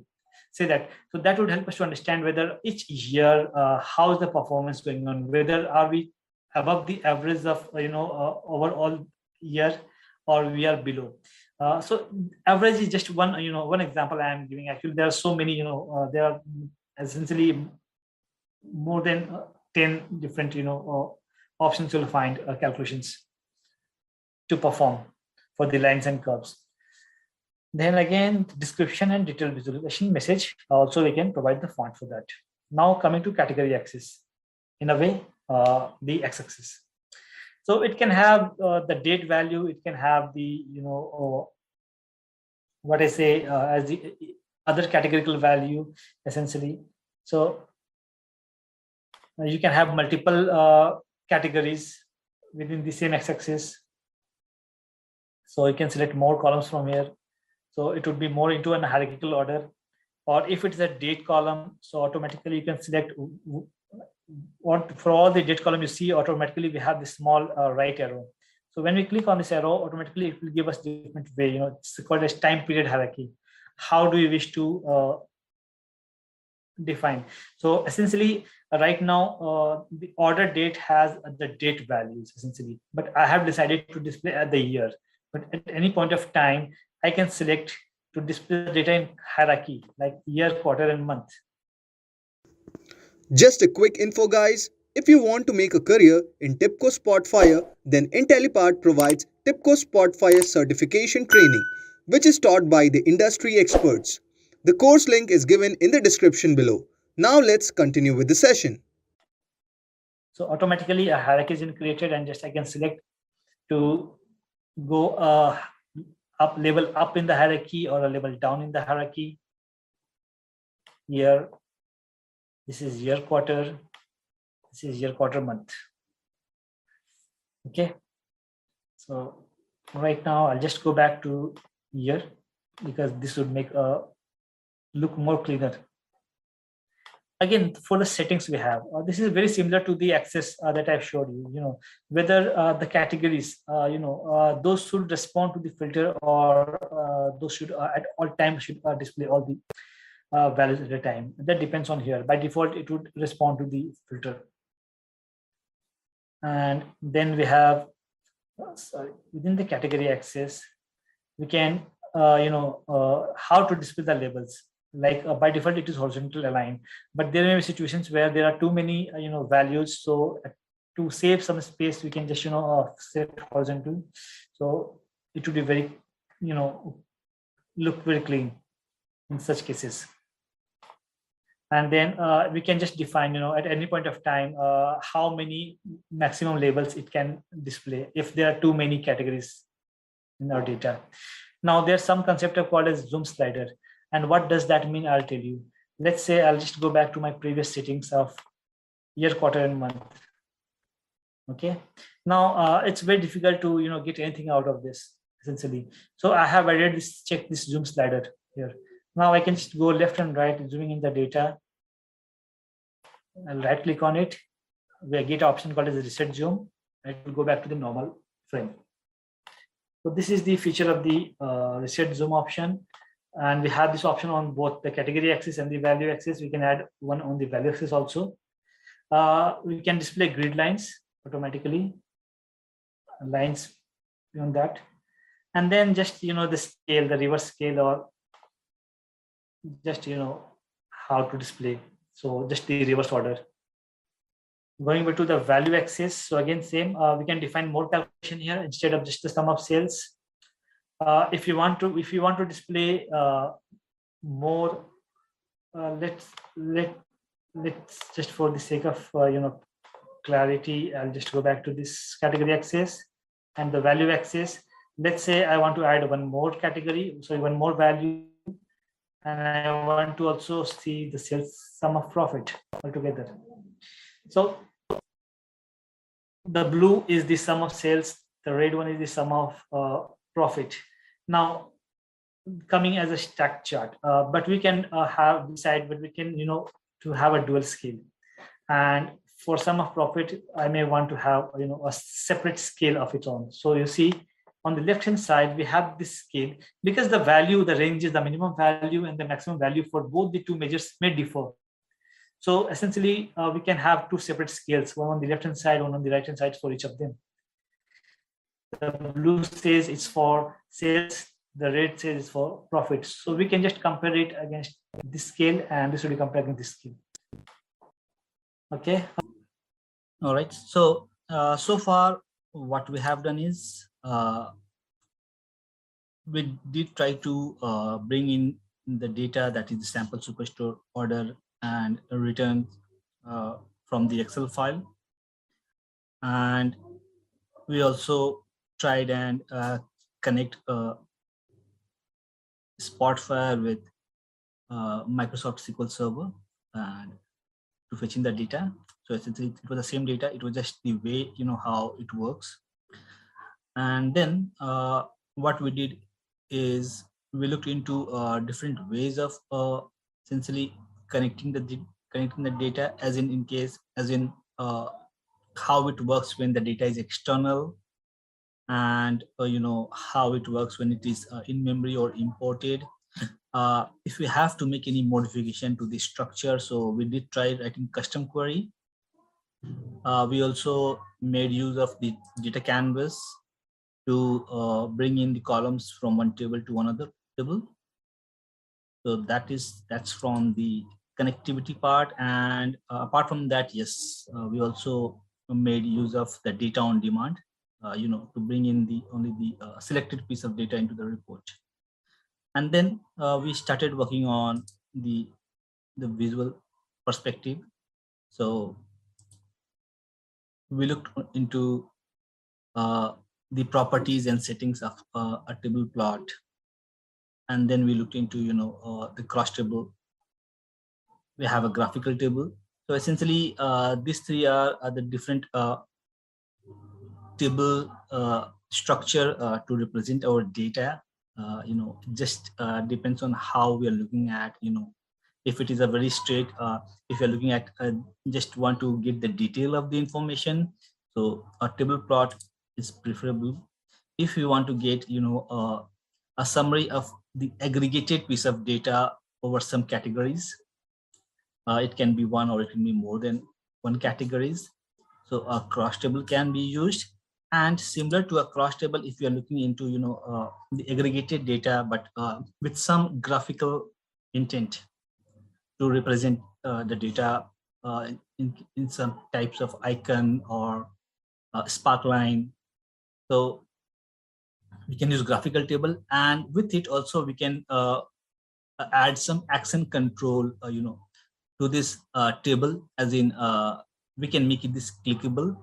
The action part depends on what we mention on the action. Essentially we have few built-in functions readily available by Spotfire, and we also have this R and Python API, so we can write our custom scripting depending on what we want exactly when we click on any data point over this graphical table. And then apart from this 3 table, there are a few different kind of tables also available in Spotfire. One is the detailed.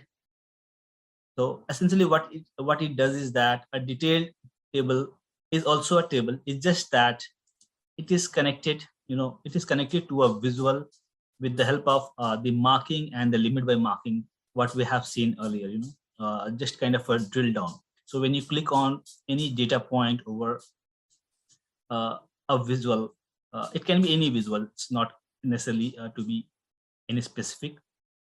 So when we create a detailed table, what it does that it will give you the detail of those data point selected in a table plot.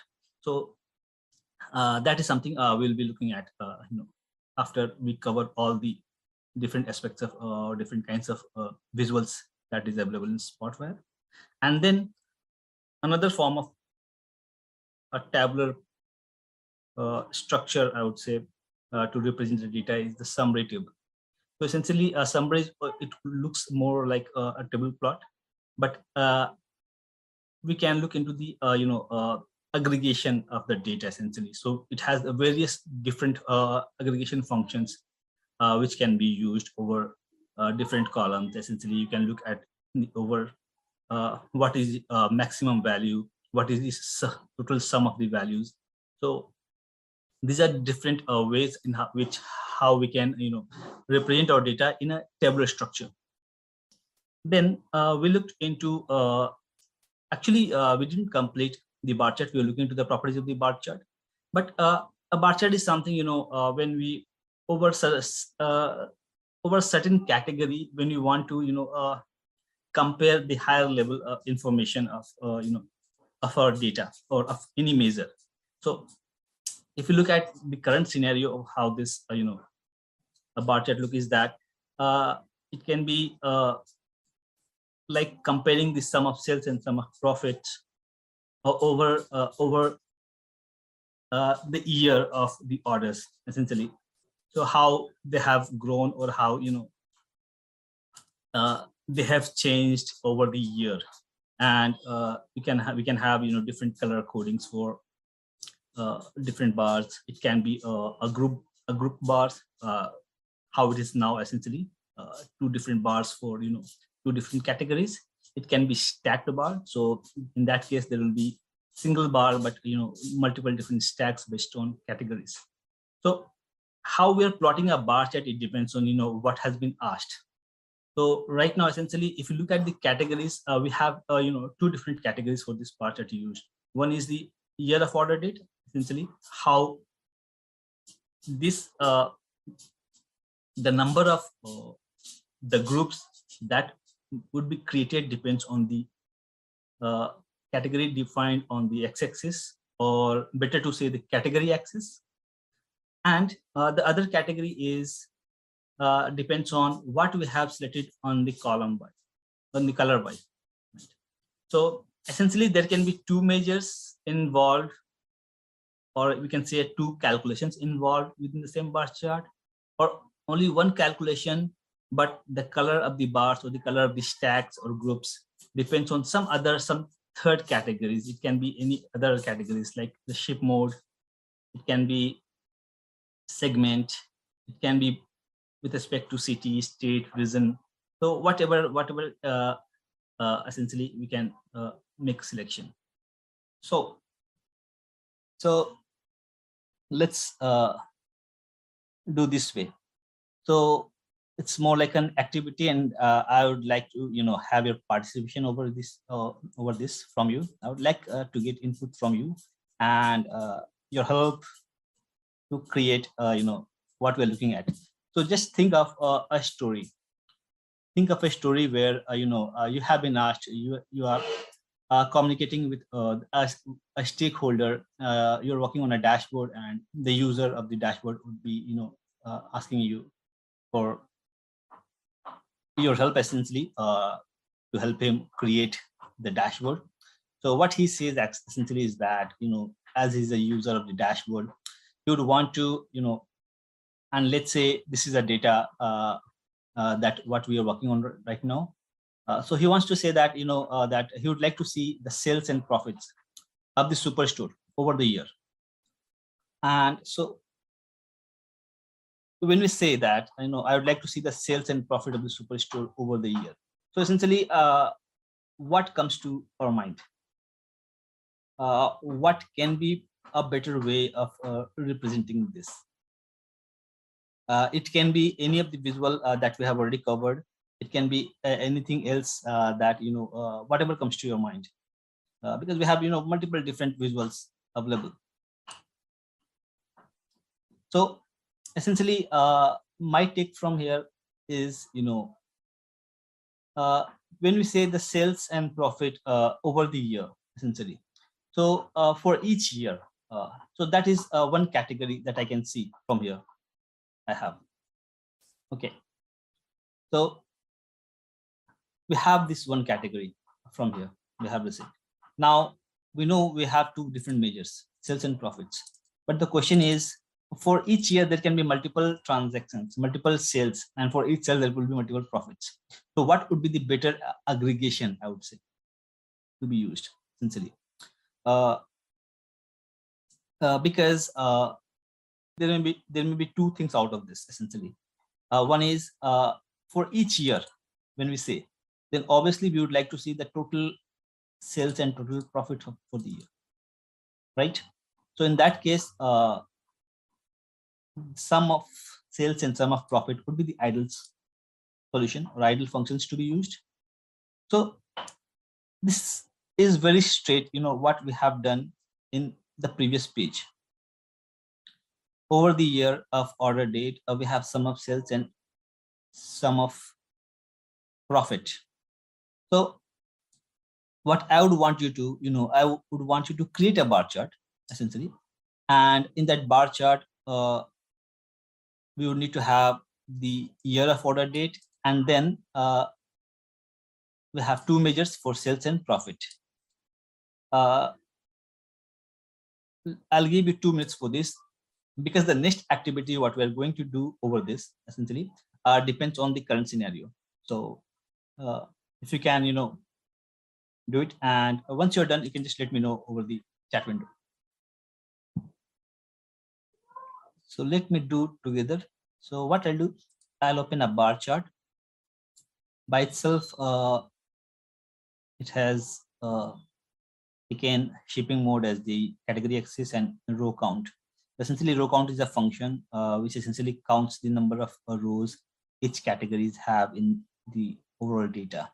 So what I want essentially is the profit of the superstore over the year. So over the year, for that I'll change this order date to year of order date, and then sales and profit. So we'll select sales and it will automatically take sum, and I'll take another measure, and this would be profit. Fine. Now this has automatically taken the stacked bar chart. So essentially, both of these sum of sales and sum of profit are two different measures. So a stacked bar chart to me doesn't make much sense essentially, because if you look at, if you provide a label to this essentially, label, what does the label does? It does it just provides the values of for each bars and each stacks. So I want to show the labels, yes, and for complete bar and bar segments. For the complete bar, as in it will give you the total aggregated sum for each bar, and the bar segment is for each of the bars. So essentially, the complete bar doesn't make much sense here, because this is this sum for each year for the profit and sales, which is of no use to us essentially, because both of these two are different measures. So we would not want to add them up. So I'll just have it removed. Now we have individual value for the sales and the red one for the profit. So now there's one more thing is that since this is a stack bar, so we see that, based on the spaces, it displays the labels. So for the stack, which is the biggest one, and for the stack, which is the smallest for the profit, we don't see the labels. So essentially in this case, I would prefer to have this, side by side bars. Okay, and now if I just complete bar, so this will make much more sense essentially. So blue is for the sales and red one for this profit. So till here, this is fine. We can see, okay, that how the profit and how the sales has grown over the different, over the period. But now, since the proportion between the sales and profit, there's a huge difference between them essentially, I would say. And the scale on the axis, on the y-axis or the value axis, I would say, essentially it always reflects based on the higher values. So if you just try to see or compare the value over, the scales, it would be very difficult to understand essentially. So what can be, why I'm telling you this essentially is that since right now we have only 4 years of data in this data, so we can see the level very clearly itself. Okay, so these are the sales values, but there may be situations where we have in historical data and for around 20 years, 30 years of data, and in that case the bars, the width of the bar would become very, based on the number of years we have, it would try to adjust itself on this on the plot here, and essentially it will become very thin, and in that case the labels would not be properly visible. So in that way, there are two different ways how we can look at the data and understand. One is to compare the height of the bars against the scales on the y-axis, or to have a tooltip like we see, like when we hover our mouse here, so on any of the data point, it will just pop up information, a box with a few different informations, which can be changed, or means more information can be added to it or can be removed to it. So there's a two-way in such scenario. So I hope we are able to follow this so far. Yes, okay. So this is good. Now let's say we'll change, or we'll tweak this story, just a minor change to this, and I'll say that not over the year, it should be over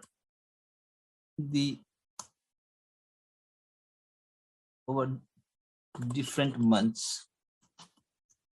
Okay, so we are looking at now what we want is that not just year wise, but you also want to distribute a data based on monthly, a month and month and year. So what can be done essentially is it's very straight actually. So I would like to if I just go here and order date, if I'll see, so you see out of different columns that we have, for the date columns, which is for the data type of the columns, which is of date essentially, to automatically create hierarchy for it. Essentially, we have two different arrows, one arrows for each of the column. So it gives another dimensions to be added. So if it is a date column, so what exactly in date we want? So essentially the first one is the order date. So essentially it will be the exact date, the date, month and year part. And then we have different functions available, and we have hierarchies also. So if we just select right now, year of order date is selected. So we want to have a look at, look into from the month perspective. So we can select month here, but what would happen here essentially? It will display the data from January to December, but we don't know for which year, right? all the years are aggregated, are just combined into the month. So this can be handy when someone wants to say that, okay, can we see compare monthly, as in for the complete data, that for which month the sales are going the higher. But again, what is the reason behind it? We can say that, okay, for November, I can see the sales, I would say a drastic change or growth in the sales value. But we don't know essentially whether this increase is consistent for all the year, or there may be some year which have just performed outstanding. So consist. So a better way to look into this would be to add another dimension, and that would be year. So what we can do is that we can again click on here, and from order date, we won't be selecting just month. We can just look into year and month. So what it does, that it will create the category axis in hierarchy. Here we go. So we have year, and then we have all the months over here. Now, that is one thing that I was talking about earlier, that the labels, the labels can be helpful when the data point is a list. But right now, we don't know which label is being displayed for which one. Can we make something out of this? The bigger bars, okay, fine, we can see here. So now my question to be to all of you, so what can be done? What can be done? We have different ways to fix this essentially. So I would like to hear from you that what you'll be doing in such a situation. What options or what suggestions you'll be providing to the to the end user? Any suggestions? Okay, no one. Okay, so and then we can look into all the different options that we can have from here on. So essentially, this is the same the same bar chart. We just added the hierarchy. So this is just when you know that what to change and from where, it's just seconds of activity to be done. So what we need to do is that we need to, for the year of month, for the year of order date, we just need to come here, click on this small arrow, and on the order date, if we select here, it will give an option here, and we just need to select this year of month.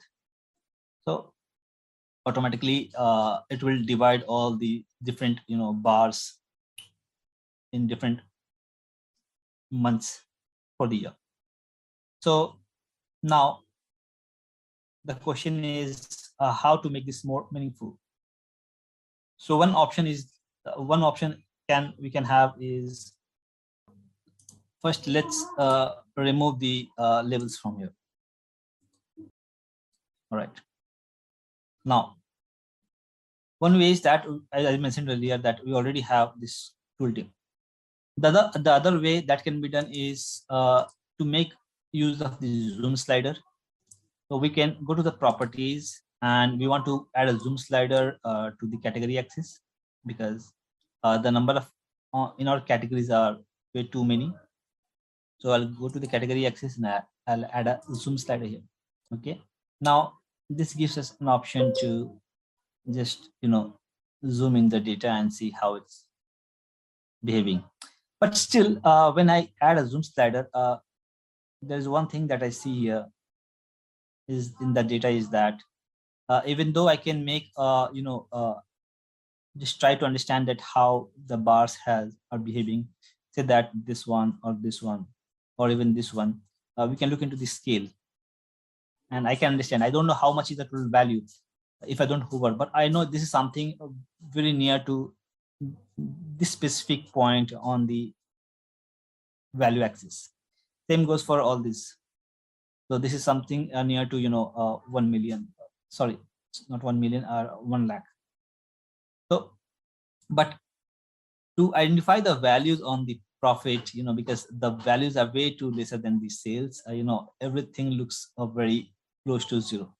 So what can be done is that a better way is to have another scale just for the profits.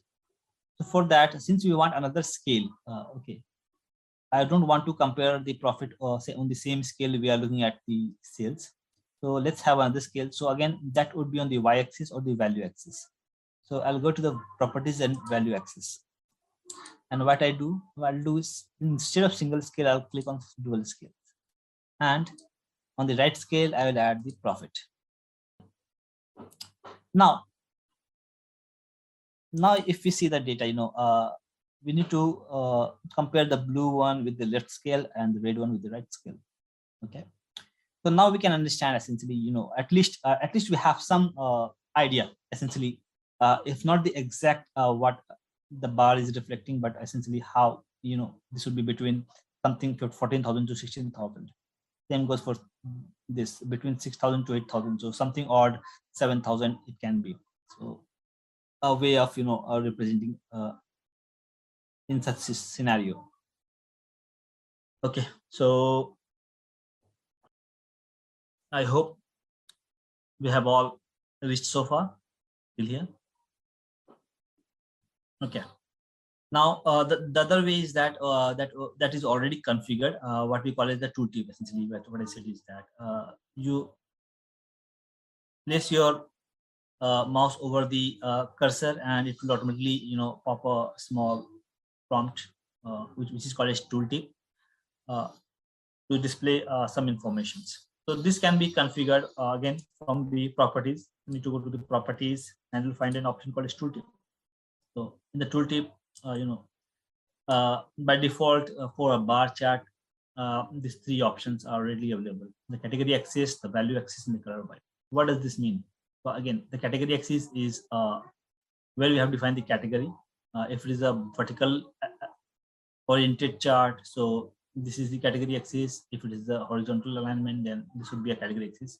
In this case, this is category, this is value axis.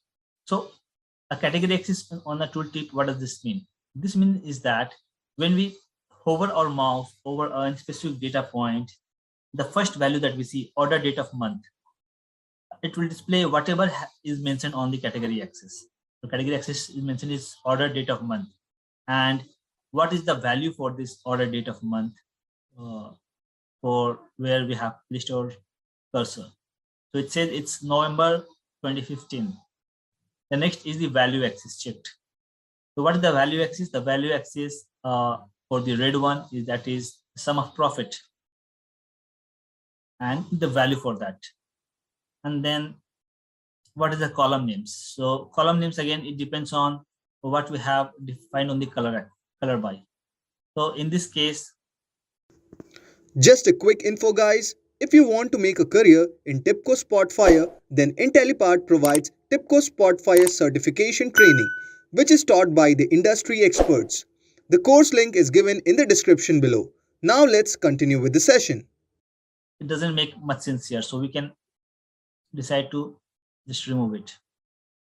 A color by, a tooltip on the color by would make more sense when we are using just a single measure against a category instead of two different measures. So we will also look into that perspective. Now, what all we can do? So now let's say I'll just a small assignment for you. Essentially, I'll tell you. I'll just make a small change to this, and I'll add as a user of the dashboard, I would like to see the sales. I don't want profit. Of the superstore, over there is a category called as ship mode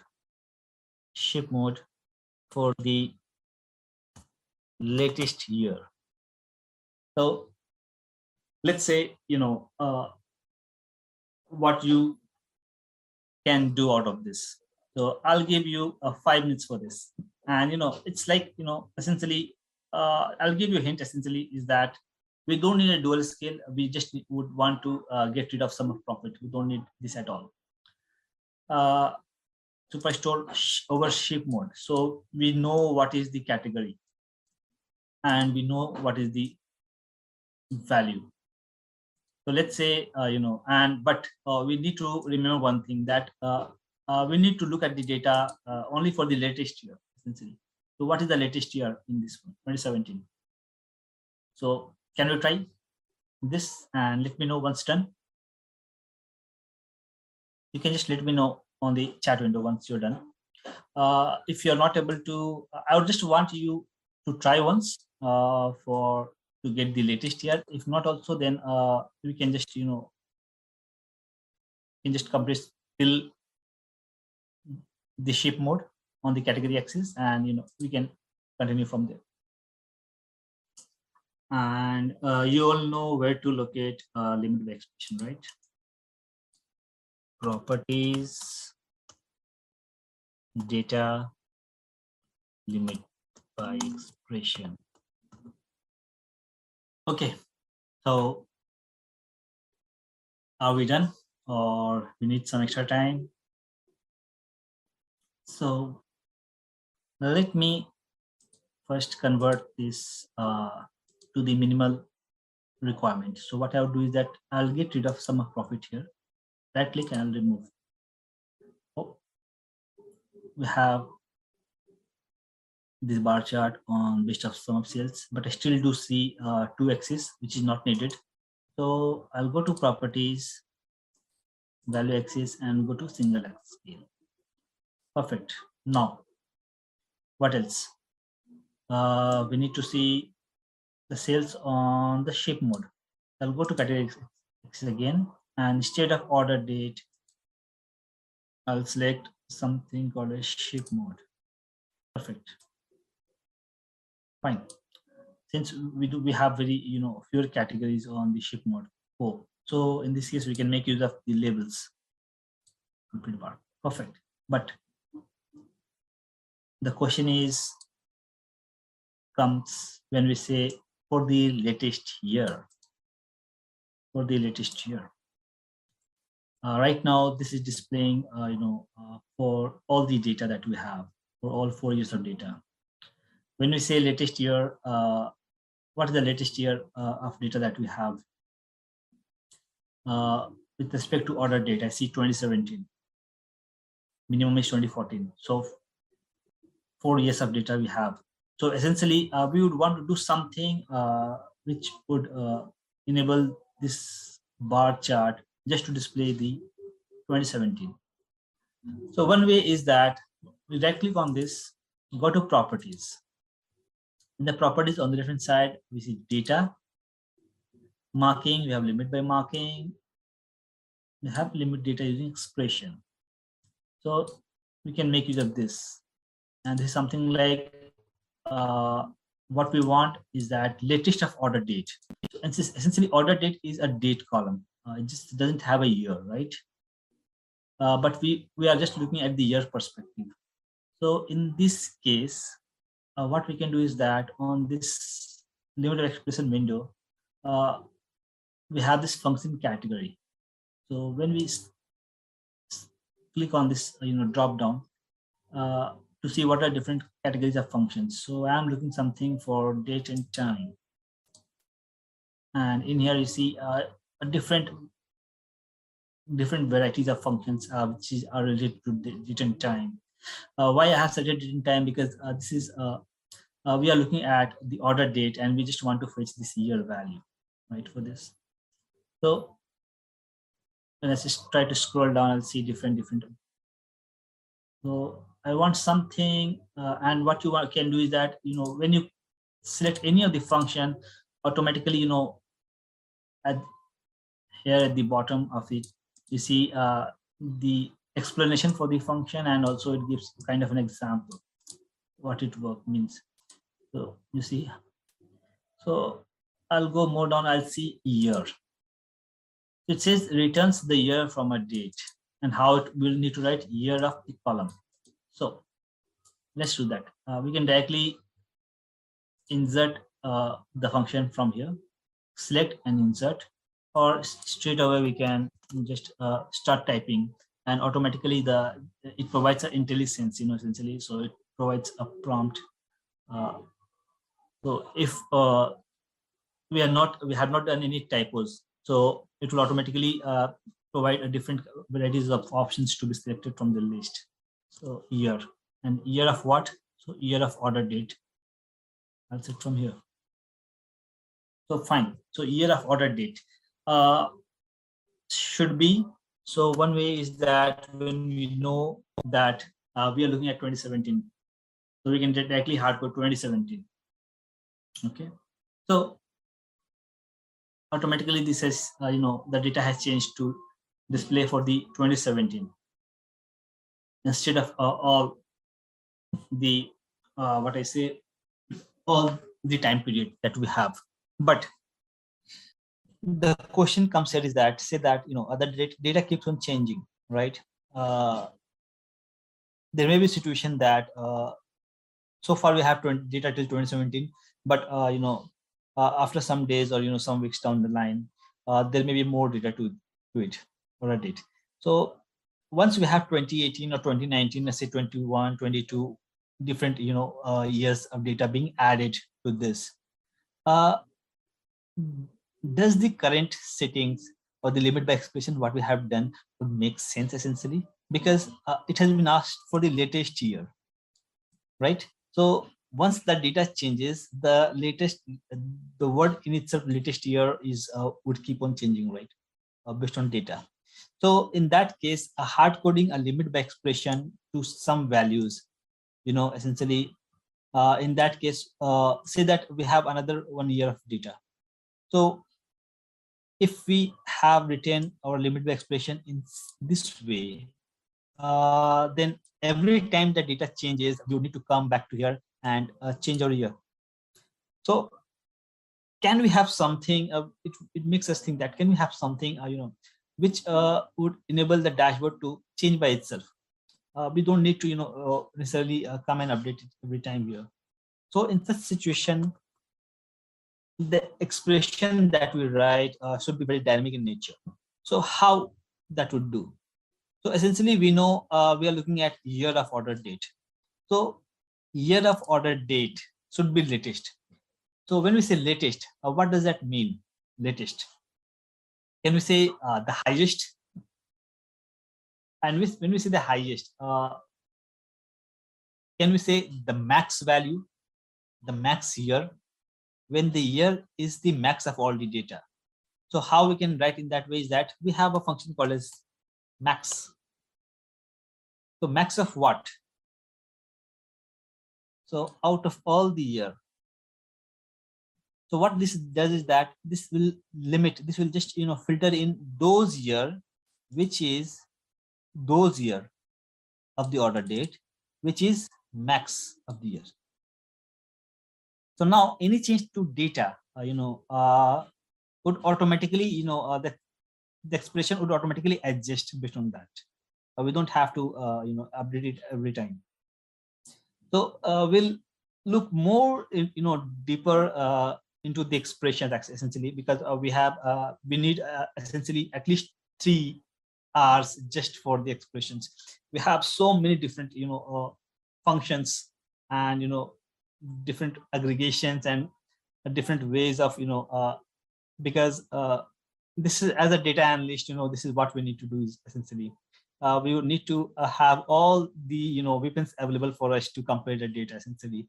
It can be a straight aggregation, it can be a comparative, it can be in terms of percentage, it can be over, over period of time, it can be over multiple hierarchies or different nodes. So we'll look into them once we cover all the different visual perspective. So I think we are good so far that, if we have to limit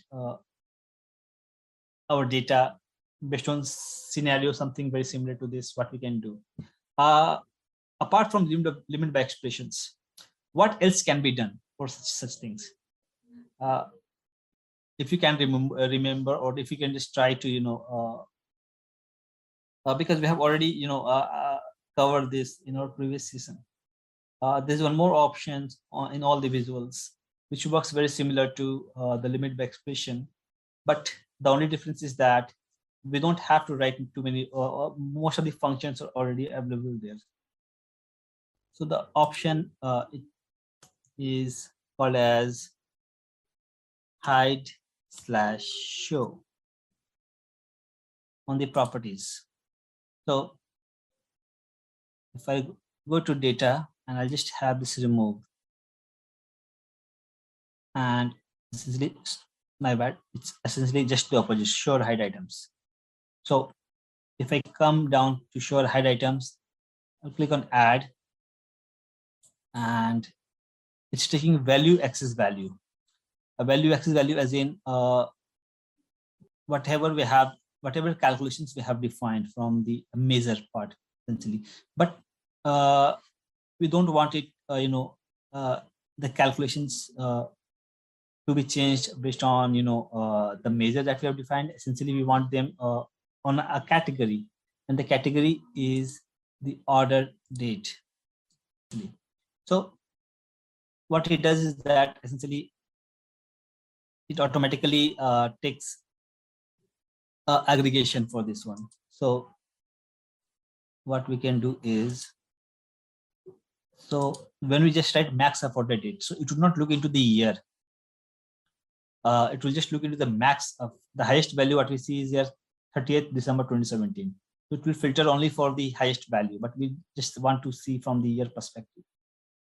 So what can be done is, okay, it would take an aggregation.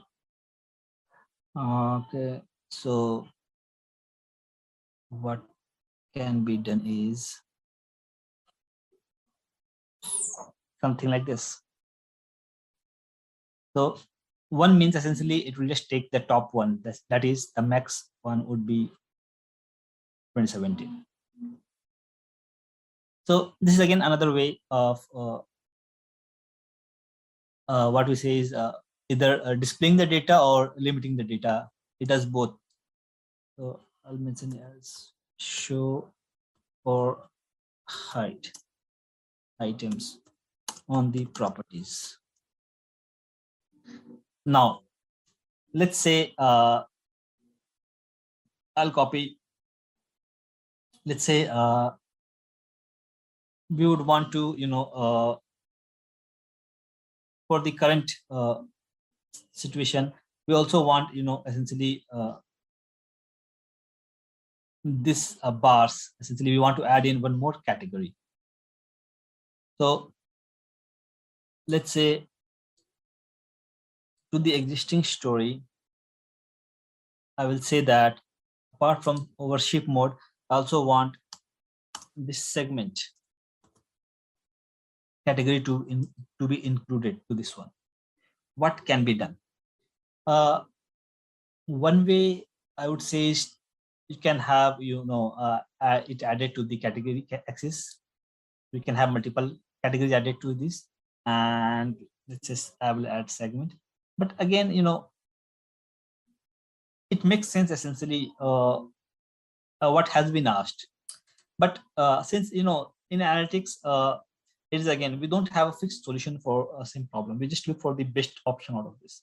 So what can be the better representation of this essentially, so that it will be very clear and, essentially, and it also relay the message that we are trying to convey. So what can be done is that we can make use of this color by, since essentially only one measure being used. So we have this option available for the color. When there is multiple measures, like what we did earlier, like sum of sales, and with sum of sales we have sum of profit. So in that case, the color by would display two different colors based on different measures. So it would be like as many measures we keep on adding, it can be more like discount or whatever different calculations we can add, and the different colors would keep on increasing based on that. But right now we have single measure. So we can do is that we can go to this color by and select segment. So what it does is that essentially automatically it creates three different, bars for each of the ship mode, and all these three bars depends on the different categories and the number of unique values that we have in the segment column. So This is one way. The other way is that say that when there may be a situation where the number of segments or the available spaces on the for the bar chart are we don't have not enough. So in that case, we can make it. We can just right click and we can make it stacked bars. So essentially, all the segments would be would appear on the same bar in just different stacks. And at the top, we have this overall values for its shipping mode. So this is one way. Now, what can be other way? Let's say we need to add one more dimension to this. We already have two dimensions, right? The ship mode and segment. But we want to add one more dimension. Say that instead of ship mode, I just want this to display the data in terms of what we did earlier, monthly. And as we know that we have made the settings, we have just to display the maximum of a year, that is 2017. So we can just directly display the month values because it would be quite apparent, right, that this January is just for 2017, all this month. Now, how can we add another dimension, right? The ship mode to this, if we need it. So all the visuals that we have specifically, not the tabular visuals, but the visuals essentially, which can be called visuals essentially, the graphs, the bar chart, the line chart, the pie charts. There's one option called is trellis. So when we go to the properties, you see the option called is trellis. So what essentially it does is that it gives an option to divide our frame amongst different categories, and it can be a combination of rows, columns, and pages, or it can be in different panels. And I'll show you how all these things how it changes with the different selections. So let's say that we'll add our ship mode to the rows of this trellis by. So what happens is automatically there are multiple rows created. Instead of just having a single bar chart, you'll see that there are multiple rows of bar charts created for each of the shipping mode. So essentially, this is very similar to having a 4 different bar charts over each other for each of these segments. So essentially, it's a one way of what I would say that saves our time essentially. So we just change the trellis by and automatically it will do for us instead of we doing the same thing again 4 times. But what makes this better than the other option is that if we want to create 4 different bars for each of the different categories, we can do that. That's not a problem. But essentially, let's say again that what if tomorrow there's another category added to the ship mode. So in that case, what would happen? Again, we would need to have an enhancement request from the user, and we would need to add one more bar chart for the 5th categories. But if we have set a trellis panel, essentially, so what it does that it changes based on the categories. You can have a category added to this, you can have a category removed to this, and this would automatically reflect without any intervention after this. So this is a one way. So similarly, how we can see we have different rows created for this one. So again, this is just for more like what is how the space allowing us on the page, and what can be better for us essentially. So we can, instead of rows, we can select column, and those will be different bar charts in column ways. It will be created. So let's look at them one by one. So again, I'll go to the trellis panel, and instead of the rows, I'll just click on and select the sheet mode. You see here, same thing, but over on different column wise. Same thing can be done at the page level. So in this case, what happens is that all the four bar charts would not be visible at once. Instead, it provides a way of paging. You see, first class, and we have the scroll automatically created. So when we scroll down, the next page, and the next page. So this is another way of the data. And then we have these panels. So when we click on panels, automatically all these whatever the values that we have defined on the rows and columns would become invalid. This is one way. So this is more like a combination of rows and column, I would say, essentially. So depending on the different kinds of categories we have, that many different frames would be created in here. So any questions so far? All right. So I hope we are good at with the properties of the bar charts. So let's look into others. So the next in line is the waterfall chart. Waterfall. Okay. So by waterfall, what comes to our picture essentially? To me, I would say that it's more like I wouldn't say hierarchy, but something more like an order from top to bottom. How waterfall, the water falls from the stream, in a waterfall. So essentially, this is very similar to a bar chart. Very similar to a bar chart. So let me first. Okay, I'll click on this and to add a new page, and right away I'll just change this to. Okay, so I will click on waterfall chart to bring in the waterfall. Fine. So this is a waterfall chart, and it looks in a way like a bar chart, but how does it differ?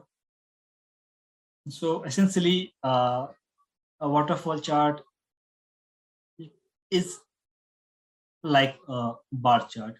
The difference is that a waterfall chart values are cumulative essentially, and that is the default settings of a waterfall chart.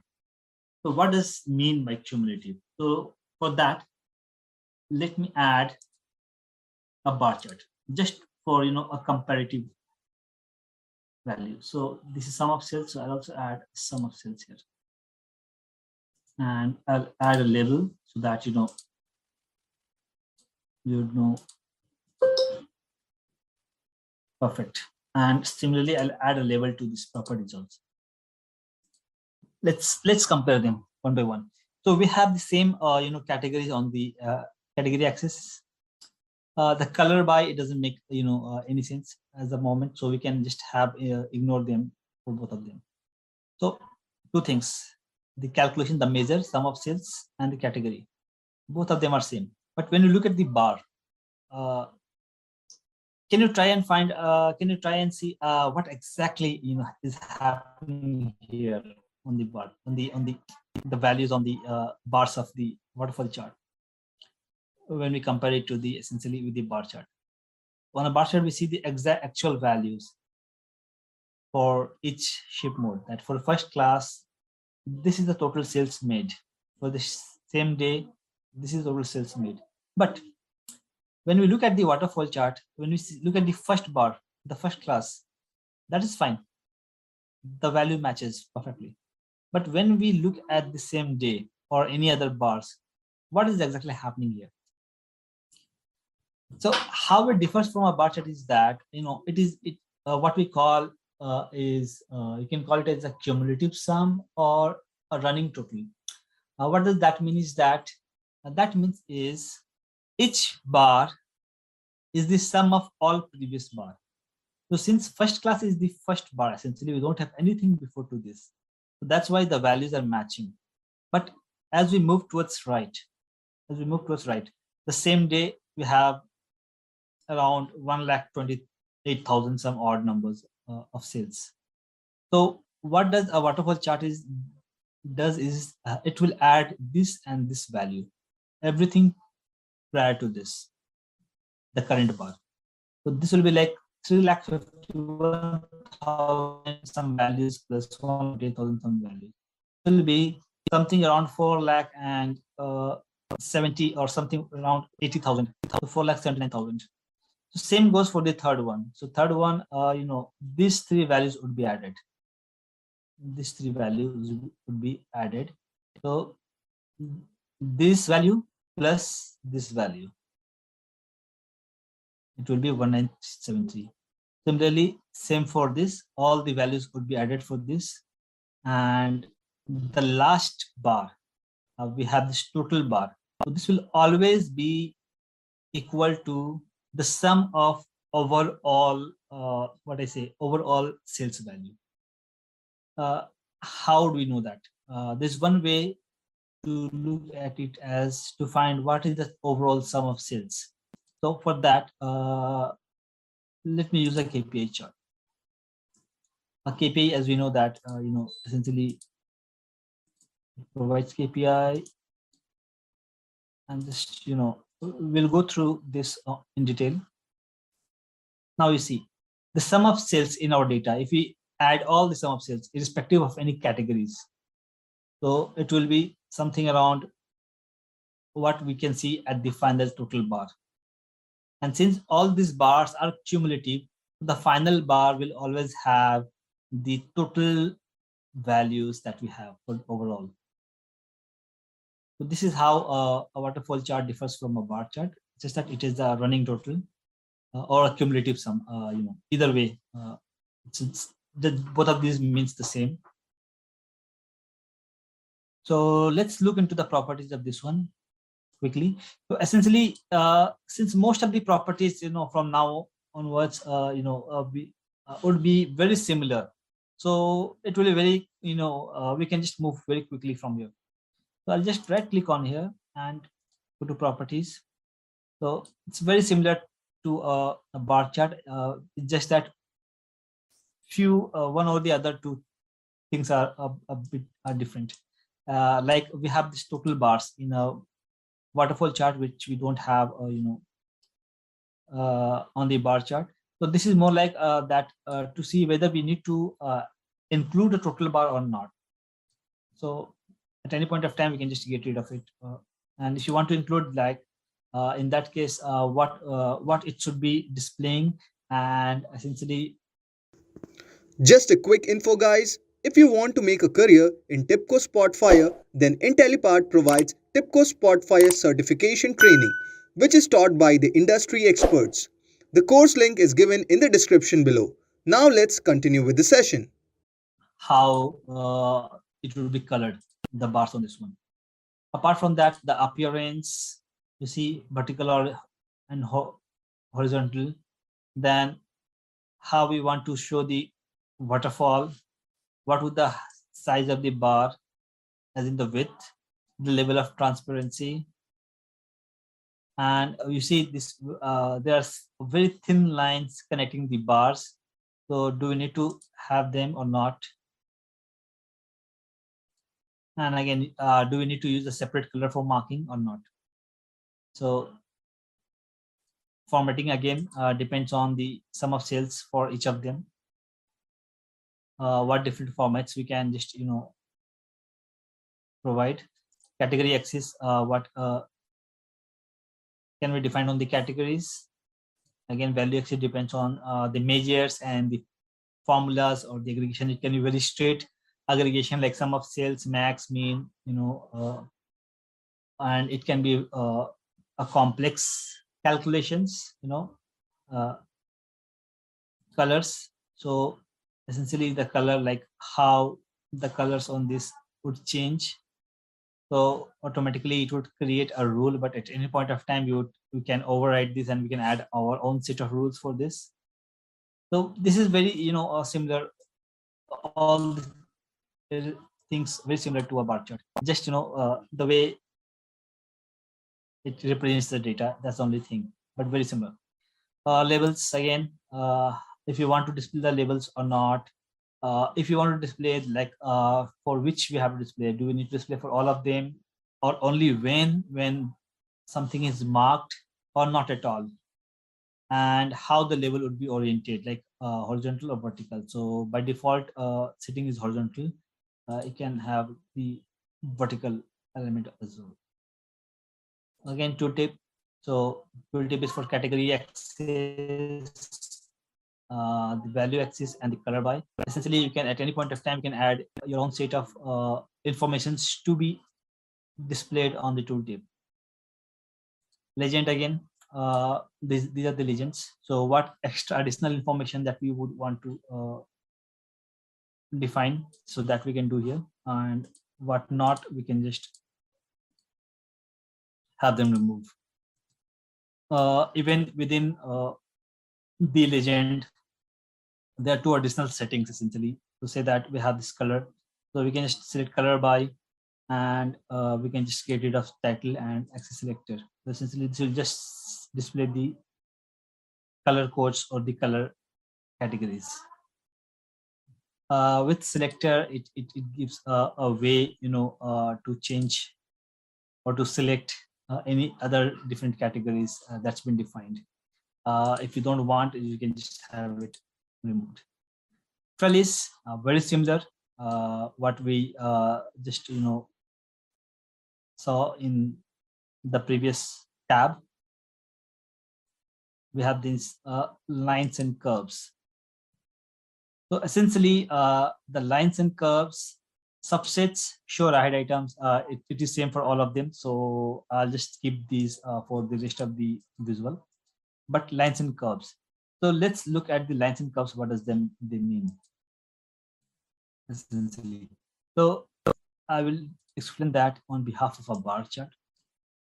So at any point of time, essentially, we would need to give a reference, a kind of a benchmarking to understand how our data or how it is, performing. So you see, by default, we have this horizontal line created for average y.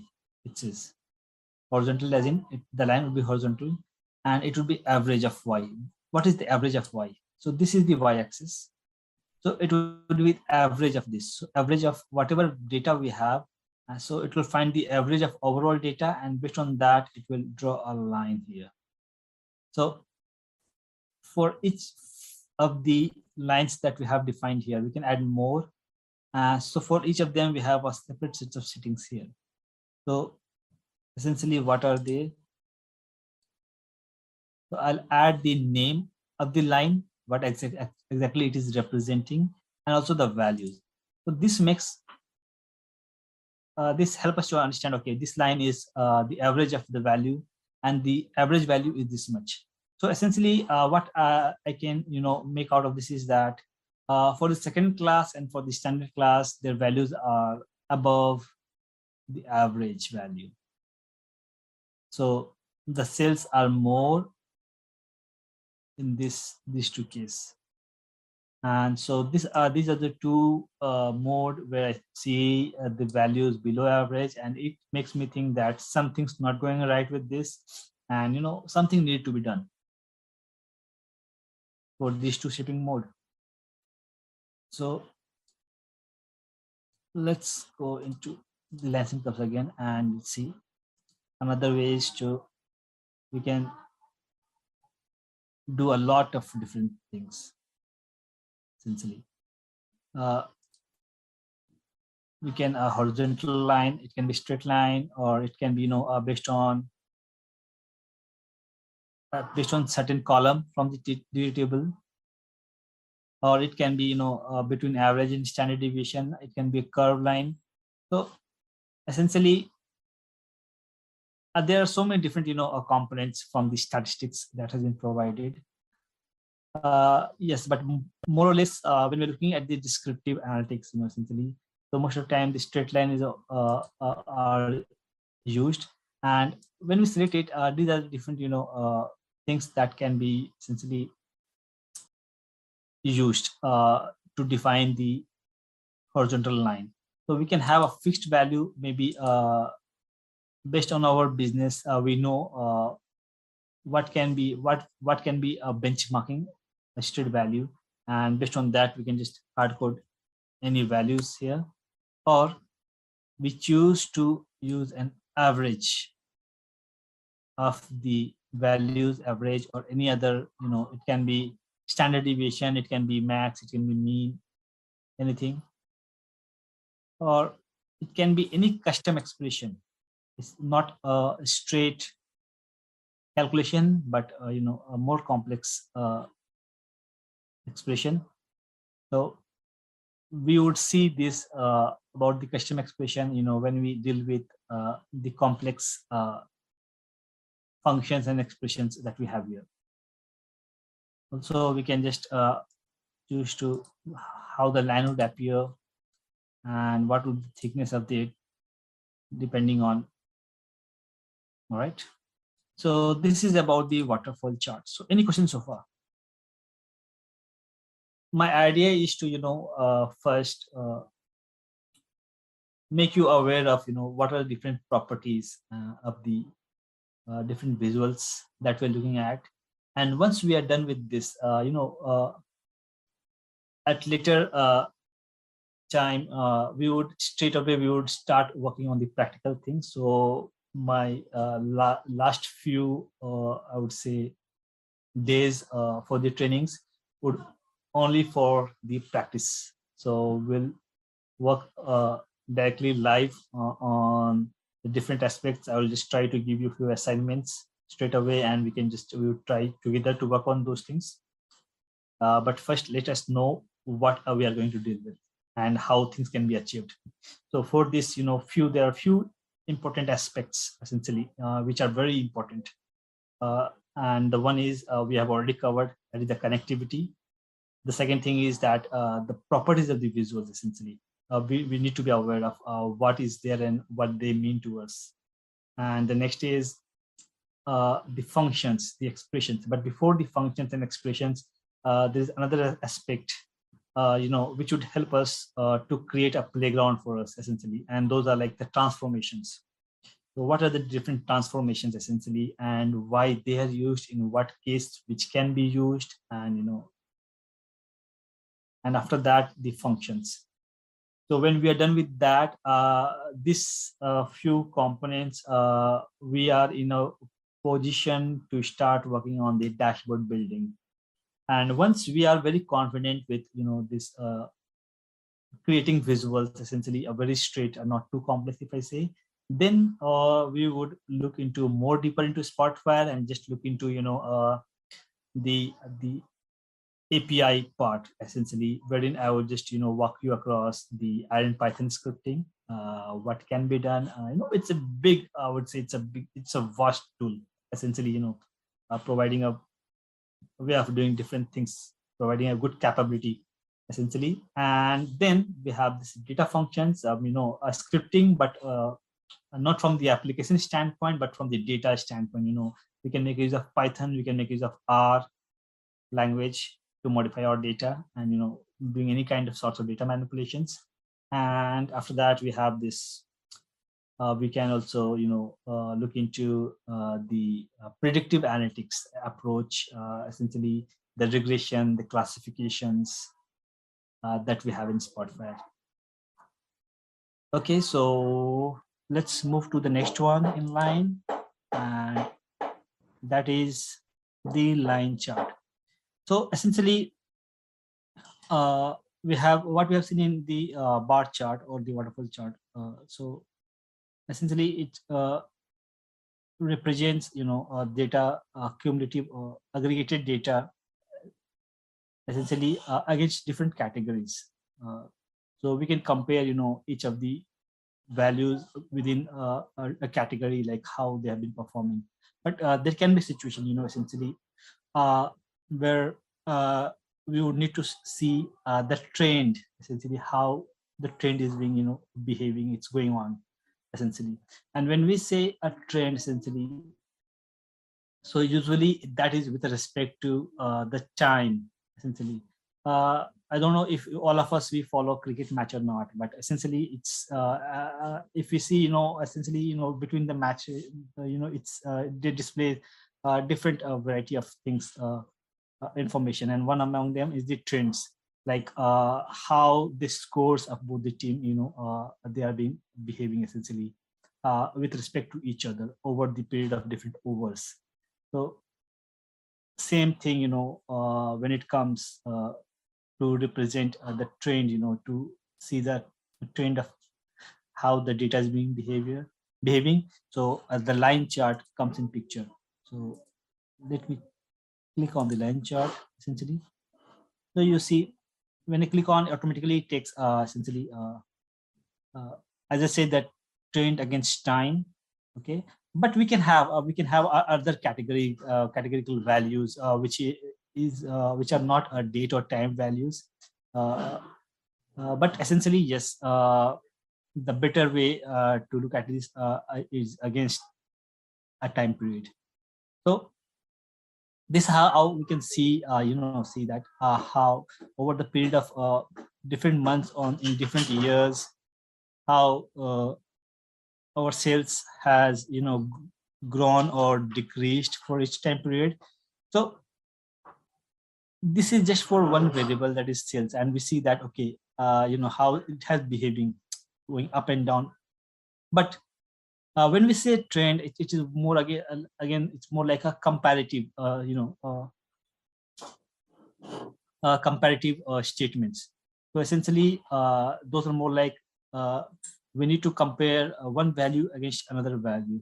So again, when we say comparative, the comparison can be between two different calculations, two different values, or the comparison can be against different categories. So what they mean, essentially. So we'll have a look at it. So let's say that we would want to see how the trends going on for the sum of sales for different for a specific categories. Let's say again the ship mode.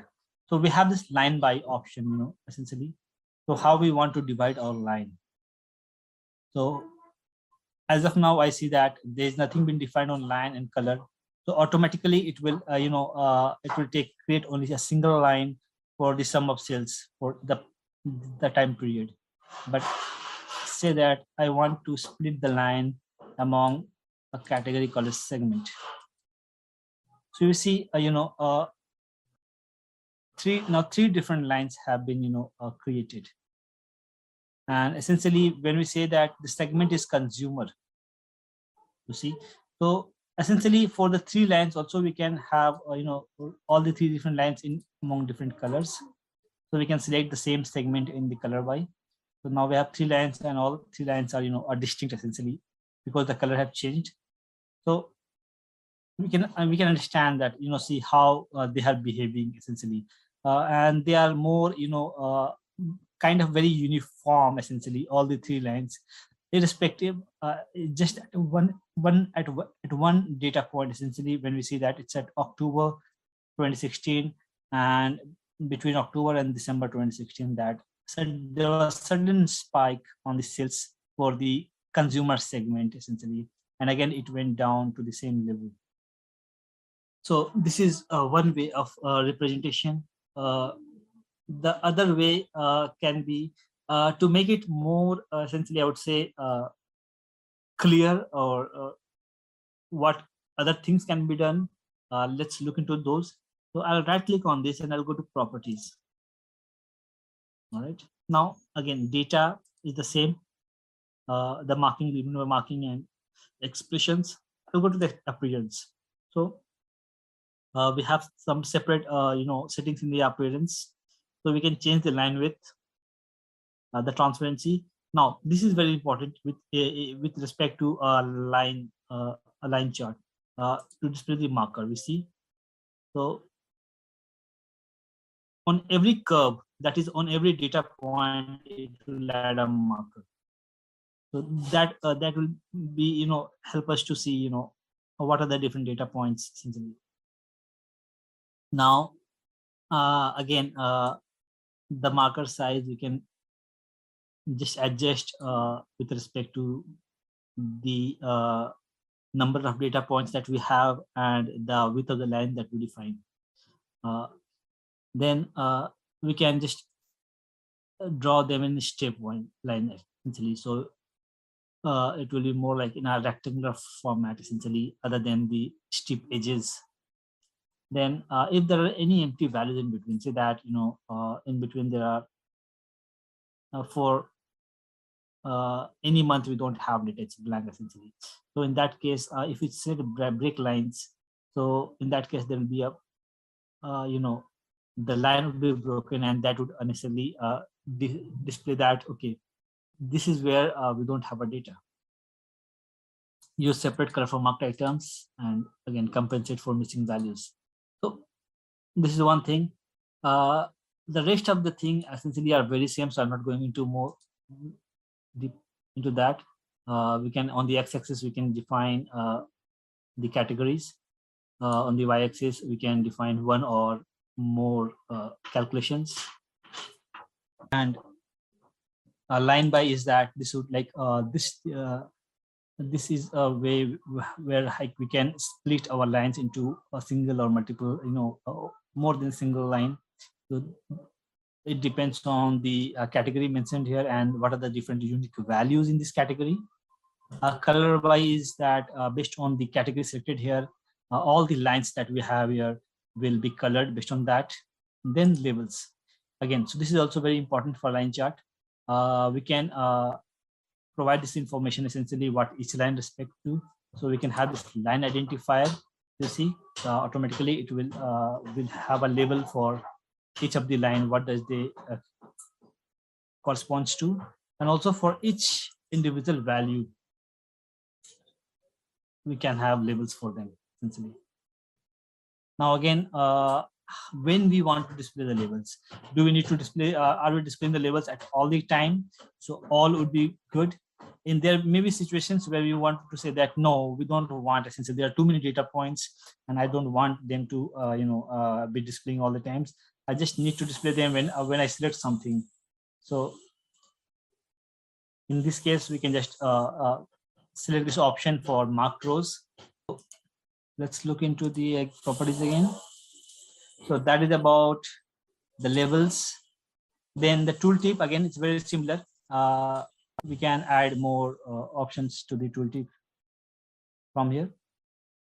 A legend again, we can have this on the left hand side or the right hand side, or we can just hide them if you don't want them, and what all can be selected based on the checkboxes here.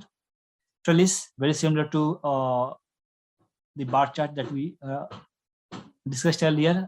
We can add one more, one or more categories to this dimension to this, and based on that, the line chart would automatically, split itself, and that many number of different charts should be created for each category of the columns selected here. Lines and curves, error bars, subsets, store items, these are all same. So any questions so far?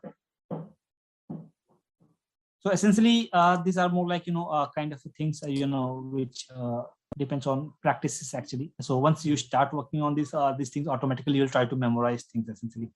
What and exactly what and where they are located. Now, within the same line chart, okay, essentially. So now what we are looking at is we are looking at the trend against the time period for a category called segment. But essentially, there can be situations where we would need to compare two values against each other instead of different categories. So let's say that we would need to see the trend essentially. The use case would be to compare essentially the profit, against the sales. So what does that mean is, when the sales increases or when the sales decreases, I would want to know how, my profit changes with that, essentially. A general sense, I would say a common sense to me would say that obviously when the sales increase, the profit should increase, but better to get it confirmed. So in that cases, I will have another calculation period for that. And you see that as I added this sum of profit along with sum of sales, automatically a trellis panel has been added. Okay, and you see trellis by column names. So what essentially what does this column names mean? This column names corresponds to whatever is mentioned on the y-axis. It changes with that. So what I want is that I want to compare sales against profit. So essentially I would not want in a trellis panel. So as I remove the trellis panel, it just threw error to me because it doesn't know all the axes, all the categories are already filled in. So it doesn't know where to fill this additional information, that is sum of profit. So in that case, we would need to remove a specific from here. So essentially line by was against the category per segment, but right now I'm not looking at any specific category other than the time period. So the color by also I'll select as the column names. So right now essentially these are defined by whatever mentioned on the y-axis. So now we can see the difference, essentially how things are. There is one specific data point of interest over this data is that again during this 2016 October to December, there was a sudden spike in the sum of sales data, but when I look at the trend for the profit, essentially I see a downward direction in that, even though the sales was I would say that it was way too high, essentially, when we compare it to the other time period. Okay, so this is something which would make us think and look into our data, that what essentially is going here. Okay, so this is how a line chart can be used, essentially, for to see the trends. Okay, so we'll move to the next one, and the next one in line is the combination chart. Yes, a combination chart, in some cases it is also called as the Pareto chart. So essentially by the name itself you can understand, right? A combination as in a combination of what? So far we have covered bar chart, waterfall, and line chart. So again, we can treat a waterfall chart again very similar to a bar chart. So a combination chart is a combination of a bar chart and a line chart, essentially. So within the same chart, we can have for different values we can plot multiple. We can plot a bar chart along with a line chart, or we can plot multiple bars for same, or we can plot multiple lines for the same. So we'll see, and let's see and look into more detailed aspect of that. So what I'll do is that I'll just bring in the combination chart here. So at the first glance, I would say that to me it looks exactly the same as the bar chart. So on the x-axis, on the category axis, we have this. Okay, so I was saying that essentially at the first glance, it appears to me exactly the same as the bar chart. On the category axis or the x-axis, we have this shipping mode. On the y-axis, we have sum of sales and the corresponding bars for each of them, for each of the data point. Now, how does it changes? It is different from a line chart or a bar chart. Is that we have this essentially bars for sum of sales. So essentially, let me add one label for each of them. Okay. Now, along with this, I can add another category. It can be anything. So again, this is very similar, and exactly this can be achieved in even in a bar chart. The only difference is that there is one specific option called as series by. You see, series by. So when you go to the properties, we find a setting called series by. So what does it do? As soon as we add more values to the y-axis, those are the series by, the column names are added in the series by. So the column names is a kind of function which corresponds to the values selected on the y-axis automatically. If there are 3 calculations, so automatically the column names will have 3 values: sales, quantity, and one more. So along with this, what's been defined in the series by, it gives us option here to change the kind of chart here. So it's more like we can have a bar chart for sum of sales, and we can have a line chart for the profit or the quantity. Okay, and also we can just change the color based on that. So if you look at the appearance, it has the appearance of a combined appearance of a bar chart and a a line chart. Like we can have a side-by-side bar, a stacked bar. Also, we have to display the markers similar to what we have in line chart. So it will display a marker. If you go to labels, again, we have these 2 options, which is very common to a bar chart. Then we have this one from the line chart to show the markers on the labels. So this is one where it can be it can work in a combined way of a line chart and a bar chart, or else we can make use of it in a similar like a line chart by defining both the 2 calculation as lines itself. But again, when we do that, the only questions that will be, then why are we using a combination chart? So why aren't we doing that in line chart? So yes, that would be a right question. So if at all we need to display them or display different lines, then better to use a line chart essentially. If it's a mixed between a bar chart and a line chart, so in that case we can make use of this, a combination chart. All right, let's look into the properties again to see what we will have. So again, all the different properties that we have, appearance will have a combination of from the line chart and a bar chart, and rest everything would be same, apart from there's an additional option called as series to just change the type of the chart or the colors. So if you look at the other chart in Spotfire, we'll find almost all of them have a setting called as color by or color.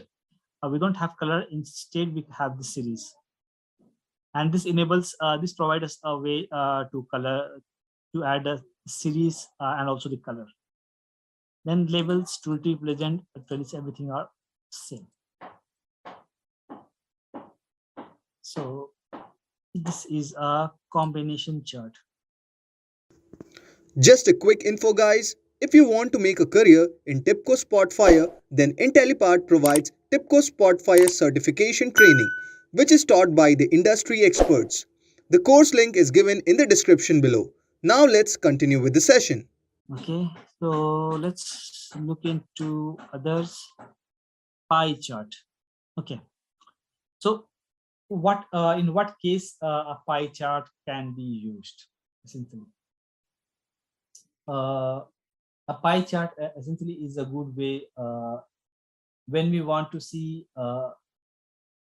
the values, the proportion of the values it holds against its own category essentially. Say that for the different categories, so far we have seen that a value against the categories, we see that how they have, the trend has changed or how they have grown or decreased. But if you want to see, a proportion held by a certain category against all the values, in such cases, a pie chart would be used. So let me click click on it, and by default it selects for the sum of sales against the shipping mode. So essentially, what does this mean? So the complete this complete circle essentially would be of 100%. So when you see the color on the legend on the right hand side, we get to know actually what each sector or what each color represents essentially. So without taking more than a second actually, or a fraction of seconds, I can easily understand that this is the bigger sector and this is the second class. So the second class has the highest sum of sales so far, and similarly same day has the lowest value so far. But that is fine essentially, even that information we can get from a bar chart also. But what difference this makes is this also give us an information, essentially what the value it holds against what is the total percentage it holds against total values. So if we combine all the different values, all the different categories, and the sum of sales, so the standard class has 44.3% of the total sum of sales. Now, apart from that, we can add more information to this, and how. So let's look into that. I'll right click on to the properties and just let me drag it towards the top left. Let's appearance. So appearance essentially is that it's about the sorting of the sectors, the size. So essentially it would be in the order, like from bigger to smaller sectors, like this. So this would be an order: first the bigger one, second, then third, and this is the smallest one right here. And it's always in the clockwise way. The fonts, colors, we have already seen. The colors, this is how different sectors would be created. The number of sectors to be created in this pie chart would depend on the column selected in the color by. Okay, it depends on the number of unique values that we are using in the column. So as of now, the ship mode has 4 unique values essentially, so 4 sectors for each. Now, how the sector size would be sized, which one would be bigger, which one would be smaller, would be based on the size. So this is the sector size defined. Now, there may be situations here so that you would want to the complete circle of what we see, the pie chart, right? You can just how big it will be or how small you want to define. You can just have it fixed from here. But there may be situations where you want this to change depending on some specific values. It can be anything, So the higher the values of this one, the higher the. Okay, and this would make more sense essentially when we are using the trellis panel essentially. I'll show you that. So before that, I'll go to the labels and what all we need to display in the label. By default, it's displaying the sector percentage. You see the percentage, and the label are inside the pie. So we can add more information like sector value, sector category. Do we need this information? Category, we can already have this information from the color by, right? But if at all we don't want to display the legend, in that case we would need to display this information to make the user understand what this category corresponds to. So in that case, we would need to have the sector category. Again, the labels, do we need to display all the time? Yes, or only for this only when it is marked. So you see that each of the sector displays their own set of value, but when I select the smallest one, this is not displaying anything, and this is like it depends on the space to display the labels. Essentially, it looks for some minimum amount of space. And what is that minimum space? It's not defined by Spotfire essentially. So this is something, probably they will need to work more essentially to find a way, because there are so many times the user, they come back to us and say that, okay, we are not able to see this value, and since speaking, we can't do anything about that essentially. So it's a kind of a tool limitation. So in such cases, the only help to us would be, to add a tooltip, and they'll say that, okay, don't rely on the label. Instead, you can just hover your mouse over and just get those information, like what it corresponds to. Okay. Tooltip again, we can add the ratio is the percentage, sector size is the values, and color is the category. Legend, that. So as I said earlier, that the size, the pie size, how it matters, essentially when we have a single pie chart. So essentially, it doesn't matter at all. Essentially, we can just have it, the size, we can just divide, depend on, we can take a static value of it. But when we go to trellis, let's say I'll take a panel, and I would want to, based on segment wise.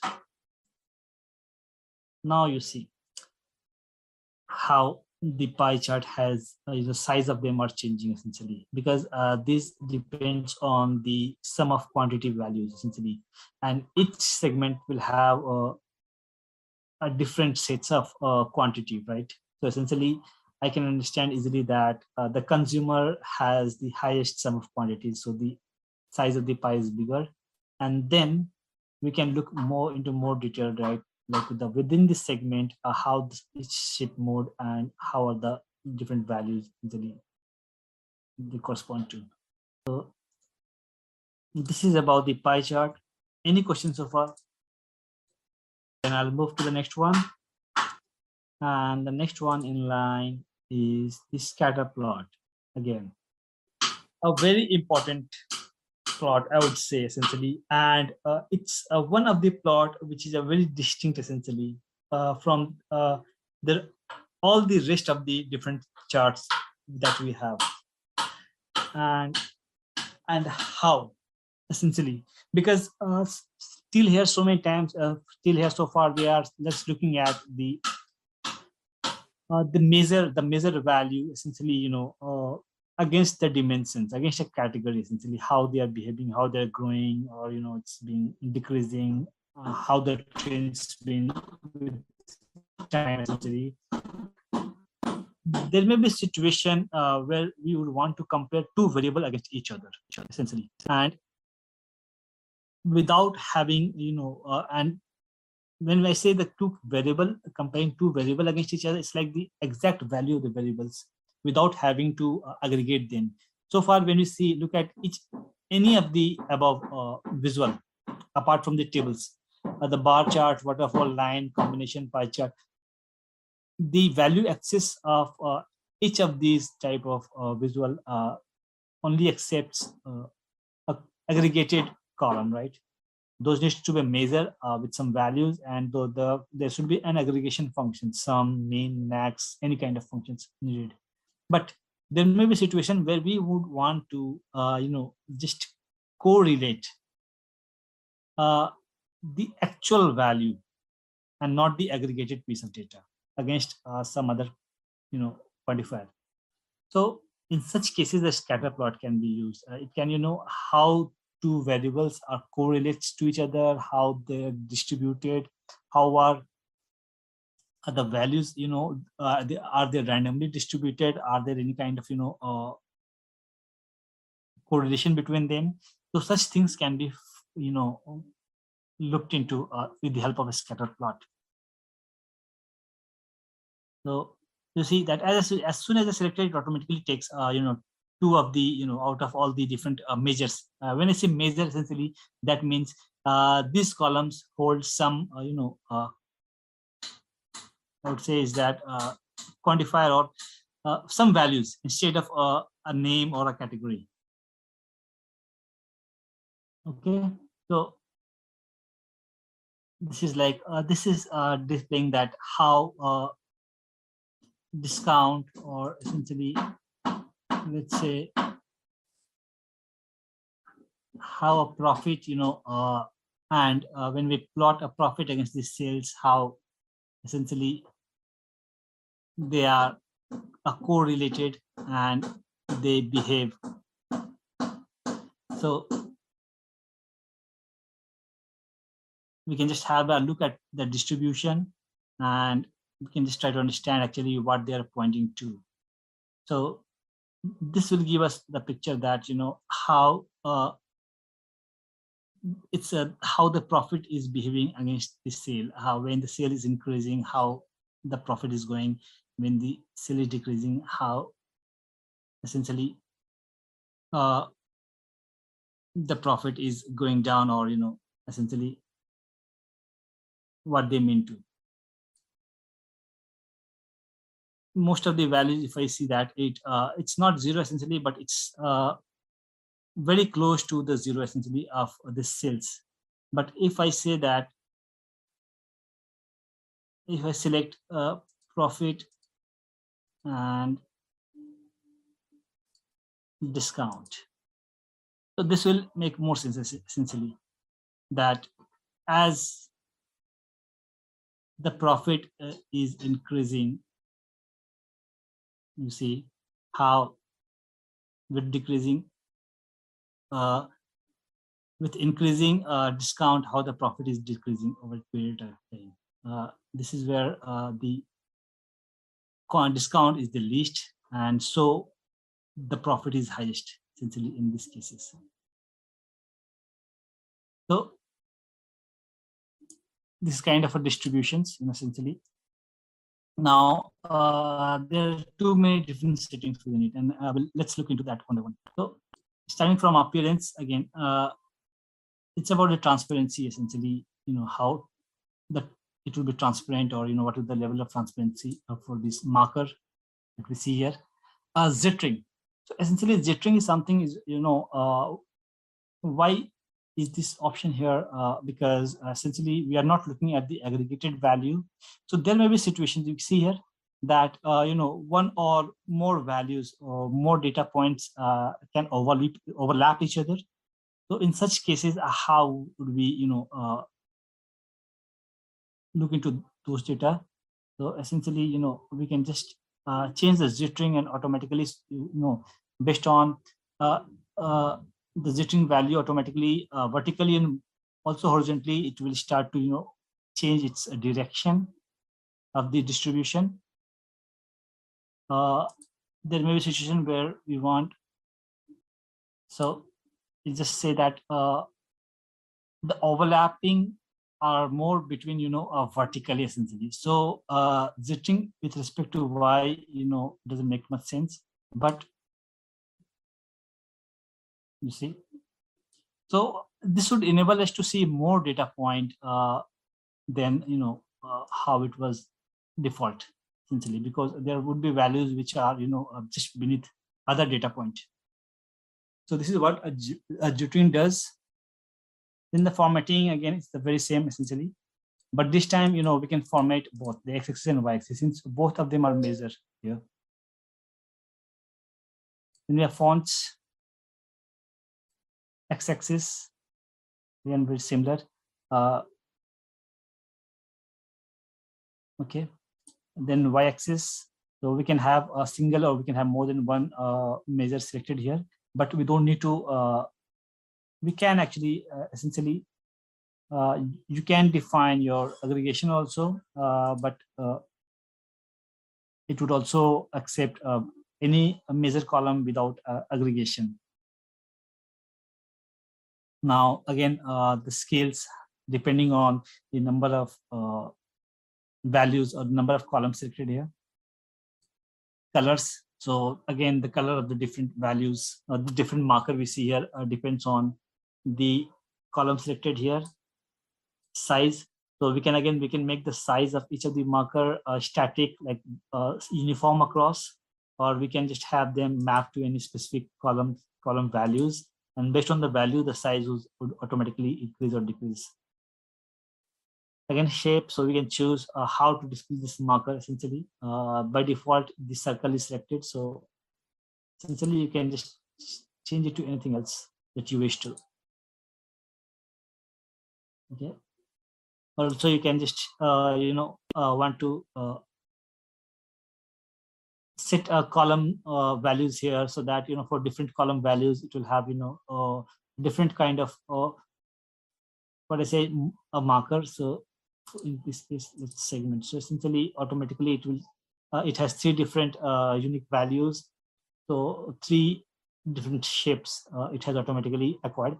So at any point of time, you can just change it how you want. So accordingly, your graph would respond. So this would make us understand essentially that what each color stands for, and within that color, what each of these shape stands for. Rotation, again, essentially we can have it based on how this will be rotated, essentially in what direction. So it can be based on any of the columns selected. Essentially it would look for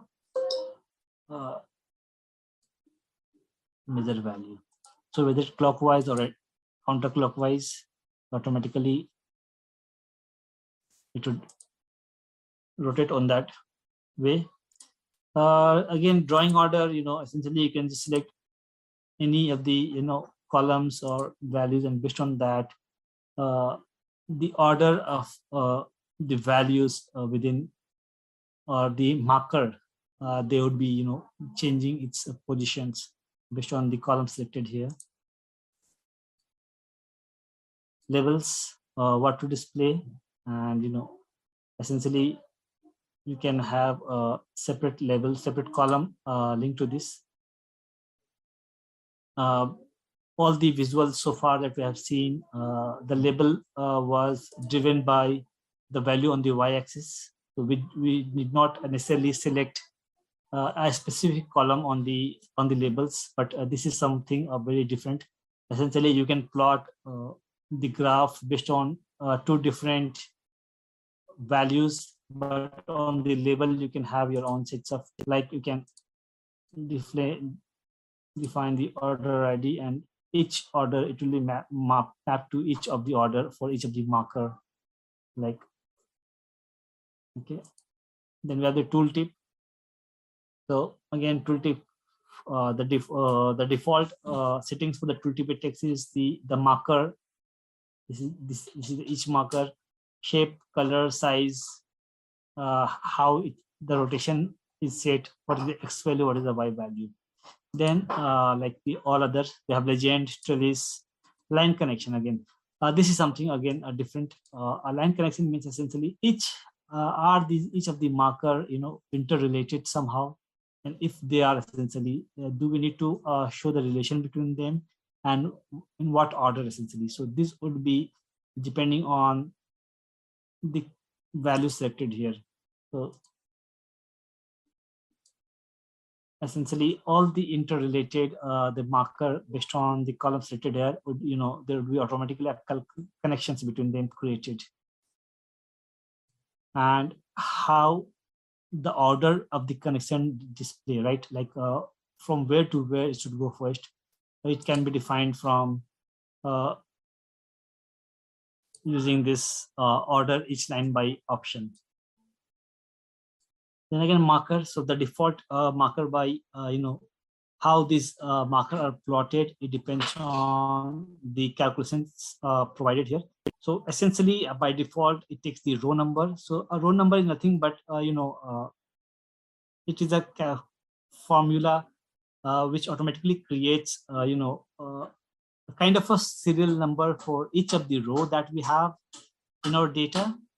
And essentially that says that in a way it means that for each of the line or for each of the rows, the marker is generated on that basis. Then we have lines and curves. It's very similar to what we have seen earlier. Error bars, subsets, show ahead items. Let me know if you have any questions so far. All right, so we'll move to the next one, and that is a 3D scatter plot. So again, there is nothing much to explain with respect to this. It is very similar to what we have seen so far in the scatter plot. The only thing is that it has one another dimension added to it. So like previously, if you look into the scatter plot, we have plotted the profit against discount. But in these cases, one more dimensions can be added, the z-axis, the z-axis. And the rest of the things, it works in the same way. It's just that the look, the feel, it changes, because how we are having one more dimension added, and it's more like a 3D approach. So the the interrelated or the correlated data would be it's not that it would be only between the axis and y-axis. It can be between x and z. It can be between y and z also, how they are distributed. Rest everything would be same. Essentially, you see the appearance for the z-string. Apart from x and y, we have also one more dimension added called z. Formatting also, we have another. For the x-axis, y-axis, we have another set options for z-axis to define our column. Then all the things same: color, size, shape, label, tooltip, legend. So it's more like the same chart, but with another dimensions added. Let's look into the next one, the map chart. Yes, again, very important, essentially. So there may be situations, where we would want to look into the distribution of the data with respect to the location, and in which location, what is the data that distributed. So in such cases, we can make use of map chart. So let me add a map chart. So essentially, when we first load the map chart, essentially you'll get this window. So automatically what happens is that a map chart essentially needs some more information to plot the background of the chart, the locations wise, the map wise. So it tries to load different things onto the report. So it takes a couple of seconds before it is ready for us, for our use. You see, it is so intelligent actually, essentially, that automatically it looked into our data, and essentially it has tried to map. Let me show it to you. If I go to first page, okay, all right. So you see, we have a few columns in our data: country, city, state. So when we look at the information, I see that all these informations are pertaining to the United States, and we have different cities and states. So what Spotfire has done, that it has just looked into this information based on the data provided. Automatically it has picked this up, and based on that, you see that automatically the map of United States has been populated. At any point in time, we can just just zoom in and zoom out. There may be situations where the data would be representing all the different geolocations around the world, essentially. So in that case, automatically based on the data, it would pick automatically. It would zoom in or zoom out, essentially. So in this case, it is for United States. Now let's look into and see how this has happened. How this has happened, essentially. So for this, there's one important thing we would need to look into, is the data table properties on the menu. Data table properties. And if I just scroll down, essentially, I will see two different tables: world state and world cities. I never added these two essentially. So far we have added all these tables. Okay. But world state and world cities, I never added them. Then how did it come here actually? So this is what happened essentially when I first loaded the map chart. Essentially, it took some time. A window and it was making a processing. So what essentially it does is that, let's look into the data table properties again and world state, and I'll look into the source information of this table. And this says the path, geoanalytics, geocoding data table, world state.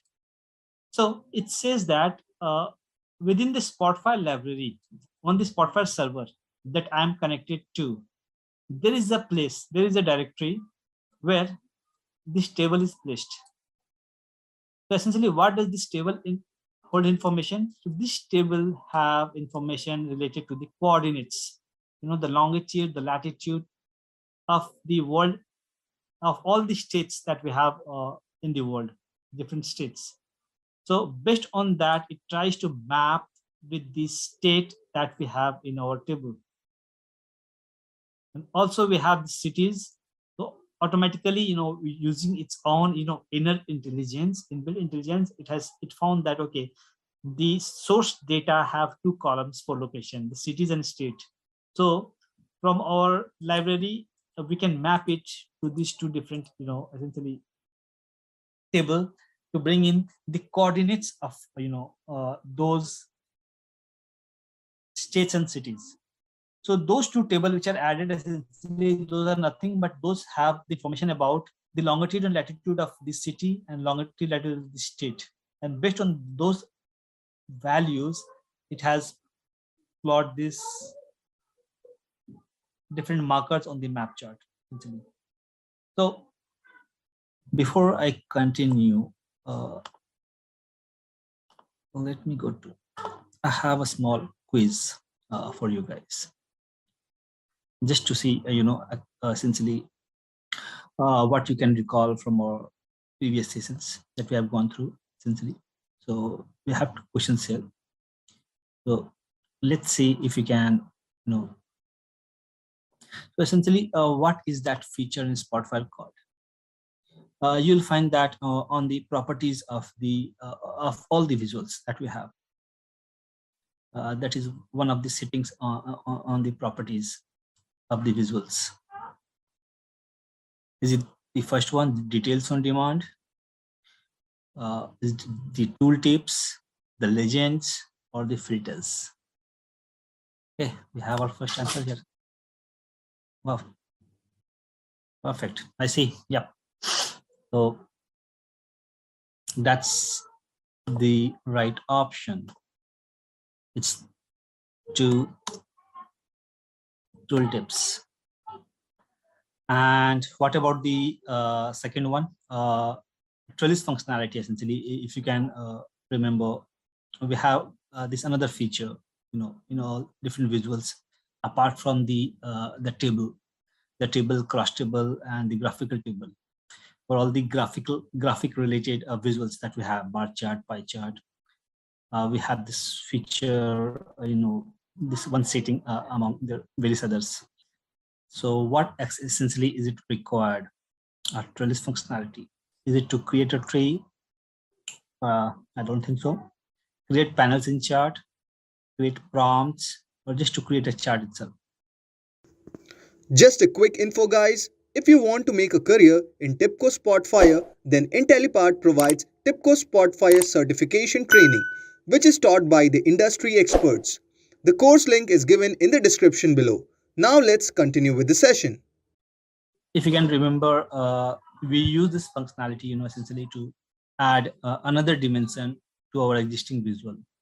So with that, the option 4 can be removed, essentially, because that is a functionality of a chart, essentially. So it doesn't create a chart by itself. Then it doesn't create trees either. So we're left with two options: create panels and create prompts.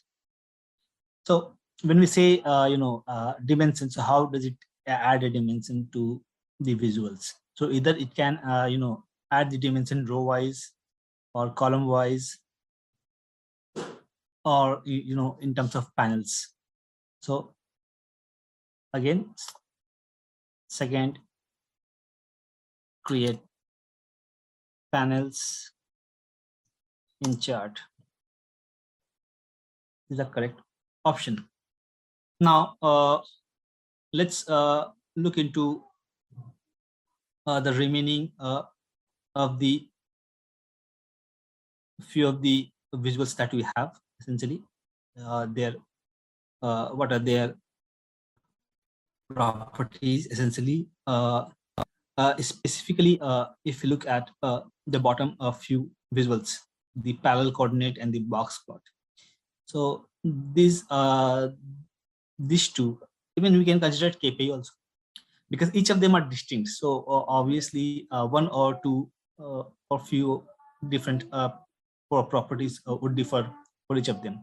But when we talk about parallel coordinate and box plot, they're very, very distinct with all other. And we would need to, for this, you need to understand the data first and how they would be, they can be mapped essentially. So let's first begin with the tree map essentially, and then we can look into all of this. So I will create a tree map essentially from here. So with the name itself, you can figure it out actually, essentially the tree map. So essentially, this is a kind of visual essentially. When we call it a tree map, essentially, it means that the data that would be presented would be in hierarchical. So it would be in an order. So what would be the order for the hierarchy? That would depend on the settings on the settings or on the measure that we provide on the chart. So I'll just click on it. So automatically it has taken a few measure and category from itself, and we'll see how this can be changed. So by the look itself, you can understand actually. So these are more like rectangular blocks of data. So essentially, whatever is the calculations involved, based on the value it produces, the category with the higher or the highest value essentially would be on the top left, and then it keeps on going towards the right and the bottom area. So the block at the rightmost bottom one would have this smallest or the lowest data of all the different categories it has. So how are these colors works and how are these blocks are created? So let's look into them. So what I'll do is I'll go right click and go to the properties. So I'll skip general and data. So in the appearance, we don't have too many things here. It's just whether about the marking, like all other. If you click on it, so whether it should change color on the selected area or not. Again, fonts. So the fonts for the labels are these values which are being displayed on the blocks. In the hierarchy header, okay, we can add more hierarchy to this, and I will show you if you are using a trellis panel or not. So the header for that, the legends and descriptions and detailed visualization message. So for all these are the four different types of fonts that can be in the font style that can be changed. Colors. So essentially, if you look at colors and size in this existing visual, this is same essentially. So what does this mean is that the size of the block are being decided based on the value of this calculations or the columns and the aggregations selected here. So in this case, it's the sum of sales, and essentially the block or the categories in this case it is a shipping mode. So the category of the value of the ship mode with the highest sum of sales value will be the biggest one and on the left hand side. And the colors in this case is also coded same on the basis on the same value, and automatically it has picked, since this is a measure. So as I said earlier that for all the numeric values, we'll have gradient and segments additional to features for the value. Else we'll have just fixed and unique values for the categories. So it has automatically picked gradient. So what does that mean is that it will choose a value from between the lowest to the highest value, and the color would be in gradient form. So essentially that means that as the value keeps on increasing, the color would be keep on going darker. So but at any point of time, based on your own conditions, you can change the logic for this. Now hierarchy, as I said earlier, so it's a shape mode. So essentially more levels of hierarchies can be added to this. So you must be observing that most of the time I've used shape mode, and the other category is the segment. And the reason for that, because these two columns have the a very lower number of categories, and that's very easy to explain. Essentially there can be other categories like the name, but there would be too many names essentially, and then in that case too many boxes would be created. So for that reason, essentially most of the time I'm using these two columns. So as soon as I added this segment, so what is happening essentially is that automatically it's creating a hierarchy between the shipping mode and the segment. So since the shipping mode has been added first, so it would be at the topmost level. You see, this is the shipping mode type: second class, standard class, first class, and same day. And then we have three different kinds of segments. There's consumer, corporate, and home office. So for each of the shipping mode, we have these three segments in here, and based on that, the respective sum of sales value for each of these categories, it has automatically created the blocks and provided color. So at any point of time, we can go back and forth from the top level hierarchy to the expand all the hierarchy. So all these headers, the hierarchy headers at the top, essentially not the levels, but the headers at the top are clickable.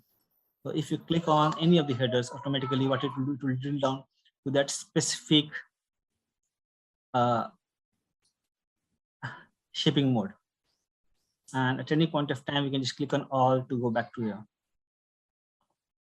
Okay, so at any point of time when we have when we want to display our data, which can be in hierarchical order, so it can be a place or an organization hierarchy or any similar kind of details if you want to provide, so we can make use of this specific. Then labels, so what to display as a label. So we have these two options, whether the one at the top value and the label in between the blocks. So again, the only option is to check and uncheck them for both of them. Tooltip, yep. So by default, we have this hierarchy, the color, the calculation using the color, and the size. So in this case, the color by and size by are the same values, the sum of sales. So essentially, these informations are redundant. You see, hierarchy is fine. We have two values in the hierarchy, which is ship mode and segment, but color by and size by is same. So again, the repeated values. In that case, you can just get rid of any of it, or if you want, you can add more from here. Legend. So we have this legend on the right hand side. So at any point of time, you can just check or uncheck. This hierarchy is one additional which which is very distinct to this particular visual. Trellis, again, it's the same, no change. Subsets and sure hide items, again, it's all same essentially. That's about the tree map. It's very straight, actually, nothing much to explain on this. Okay, so we'll look into the next one, which is the heat map. Essentially, heat map, it's like a cross table itself, but instead of the actual values, it it represents the data in terms of the colors. So that's why the heat map essentially. So the color would be kind of a gradient in nature. It can be other like we have, but how heat maps work is that uh, it depicts the data in terms of its colors. Actually, the darker the color, the color choice, or the different color that that's on our choice essentially. But essentially, that's the essential feature from low to high. So let's look into this again. So just look into this and try to understand. So you see the colors on the legend. It is automatically created created 3 different calculations of the overall value based on the categories defined here on the left hand side and on the top. And based on that, it has come up with 3 calculations, and based on that, it's just color coding those values. So essentially, if I directly go to the colors, you see it is automatically selected whatever the value is selected in the cell value, and based on that, this is the color code. So we can, at any point of time, we can just delete it, any updated color points from here, and we can define our own set of value that will essentially suit our requirement. So essentially, what would happen is that the block or this cell value with the lowest value would be the lighter in color, and it will keep on going upper, and as we go look into the cell with the highest value, it will be the most darker inside. So straight away we can say that okay, the block with the shipping mode is second class and the segment is consumer have the highest value out of all these blocks.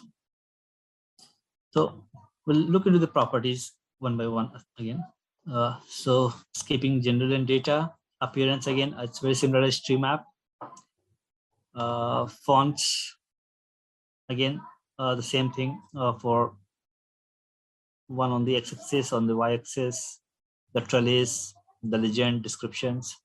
The cell values, it's again very similar to what we have in the cross table. We can define our cell values and it would automatically be split across the categories defined on these 2 axes, on the top and on the left hand side.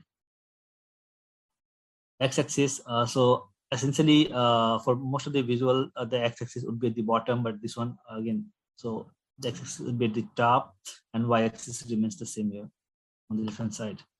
So the rest of the features for the axis remains unchanged. Colors again, based on how you decide to color this one. So by default is the cell values, as in the calculations, it will be based on the calculations that we have provided on the cell. But at any point of time, we can just choose to select the categories to color the values based on the categories, and automatically you see it would change based on that. Then the sorting, so essentially the sorting is disabled. This is because we have the single values on both the axes. So once we add any other dimensions to this, and we'll look into not here. So instead of average, we can have one average of profit as well. What's happening? Okay, no problem. I think something going wrong here. I'll check for this and we'll come back to you. There's something wrong essentially when we add these additional categories be automatically enabled to pick the values based on which one you would want to sort this. So next is tooltip. So by default, it will take X and Y axis. So whatever in the X axis, it will be display, and on the Y axis, it will display. Along with that, the value selected on the cells to be displayed. So the legend essentially have few different things apart from the all previous visual that we have explained. So essentially those are we have this dendrogram in additions to all the already existing the legend types. So we'll look into that also. Again, trellis, no change with that. So we have this dendrogram additions thing. So essentially this is one option where we can add a dendrogram to this visual, and I'll show you how. So basically we would need to check these values essentially, and we would need to update this. So we can select here dendrogram at what level. Is it at the row level or the column level we would want to display, and based on that it will automatically create a kind of hierarchy between this. So that we select, so automatically you see it would kind of add this value and automatically kind of creates an hierarchy set of things. So at any point of time it can be changed, and another level of dendrograms can be added essentially to this visual. And based on that, how the update of this could happen, should happen, whether right now we need to click on update to update the settings, but it can be selected to automatically for it to be updated. And then we have this running line color essentially at the top, so how those will appear. So essentially these are more related to the data that we have. And apart from that, we have subsets and override items. So just not spending too many times over this. Next is the KPI. Essentially, again, this is one kind of visual where we can display the calculations, very straight calculations on the kind of play cards on our visual. So essentially, when we click, yes. Anyone have any questions? All right. So essentially, there are few things which can be or which are displayed on the KPI, and we have this way to select between them what to display and what not to display. A KPI can be created based on categories of a column, and essentially automatically based on the categories, automatically those number of KPIs can be created. Or again, we can choose to just create individual KPIs for our own calculations. So essentially, if you see there, this is based on the first, same day, second class, standard class. So this is part of values from the shipping mode. So I'll right click on it and I'll go to the properties. So at the top level, again, like a map chart, we have here again properties of properties essentially. So at the top level properties, apart from the general, which is very common. We have appearance. So the appearance, essentially, we don't have too many options. It's just that we can increase or decrease the width of the KPI essentially. So based on the values it's holding, we can choose to change the width of it, and based on the space. So again, this is one of the limitation in Spotfire, that there's so many times the user comes back to us and asks that we are not displaying too many information still, why the height of the KPI are it's way too big, can't we decrease it? But again, that's something which is not in our hand. So essentially there's sometimes what we do in such cases is that we create a KPI of our own using this HTML and CSS blocks. So we can also look into those, and how we can do that once we are done with the native visual that we have in Spot. So going back to the properties, appearance. So appearance, we have this, we can change the width, and again for separate color, marking for separate color. Then we have the fonts, and we can just change the descriptions on the fonts, nothing else. Then we have the KPIs. A KPIs, because we can have one or more KPIs can be added to a KPI chart. So essentially right now it seems that we have 4 KPIs, but no, it's the same KPI. It's just that they are distributed among specific categories. So let's look into the settings of this. So we can at any point of remove the existing one. So what I'm going to do is I'll remove the existing one and I'll create a new. So I'll create an add. So as soon as I created this add, so automatically the properties of the newly added KPI would pop up. So again, it has this general, which can only provide a title of the KPI. Then the data, again which table it's pointing to, what are the marking, limiting, and those informations. Appearance of this.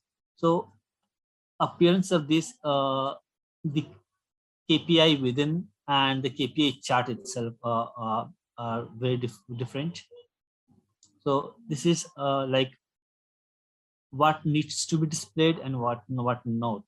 So essentially, if you see that a KPI chart, it displays the categories of the value within which the different cards has been split, the values, and then we can see a spark line down here. So essentially these are again define how the data that has been the calculations we have mentioned here, how they have changed over time. So obviously we would need to define a column which has this information about the time period. So out of all these 3 options, we can just any point of time we can select what to display and what not to display. So these are about appearance. So we can check, and based on that automatically it will adjust for its space. So for the spark line, we can add scale, we can include origin. So how many spark lines we need to display? By default it's single displaying. We can just select to multiple. Then again for the time series, if there are any missing time or missing values in between, so do we need to compensate for that or not? Now the tiles without KPI values, substitute values with blank. So essentially there can be situations where the values or the categories that we have selected doesn't have any sales done. So in those cases, what we need to display, do we need to display them at the blank, or we can just have some custom text like hyphen or anything mentioned there? And what would the background color? So we can just select from here. Now moving to formatting. So again, it's same as all previous formatting for the numeric value. The values. So this is where we select a different what to display and what not. So essentially the sum of sales is the value in between, based on which the calculation would display, and the time x-axis order date. So as I said that this the spark line that we have mentioned here to be displayed, this spark line depends on the date value, the time period column selected here essentially. Okay. And then the number of KPIs being automatically created for the sum of sales depends on the category, the column displayed here. So whatever column displayed here and whatever the number of unique values it holds, automatically the sum of sales would split into those many different KPIs. So if you don't need it at any point of time, you can just have it removed. And this will give you the overall sum of sales within the KPI. So we can select our own. And then the last one is the comparative value essentially. We can select one more measure apart from the sum of sales essentially to compare the values. So let's say with sum of sales, you can just have the sum of profit essentially to see how for each segment, when the sales is this much, we can just see what is the profit being made across. And again, at any point of time, you can just change the display name. Like we can mention as, you can give some text to this. So instead of displaying the actual function and we will receive the column names, so something more meaningful can be displayed both for the actual value and then for the comparative value here. Okay, so apart from that, we can change the colors. So by default, the colors are taken with the values from the y-axis defined here, and based on that it will select the gradient, but at any point of time we can manually change them as per our choice. Again, sorting, so how the tiles could be sorted. So essentially by default it will not be sorted, so but we can select essentially based on any specific columns, and based on the values it will automatically sort the KPI within this. Now actions, this is again very important. If you remember from our previous sessions, apart from the KPI, only one other visual has this option called action, and that is graphical table. So this is very important to remember that out of all the visuals in Spotfire, only 2 visuals support this action. So what does that mean? That means that we can add some functions or some scripts and we can make the visual clickable, be it the graphical table, the cell of the graphical table, or the cards of the KPIs. So by default, you see this is unchecked. So we can have it checked, and automatically we can see that our cursor has become clickable. And what it would do, that would depend on the actions that we essentially add here. That that depends on so many different parameters. Essentially, what we need it. So many times we would want to drill down to some other pages, or mark some specific point on the data, or so different things can be done. So just to navigate between pages, from here we can just select to which page we would want to navigate once we click on it. And there are a few other functions which can be added to these selections, and what that would do is that it would automatically essentially do the task for us. So essentially before 7.0 these options were not there. These functions were not being provided by TIBCO, but now what they have done, so we would need to manually write a script for each of these tasks essentially. So we used to go to a script and then we used to write a script for whatever task mentioned here, but now at least for some 3 or 4 different whatever mentioned here, we don't need to do that. But anything apart from it, essentially we can use the scripting for that. And then we have this data functions can be selected, and what are the data function, I'll show you. We can create our own custom function based on a script or based on Just a quick info, guys. If you want to make a career in TIBCO Spotfire, then Intellipaat provides TIBCO Spotfire certification training, which is taught by the industry experts. The course link is given in the description below. Now let's continue with the session. And we can use it. So what that would do is essentially it will call the functions, and whatever mentioned in that functions, it will automatically trigger the event. So to remember, again, subsets and source item is the same. So similarly, you can add more, and automatically, it would create automatically pick the default columns that it can find by itself, but you may at any point of time go to the settings and change them. So right now I'll just remove the other one. So any questions so far?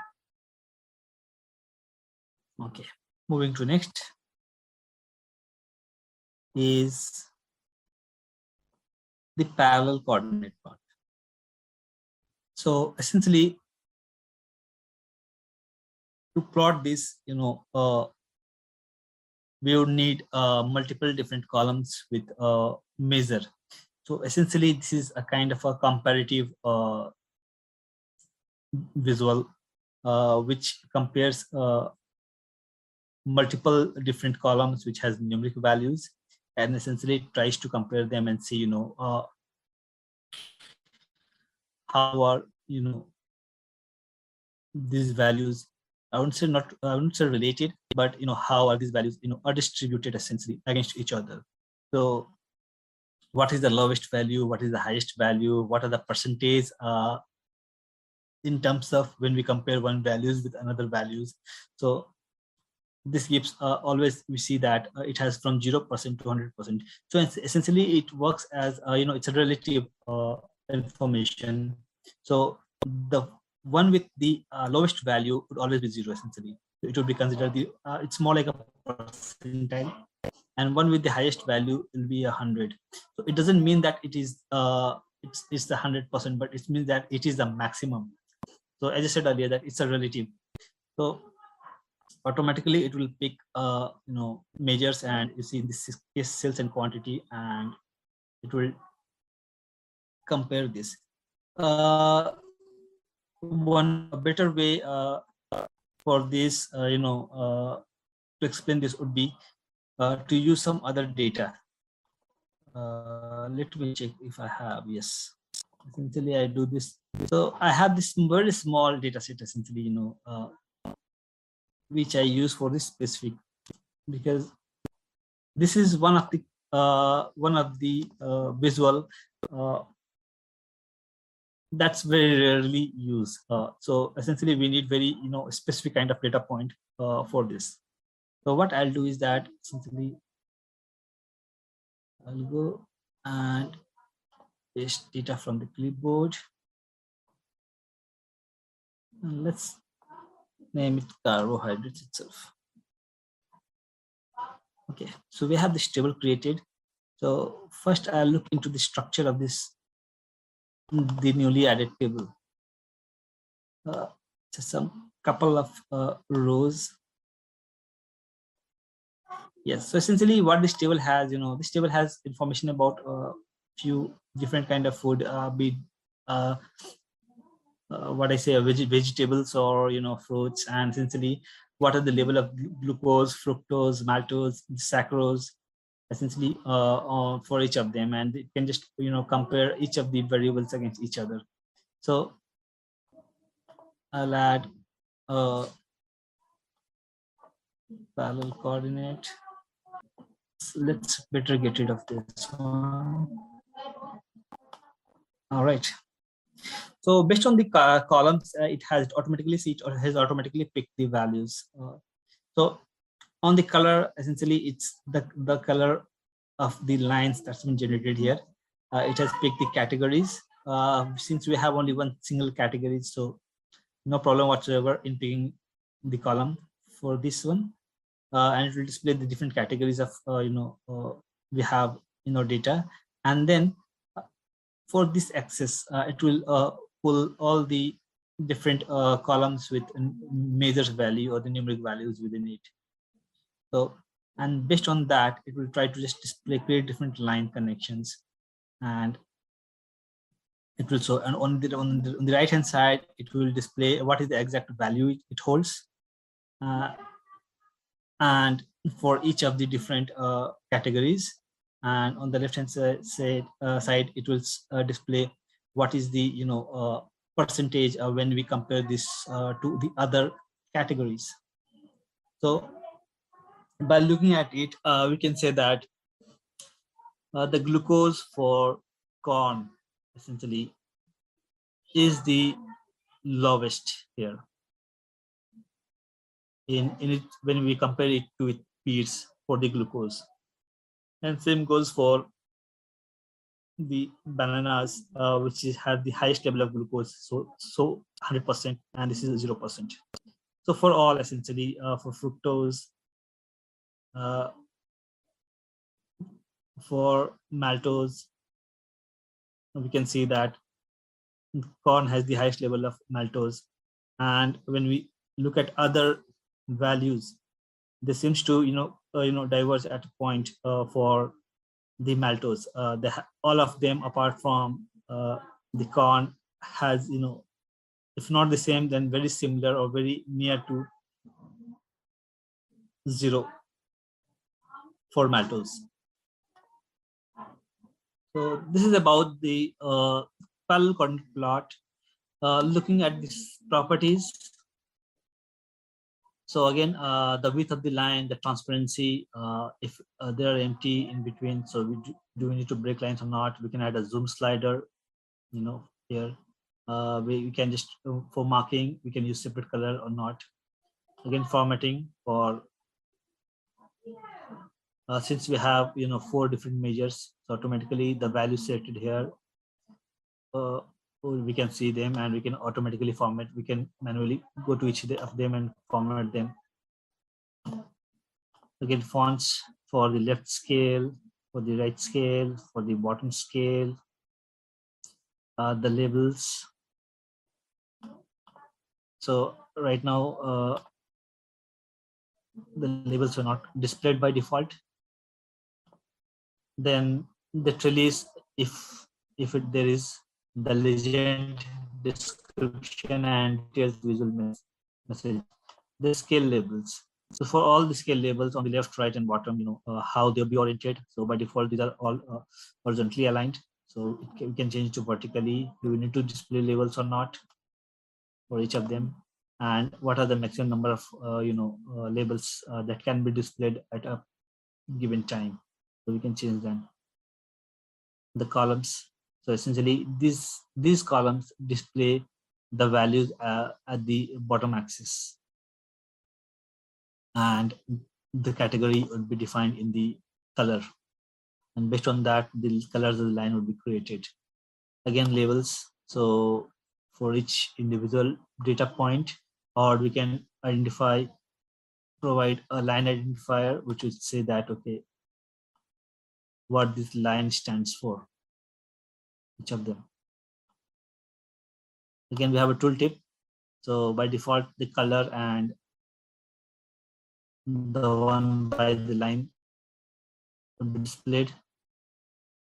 Legend, trellis, line by again. So line by are created by automatically the number of rows it has, and automatically that would generate the line for it. So row number, it's a function used here, and that's the default one. Then subsets and show hide items. Okay, so I'll quickly move to the next, and the next is the summary table. So as I said earlier, it's a kind of a table again, but it holds the overall summary of the data that we have essentially. So we can select our own, column. Essentially, what it does is it takes all the columns which has numeric value. In this case, the postal code, it's not numeric, but there may be chance that the data type it has, essentially maybe of a numeric type. So I'll just quickly go to the column properties and just try to see what is the value. So this is again one of the properties where in you can find few different information of our table. So I'm looking at postal code. Yes, this is integer. So for that very reason, even though this is a categorical column, but because of its data type, the Spotfire, thought it to be a measure and included it on the report. So what it does is that automatically it will pick a few different functions, and based on that, it will just give for each of the selected column what are the overall sum values, the average, mean, max, median, or the standard deviation. So kind of summary of the overall data. I'll go to the properties. So general and data are the same. Appearance again, do we need to display the cell borders? And since this is a tabular structure, so if you remember in our initial session when we were going through the table plot, we were able to see this same option. Do we need this table to be exported by the end user when they are viewing the report from the web player or from the browser essentially? Fonts again for the table text, headers, legend, descriptions, columns. So now this is what are added. So automatically it always picks the numeric values, but you can at any point of time add essentially other categorical values. But based on the nature of the data it holds, it will choose what to display and what to not to display. Since these are categorical values, so there is it doesn't mean the sum or average or median standard deviation. So it will always take the min and max based on the alphabetical order of the texts it holds. Again, sorting. So do we need to sort them based on any other specific column? So the column in this case are the different aggregations being selected here. So automatically it would be sorted based on whatever the function selected here. Statistical measure. Now, how many columns will be created? That depends on the functions selected here. So these are the default functions which have been selected when the table has been created. But at any point of time, we may remove any selections or can add more selections or more different functions from the left hand side. And automatically those main number of columns would automatically be generated here. The legend and subsets are again the same, so no change for this. Quickly move to my last piece on this visual type, a box plot. So essentially, in a way, this is very kind of we can compare essentially the kind of the data, the way that it represents the data essentially. So to a scatter plot essentially, because again this is one of the visual which provide information on the distribution of the data, how they're correlated, do we have any outliers. So essentially we know what is an outlier, right? So in a general term, any values which which are not expected essentially within a specific group, I would say. So those can be considered as an outlier, but in a way, anything which are lesser than Q1 and more than the Q3 can be the outliers. So how does it work essentially? So again, the values on the box plot, similar to scatter plot, can be aggregated. They can be straight values essentially, because they are they can be compared individual data point to data point. So the box plot, this is also known as a box whiskers plot, and essentially it has the way to represent the data that we would need to see that. So let's let me try and change the value for this instead of sales. And for the sake of our understanding, I'll add a zoom slider to the y-axis because I would need to see the boxes being generated because there are so many data points. Yes. So this is exactly what are called as a box plot. This is a box and the whiskers plot, and each of these essentially part of this box plot has a representation, has an interpretation and some meaning in its own essentially. So this is a more towards the statistical approach of the data essentially. So at the top, it will display different information, and at the bottom, we have this tabular structure to define the different functions or the different aspects of the data. And again, this can be selected. More information can be added to this. So now let's see what they mean actually. So essentially, if you see, the values it holds essentially is the upper edge of this wider box. There are two components of this box essentially. One is the thinner line at the top and at the bottom, and then we have the boxes, the wider boxes in between essentially. So the top edge of the box is the third quartile, the value of the Q3 range. And similarly, the bottom edge would be the Q1. The one in between, the white in color essentially. So that is the median value essentially of these data point essentially. And apart from that, the top one, this is called as the upper adjacent value, and the bottom one is the lower adjacent value. And any data point below the lower adjacent value and the upper adjacent value are the outliers.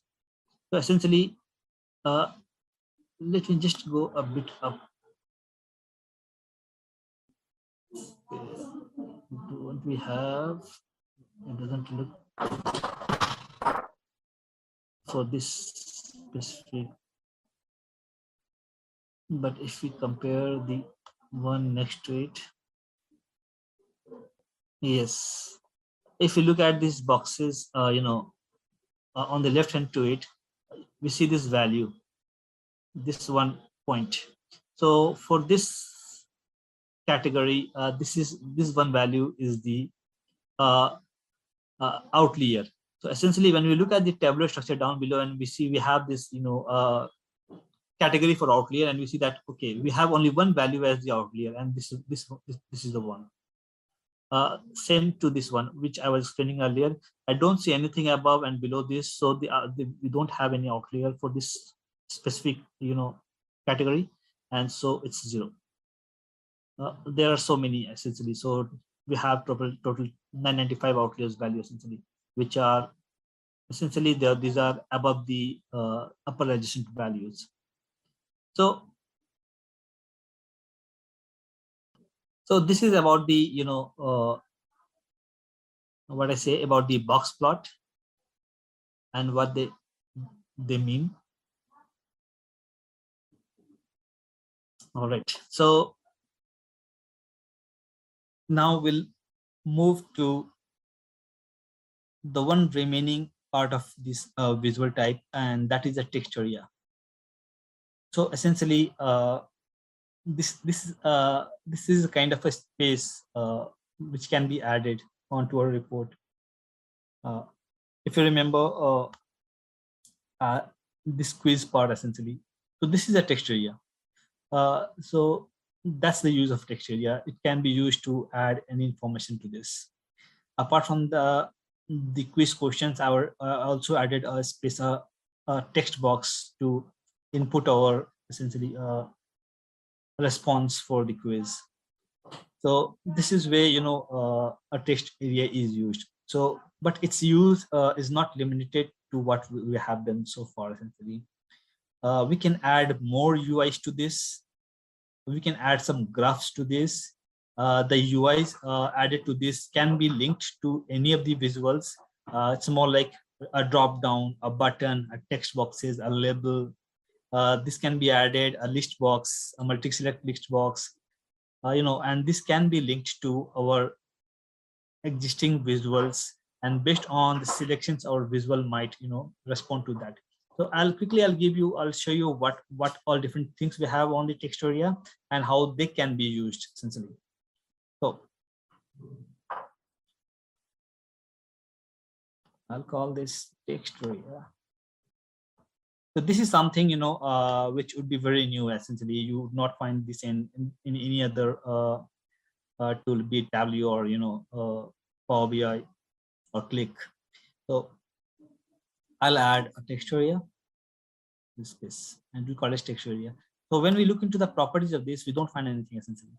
It's just that do we need to display a title bar or not, and then do we need to include a configuration or for the bookmark or not. So essentially, this is something which we'll keep for later to explain when we look into the other, the bookmarks and other information things.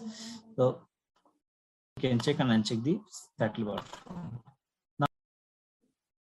Now we have at the top, we have this logo, maybe at the top or the right or at the center anytime of the different organization or for the clients we're working for essentially, and their logos will be placed. So those things can be done from here, and I'll try to show you one example for that as well. So image can be inserted, a URL can be inserted from here, which on click it will take us to that respective page. We can give the background color for this essentially based on the theme we have selected. So again, a theme is something which I'll show you something. The theme of the overall dashboards can be changed, like how it would be right now. If you see this, everything is in light color or white shade essentially. So those can be changed, and it can be changed to some darker theme, or we can have a custom theme of our own.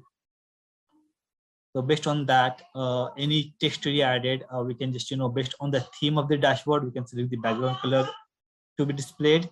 And then this is the main, few important part of the text area. The first one, the fourth from the right hand side, it is called as accent control essentially. So when you click on it, it will pop up a window essentially. So what does this accent control? It says it provides us a way to add a button or a link or an image button essentially. What does it mean? That it means that whatever thing we are adding to the text boxes, those will allow it, those will be clickable, and on the click of it, it will allow us to perform certain actions. What can be the actions again? So we have predefined functions, those which can be added, right?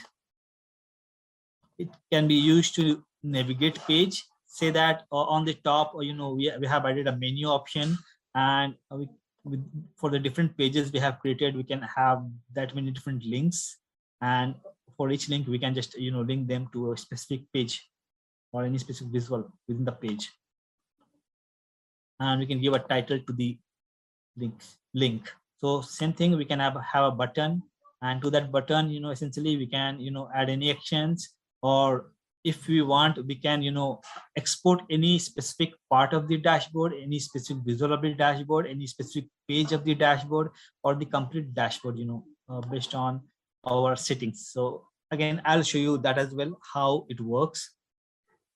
And apart from that, we can add a script essentially.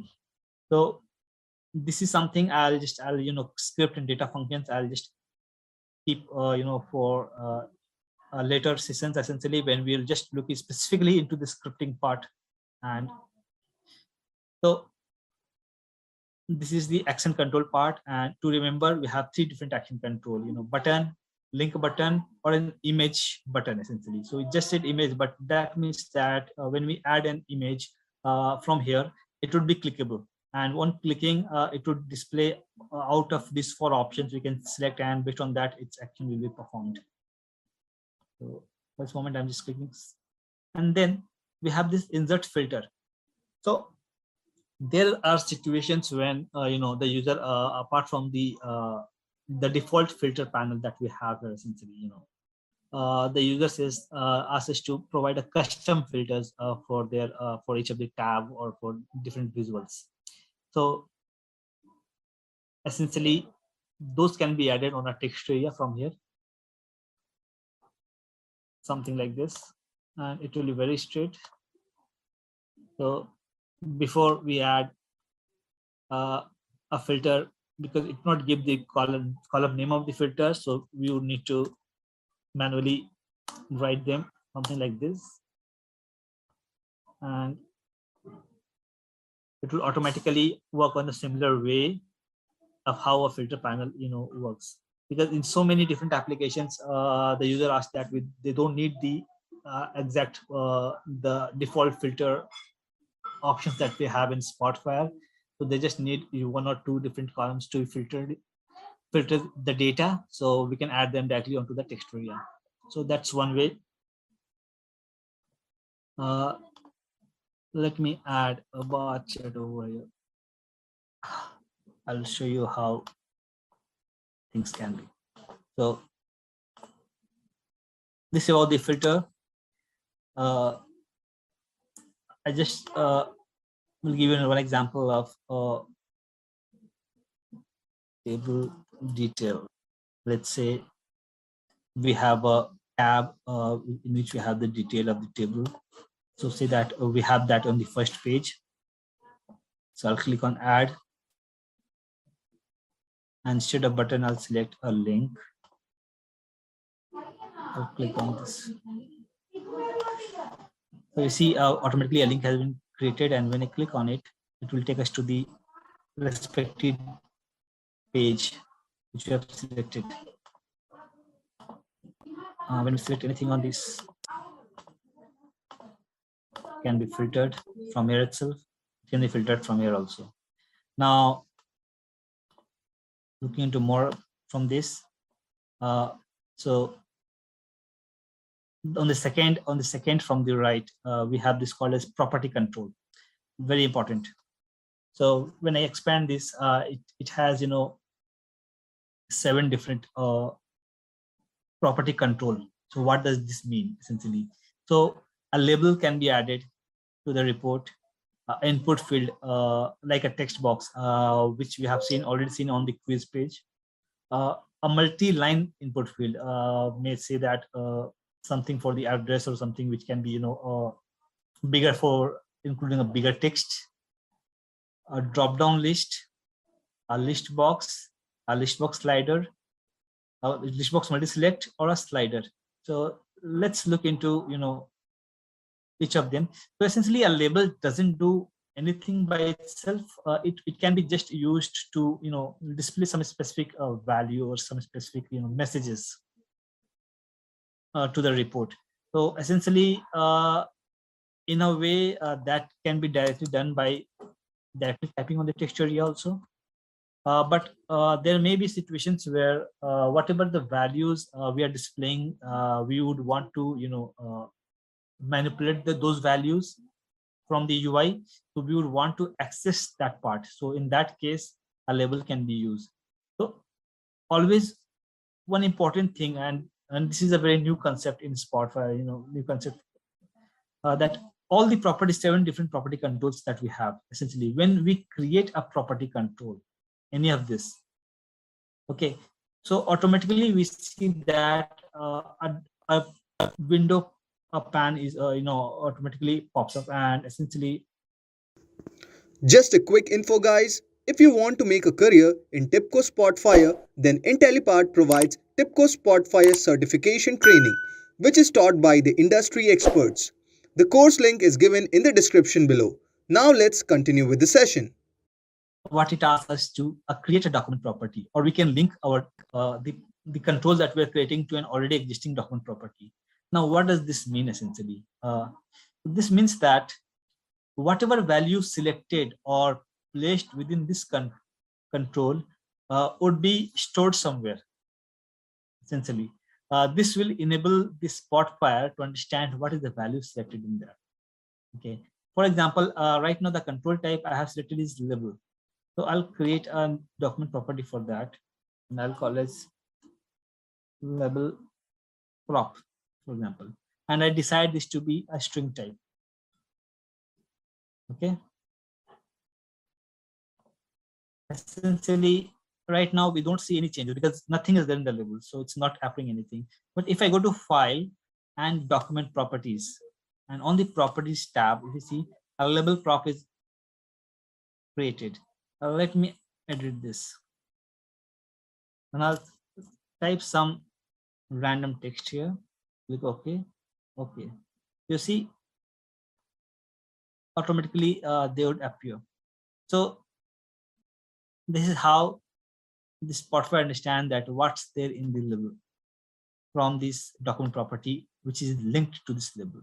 So all the property control that we create, they would need to link to a document property. Essentially, the document property varies with the type of data it would hold.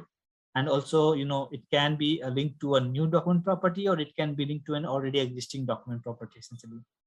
I'll give you one example, essentially, and that will make more sense. So let me remove this, essentially. Let me take a drop down. All right. And I will create a new document property for the drop down. I'll say drop down property. And the name, whenever we give, it would not accept any space drop down property. You can see the name is created. All right, so we were discussing about the drop down. So essentially, apart from fixed value, we can select different columns that we have in a table. So it depends on the tables that we select here, and automatically the selected table, all the columns that it has will be displayed here. So again, we can select, we can choose to display or to select all the columns in the list, or we can select any specific columns from here. So for that, essentially, we would need to create another control, another property which is called as a column property. So essentially, I'll say that column selection drop down,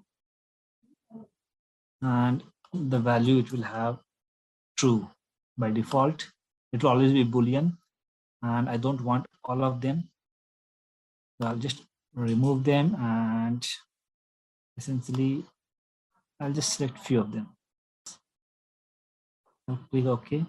So it will allow me to make a own list of columns which can be selected, and I can use this column selection drop down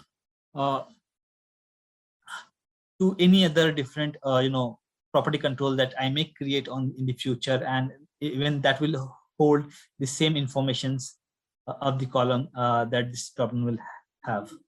Now so essentially what I see is that a drop-down has been created with a list of different columns from the table, and automatically the first column has been selected. So if I'll go back to the file and document properties, I see a document property has been created, and since order ID has been selected here on the drop down, so order ID has been selected here. Now, what can be done with this drop down? There are so many things. It depends, essentially. I can link this drop down to this bar chart or any other specific chart to be, to say that there may be a need that the categories on the x-axis, we would want it to be, based on the selections from the user. They may change it any point of time, essentially. So I would want to link this x-axis with this drop-down. So any selection on the drop-down would automatically change this link. So how we can do that? So we would always need to remember that all the property control, they don't have its own name. So they are represented by the document property which is linked to this. So when we created this drop-down, we created a document property. Again, I'll go back to here.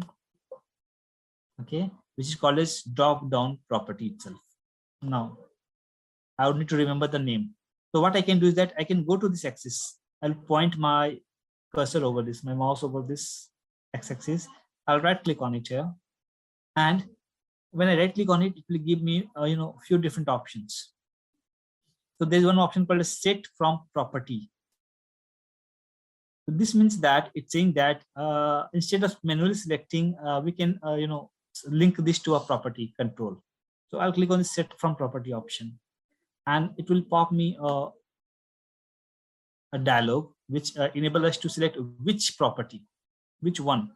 So I would want to connect this with this drop down, and for this drop down is drop down property, which I have just created. I'll click OK. See, so now this both of these are linked to each other essentially. All right, so this is one way of using this property control. There can be other way that can be. I'll give you another example for that. Let's say a drop down or any property control can be also used as kind of a, not exactly as a filter, but it can be used essentially to limit the data essentially on the selected value. So there may be a situation that we would want to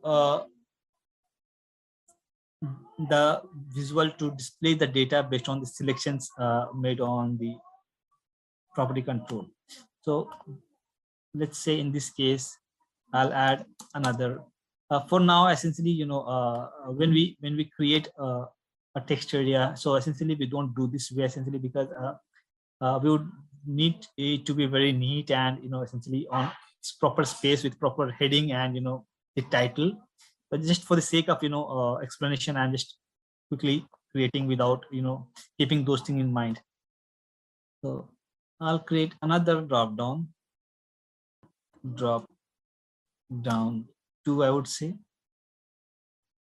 and instead of column selection, I want it to hold values from a column and not the order ID. Let's say it hold the customer name. So what I would want is that when I select any specific customer from here, automatically our visual should change with respect to that. So now how I can link this drop down to this one, because this is something which are unique values, so we can't link this to our the x-axis or the y-axis or any axis in that case. So what we can do is that, again, we know what is the name of the document property we had just created. It's called as drop down 2. Fine. So what we can do is we can right click on the properties of the visual, go to data, and if you remember, we have this limit data by expression, right? So on the left hand side we see all the column names.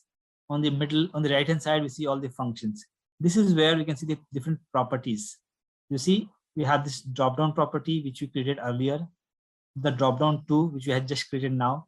So this can be used here. So essentially what that will be, the drop down 2, it holds the name of the customer. So my expression will be something like customer name should be, since this is a string value, you see at bottom we'll find the resulting expression. It means that since this is limit using expression, so it will limit the data only for this condition. Customer name, it will only display the data related to the specific customer. Yes, so this is again another way of limiting or filtering with the help, but the one important benefit of using property control for this purpose is that a property control, I'll say, when I double click on it, it takes me to the document property it is linked to. And again, to this document property, we can link a script. So essentially what will happen is when there is a change in this document property, the script will be triggered. And when the value would change, when we make a selection on this document property. So we can have some very some scripts or something, and what again that is a separate topic essentially. I will define you, or I'll also explain you the use cases on which cases and how this can be used essentially. There are enormous different ways things can be done essentially, and it's very difficult to explain why a script and where it can be used. We have big window of space that can be where it can be used essentially. So I'll be explaining you those. So let me know if you have any questions so far. Let's look into another way of one more way of using the property control, and then we can proceed. Apart from the limiting and the x-axis, where how a drop down or how a property control can be linked to a bar chart, it can be linked to the color essentially. So the columns that has been selected here would automatically, the bar chart would be colored based on the category it has.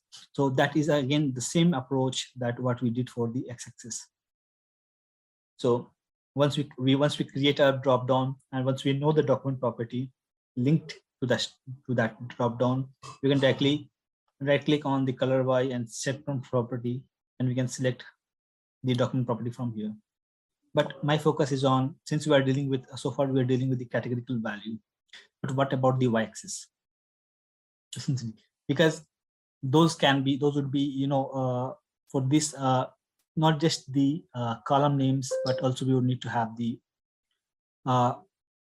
what I say is the aggregations to be used, sum or average, the mean or max, or what is the average. So there are again multiple approaches for this.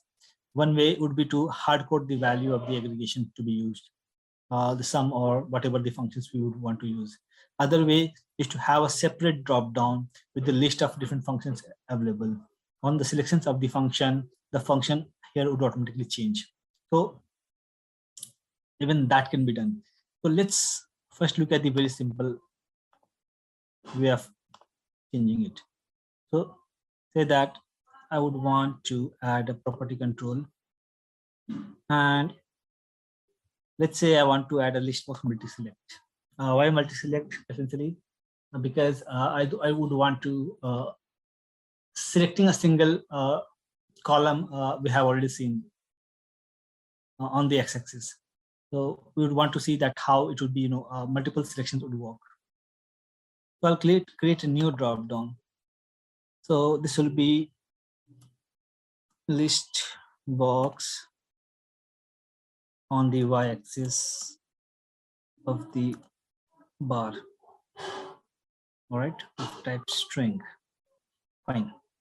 I will it will be a column selection. I will take a new selection. I'll take a new property, and I will name it as y-axis bar call collection of type true.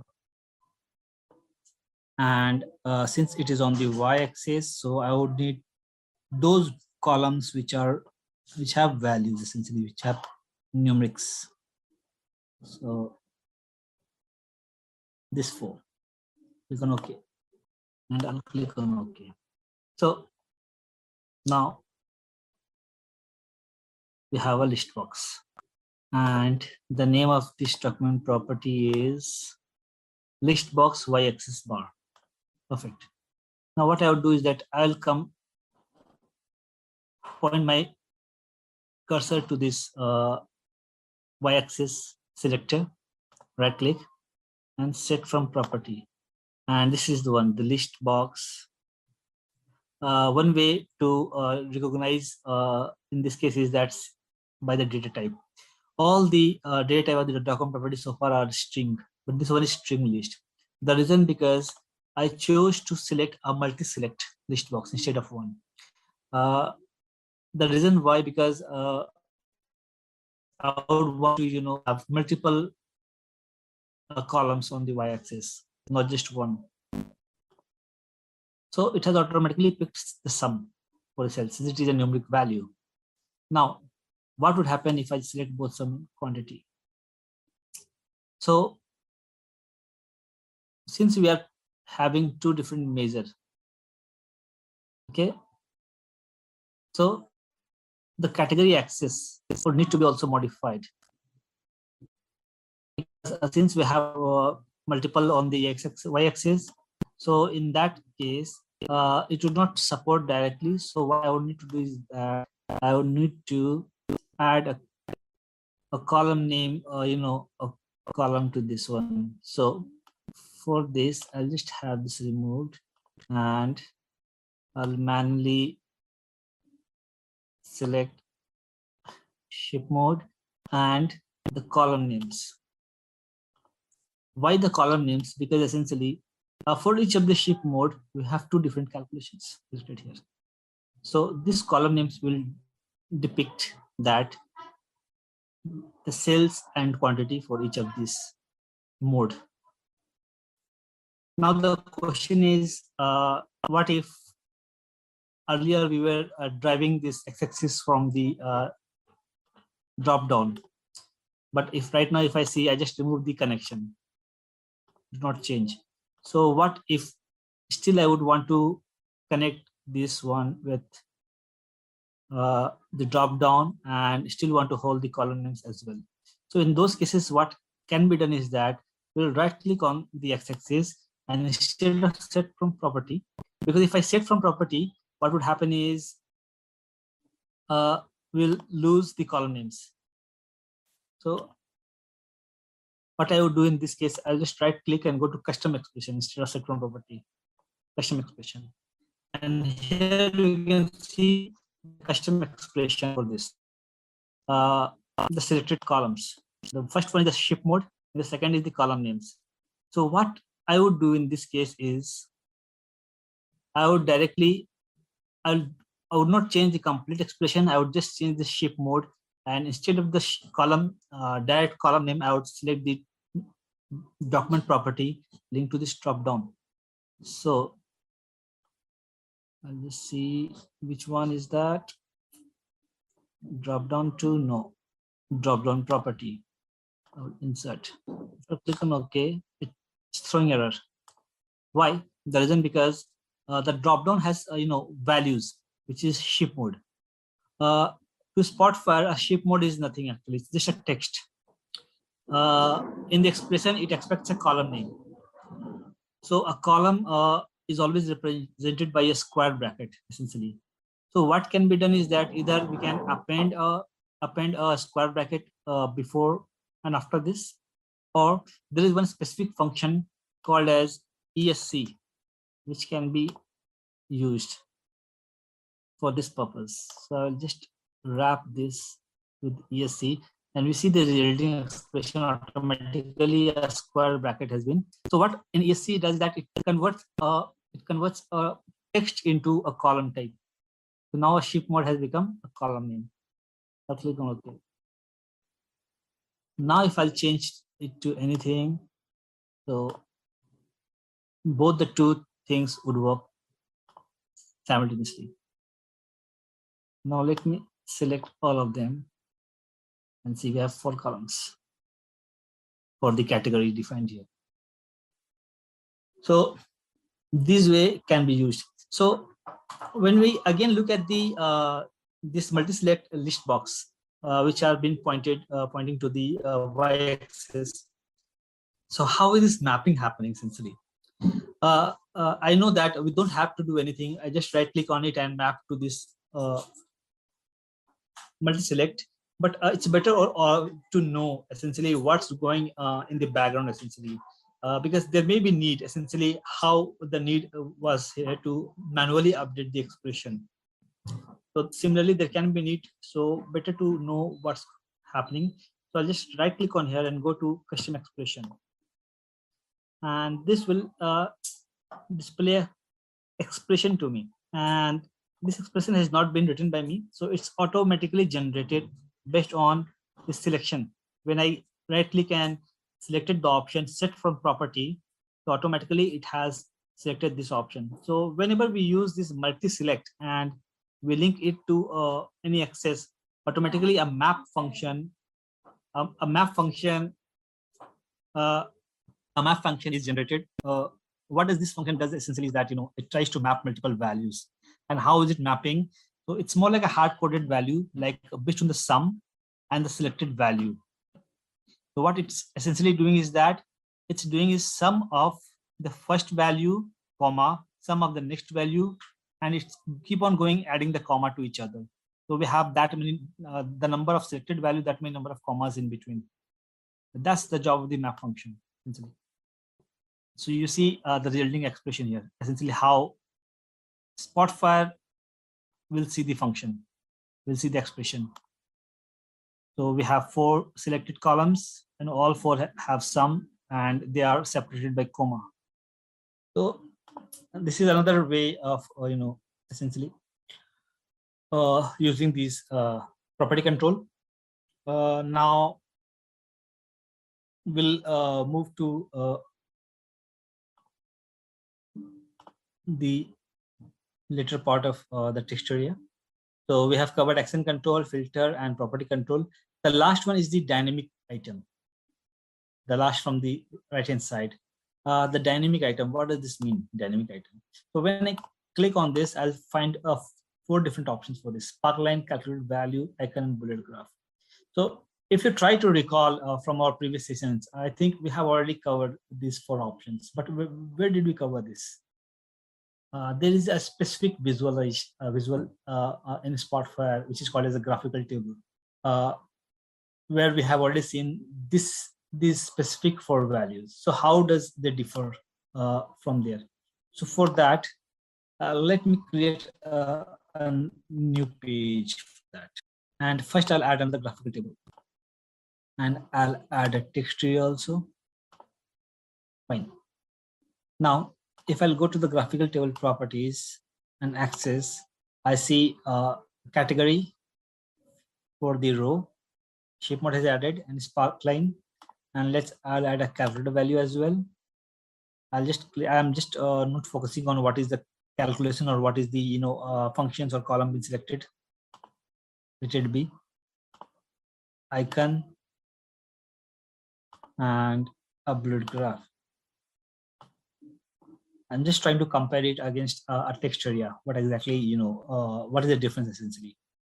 So the only difference I would tell while creating these is, let's first go and create a sparkline. Okay, so I'm not looking into the setting of it essentially. So what essentially it does is that it created a sparkline. But how does it differ from a graphical table? So it differs from a graphical table in a way that whatever we create, whatever dynamic item we create on a text area, it is for the overall value. It's not being distributed across any specific column. But when we see the same thing on a graphical table, it would always divide the data across the column selected on the axis, the first value. All right, so that's the only thing. In this case, the sparkline, we have 4 sparkline, each for the shipping mode. But here, this is irrespective of the shipping mode. This is for the overall data and the settings that has been provided. Like what are there in the axis, like the sum of sales, how the sum of sales has grown over this order date, monthly for each month. Okay. So again, similar to the graphical table, we can add action to this as well. So same goes for all the information that we have here, be it a calculated value. So we can, use a calculated value to display on the text area, essentially. So this is again one very handy way, essentially to display the data. So you can create your own sets of KPIs on the text area instead of using the native or the inbuilt KPI that we have to display. Again, we can use different icon based on our calculations. And for this, we would need to write the rule based on the conditions, it would automatically create the the icons and the color on the icon. So it's again very similar to what we have already in the bullet, the graphical table, but it's just that the only difference is it is for the overall data that we select. This is the last one from the edit text area property of the text area. Now, but this doesn't end the text area just to what we have done so far, essentially, because what we have done was so far with the help of this edit text area, or you can just right click and you can click on edit text area. But just below the edit text area, we see another option called edit HTML. Now, what does that mean? You click on it and I'll see. So this is one way of looking at the text area and editing the things on the text area. What it does is that essentially whenever we add anything on the text area, be it the action control or the property or the filter, the property control or the dynamic items, these are all Spotfire elements essentially, and each Spotfire element have a specific ID. They are very unique. There can be one element with the same ID on a dashboard, be it a same page or with any other different pages. So, and these are automatically generated by Spotfire essentially. So this is more like a HTML content. You see, automatically we created all these 4 elements and within a paragraph tag, p tag. So we would need to have a minimum level of understanding of how an HTML content works. What are the different tags? What are the hierarchy of the HTML content, like from HTML to head to body, essentially. What are the different attributes of a tag, essentially? What are the IDs? What are the different styling that can be provided? Minimum level of information of the knowledge of the CSS. And I'll tell you why would we need that essentially, because this text area essentially, this is so very important in Spotfire essentially. Even it can be not just the whatever that information we have used so far, it can be used to create a different sets of visuals, what is not available in Spotfire itself over this text area with the help of JavaScript and CSS. The last option we see here, when we click on edit HTML, when we edit this using the edit text area, okay. One important thing again, because this can be a bit confusing. That we have 2 ways to add control to this. One is by edit text area and the next is edit HTML. The only thing, the difference is that on the edit text area, we don't know what's happening in the background essentially. We can just essentially how it works on Microsoft Word doc. Similarly, similar kind of control you can see, you'll be able to see, and when you can just click on space or enter, or you can add left align or you can right align, you can add control, and we don't know what's happening in the background essentially. But in the background, automatically Spotfire will be adding tags on our behalf. Now, but in cases when we want to have our own sets of design, so in that cases we can start writing our tags and start writing the HTML content over this area. And also when we reach this place by edit HTML, we see another option called as insert JavaScript. So through this we can write our own sets of scripts for the page. We always need to remember that JavaScript is a page level scripting. So it would not know what's happening on other pages or what's there essentially. So anything with respect to the application level manipulation, if you want to do anything sort of thing, so IronPython comes in picture in that case. And again, anything with respect to the data level, so we have this data function, you can write R or Python. All right, so this is so far about the text area. Any questions so far? Just a quick info, guys. If you want to make a career in TIBCO Spotfire, then Intellipaat provides TIBCO Spotfire certification training, which is taught by the industry experts. The course link is given in the description below. Now let's continue with the session. Then we'll move to our next topic. So,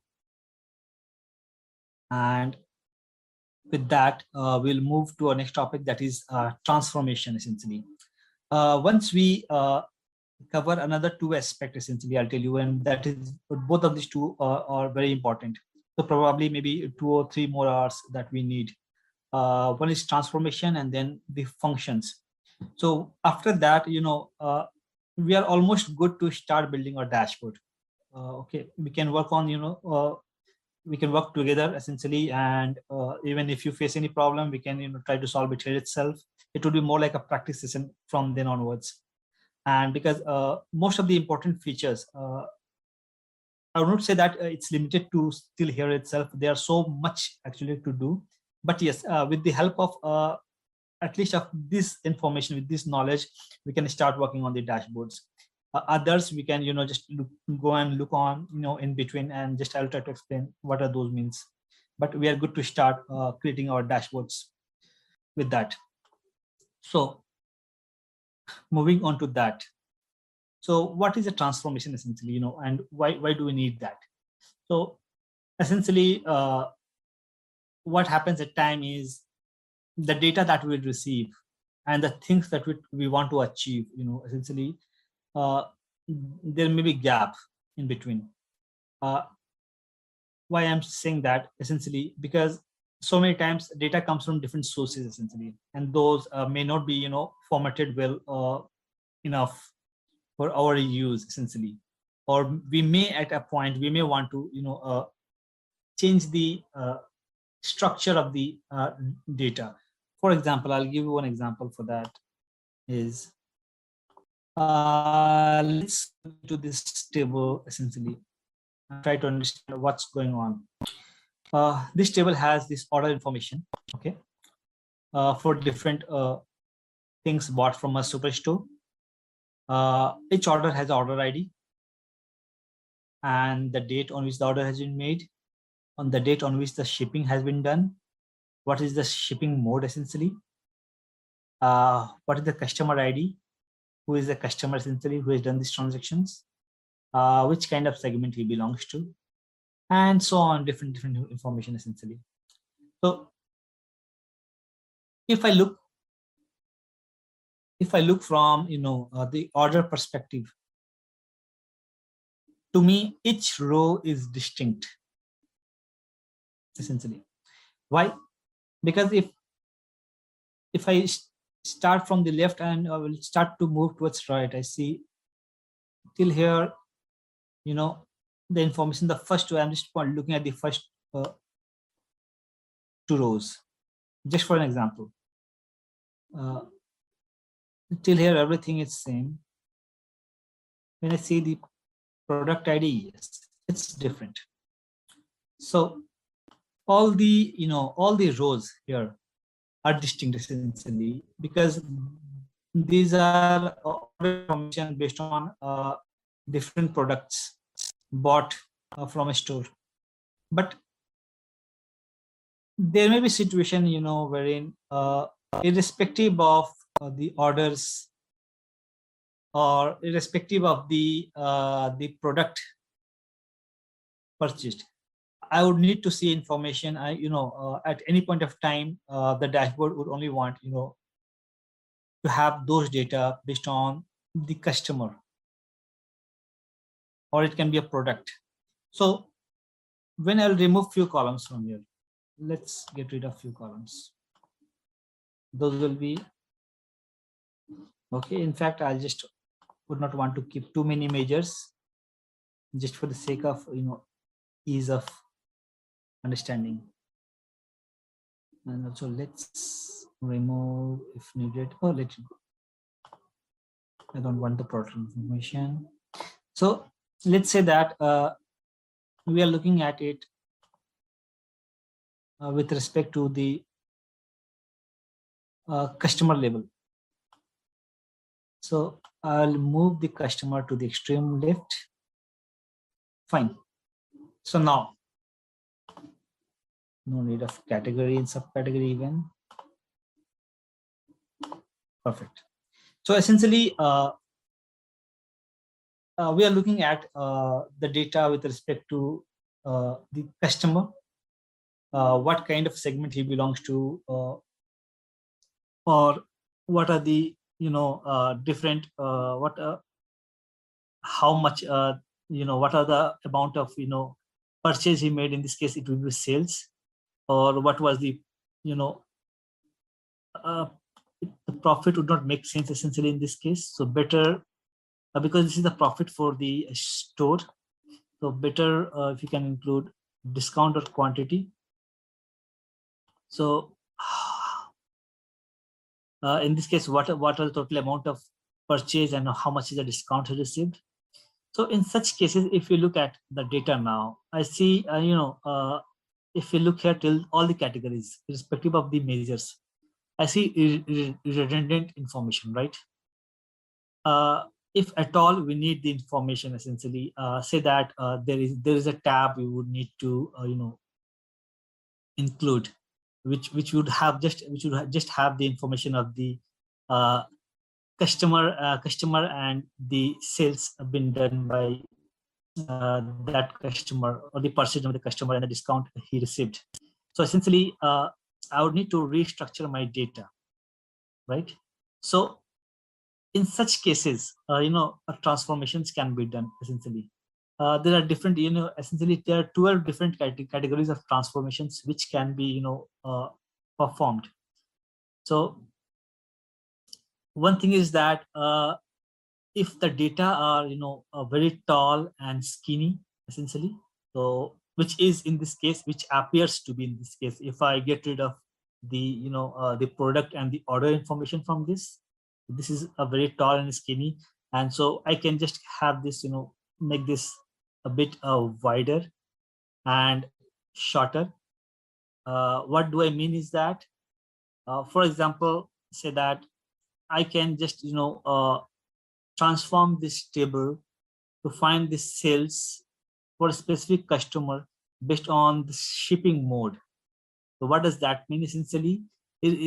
Instead of sales for the overall values, we can have for each of the different shipping mode or each of the different segments for the data essentially. So what that would do essentially is that a ship mode has 4 categories essentially. So in that case, it can help us reducing the number of rows by 4 times by having 4 multiple columns, additional 4 columns for sales, something like sales for second class, sales for standard class, and sales for the other different shipping mode when we are aggregating it on behalf of the ship mode. So this is with respect to whatever column we select for the aggregation. So same thing can be achieved. So this is this approach is more like how we use a pivot table or a cross table essentially. So that's why the transformation in this case would be pivot. So we can essentially do that. There can be a situation where already we have a very wider table and we want to retransform it into a taller one. So we would just need to do the opposite of pivot, that is unpivot. There may be a need where we would want to create a new column with some sets of calculations of our own. We may need to recalculate the existing column. I would need to change the logic behind the column without having to create a new column. So in such cases, we can replace the existing column. There may be a situation where we would want to normalize the column, as in the value in the column would not be very uniform. So we would want to provide a uniformity to the data, like giving a kind of range between 0 to 1 or similar kind of things. All right, so we were talking about different transformations that we have and how we can add it to our data. So one way essentially of adding a transformation is when we already know and we are very, very well aware of the data, that is going to, fetched into the report. And we do that right away while adding the data in the very beginning. I'll show you that. So when, if you remember, when we try to add a data, remember when we were adding the data and we reached till here, we can see this information called this link for transform data. So when you click on this, automatically this will allow us to transform this our data, and be it whatever kind of different transformation that we see here on the drop down. But again, this is preferable only in that conditions where we already know how the data is essentially, and we are all very certain of how it's going to be. If not, so better would be to add the data as it is, like we have already done. All right. Now, I'm not going to transform the existing data because if I'll just change the structure, all the KP, all the different charts which are built over this table would be become invalid essentially, because the column names can change because of the transformations. It depends on what we're going to do. So essentially, I will pick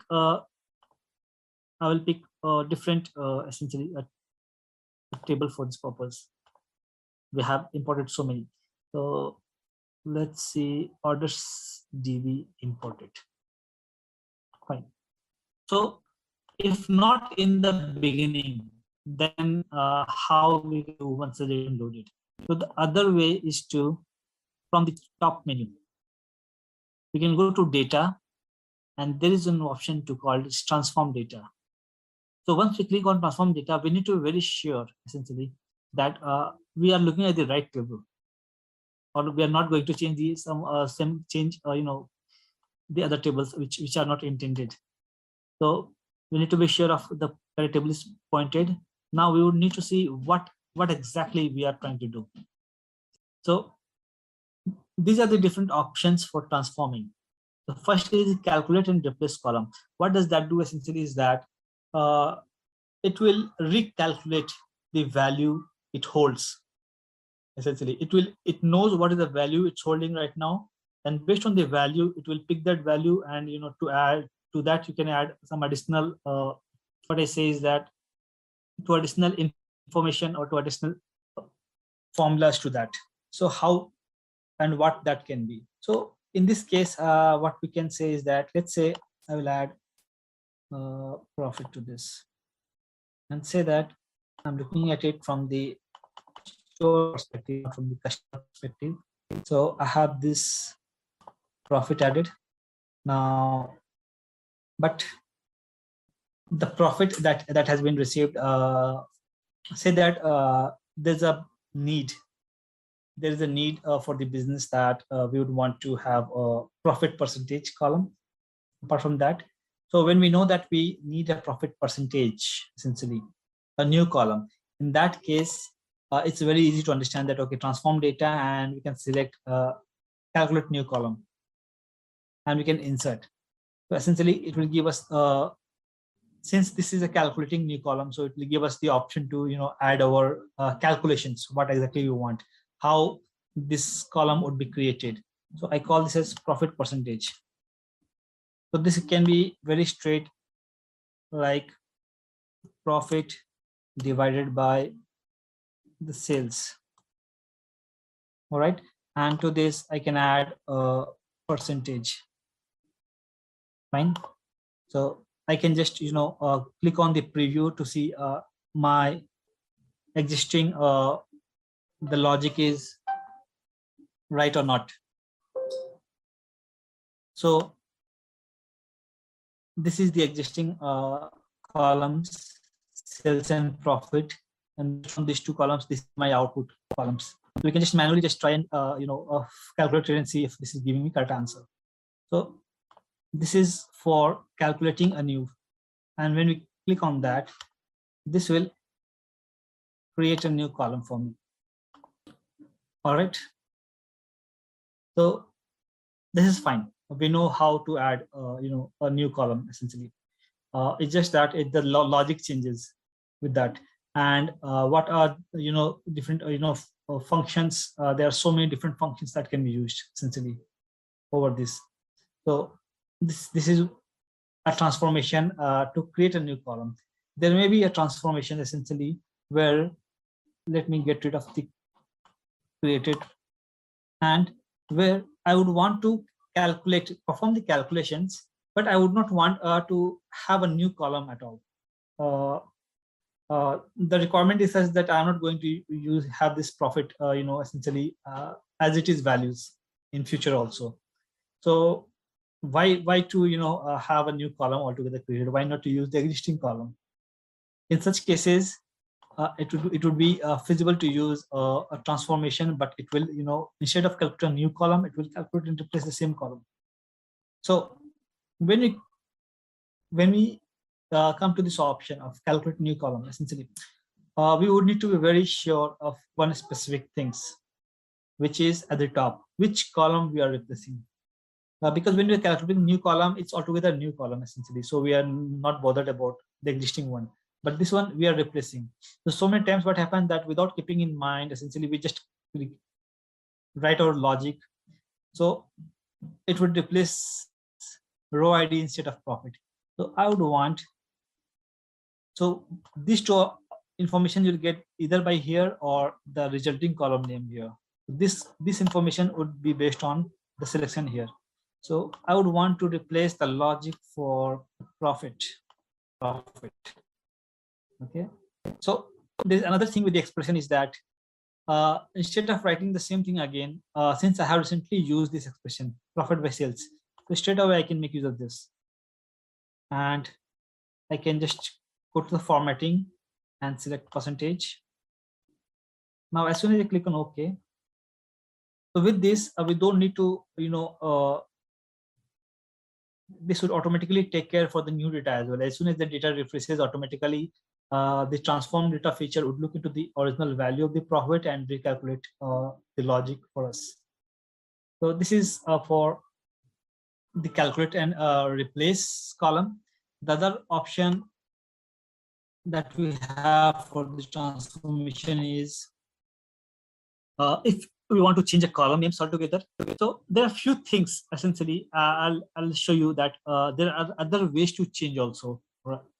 But and how they differ. Essentially, there are easier way. But when we transform, when we calculate a column at the visual or at the report level, or when we just calculate a column with the help of transformations, how does they matter and how does they change essentially? So at any point of time, we can change any column names. So we can come to this change column names window. We can essentially select any columns of our interest. We can add them, and we can just write an expression here to change the name. So this is a very straight transformation. Same thing for the change data type. So at any point of time, if you feel that, for instance, the postal code I see here, it's a real essentially. So because of this, the Spotfire consider this always as a numeric or a measure column. So essentially, we may leave it as this as it is, or we may change it to some different format, maybe some string or something. So you can just select the column that we want to change the data type, and we need to see the data type. Essentially, we can also format it here itself based on different the values of the data type selected, and click on OK. This is the change data type. Then we have a data function. So this is a kind of a new essentially options included which were not there earlier. So what does it do is that essentially you can write a function of your own. Okay, see, we can write a function, and we can use all these different statistical approach to write a function and use that function in our column. So we have already defined, in Spotfire, we have already defined few of the functions. Then there can be few functions which we can define by our own. It can be a more complex with the help of multiple already existing functions, we can create one more function to that, and we can insert that functions, that logic within our own already created column. So that can be done from here.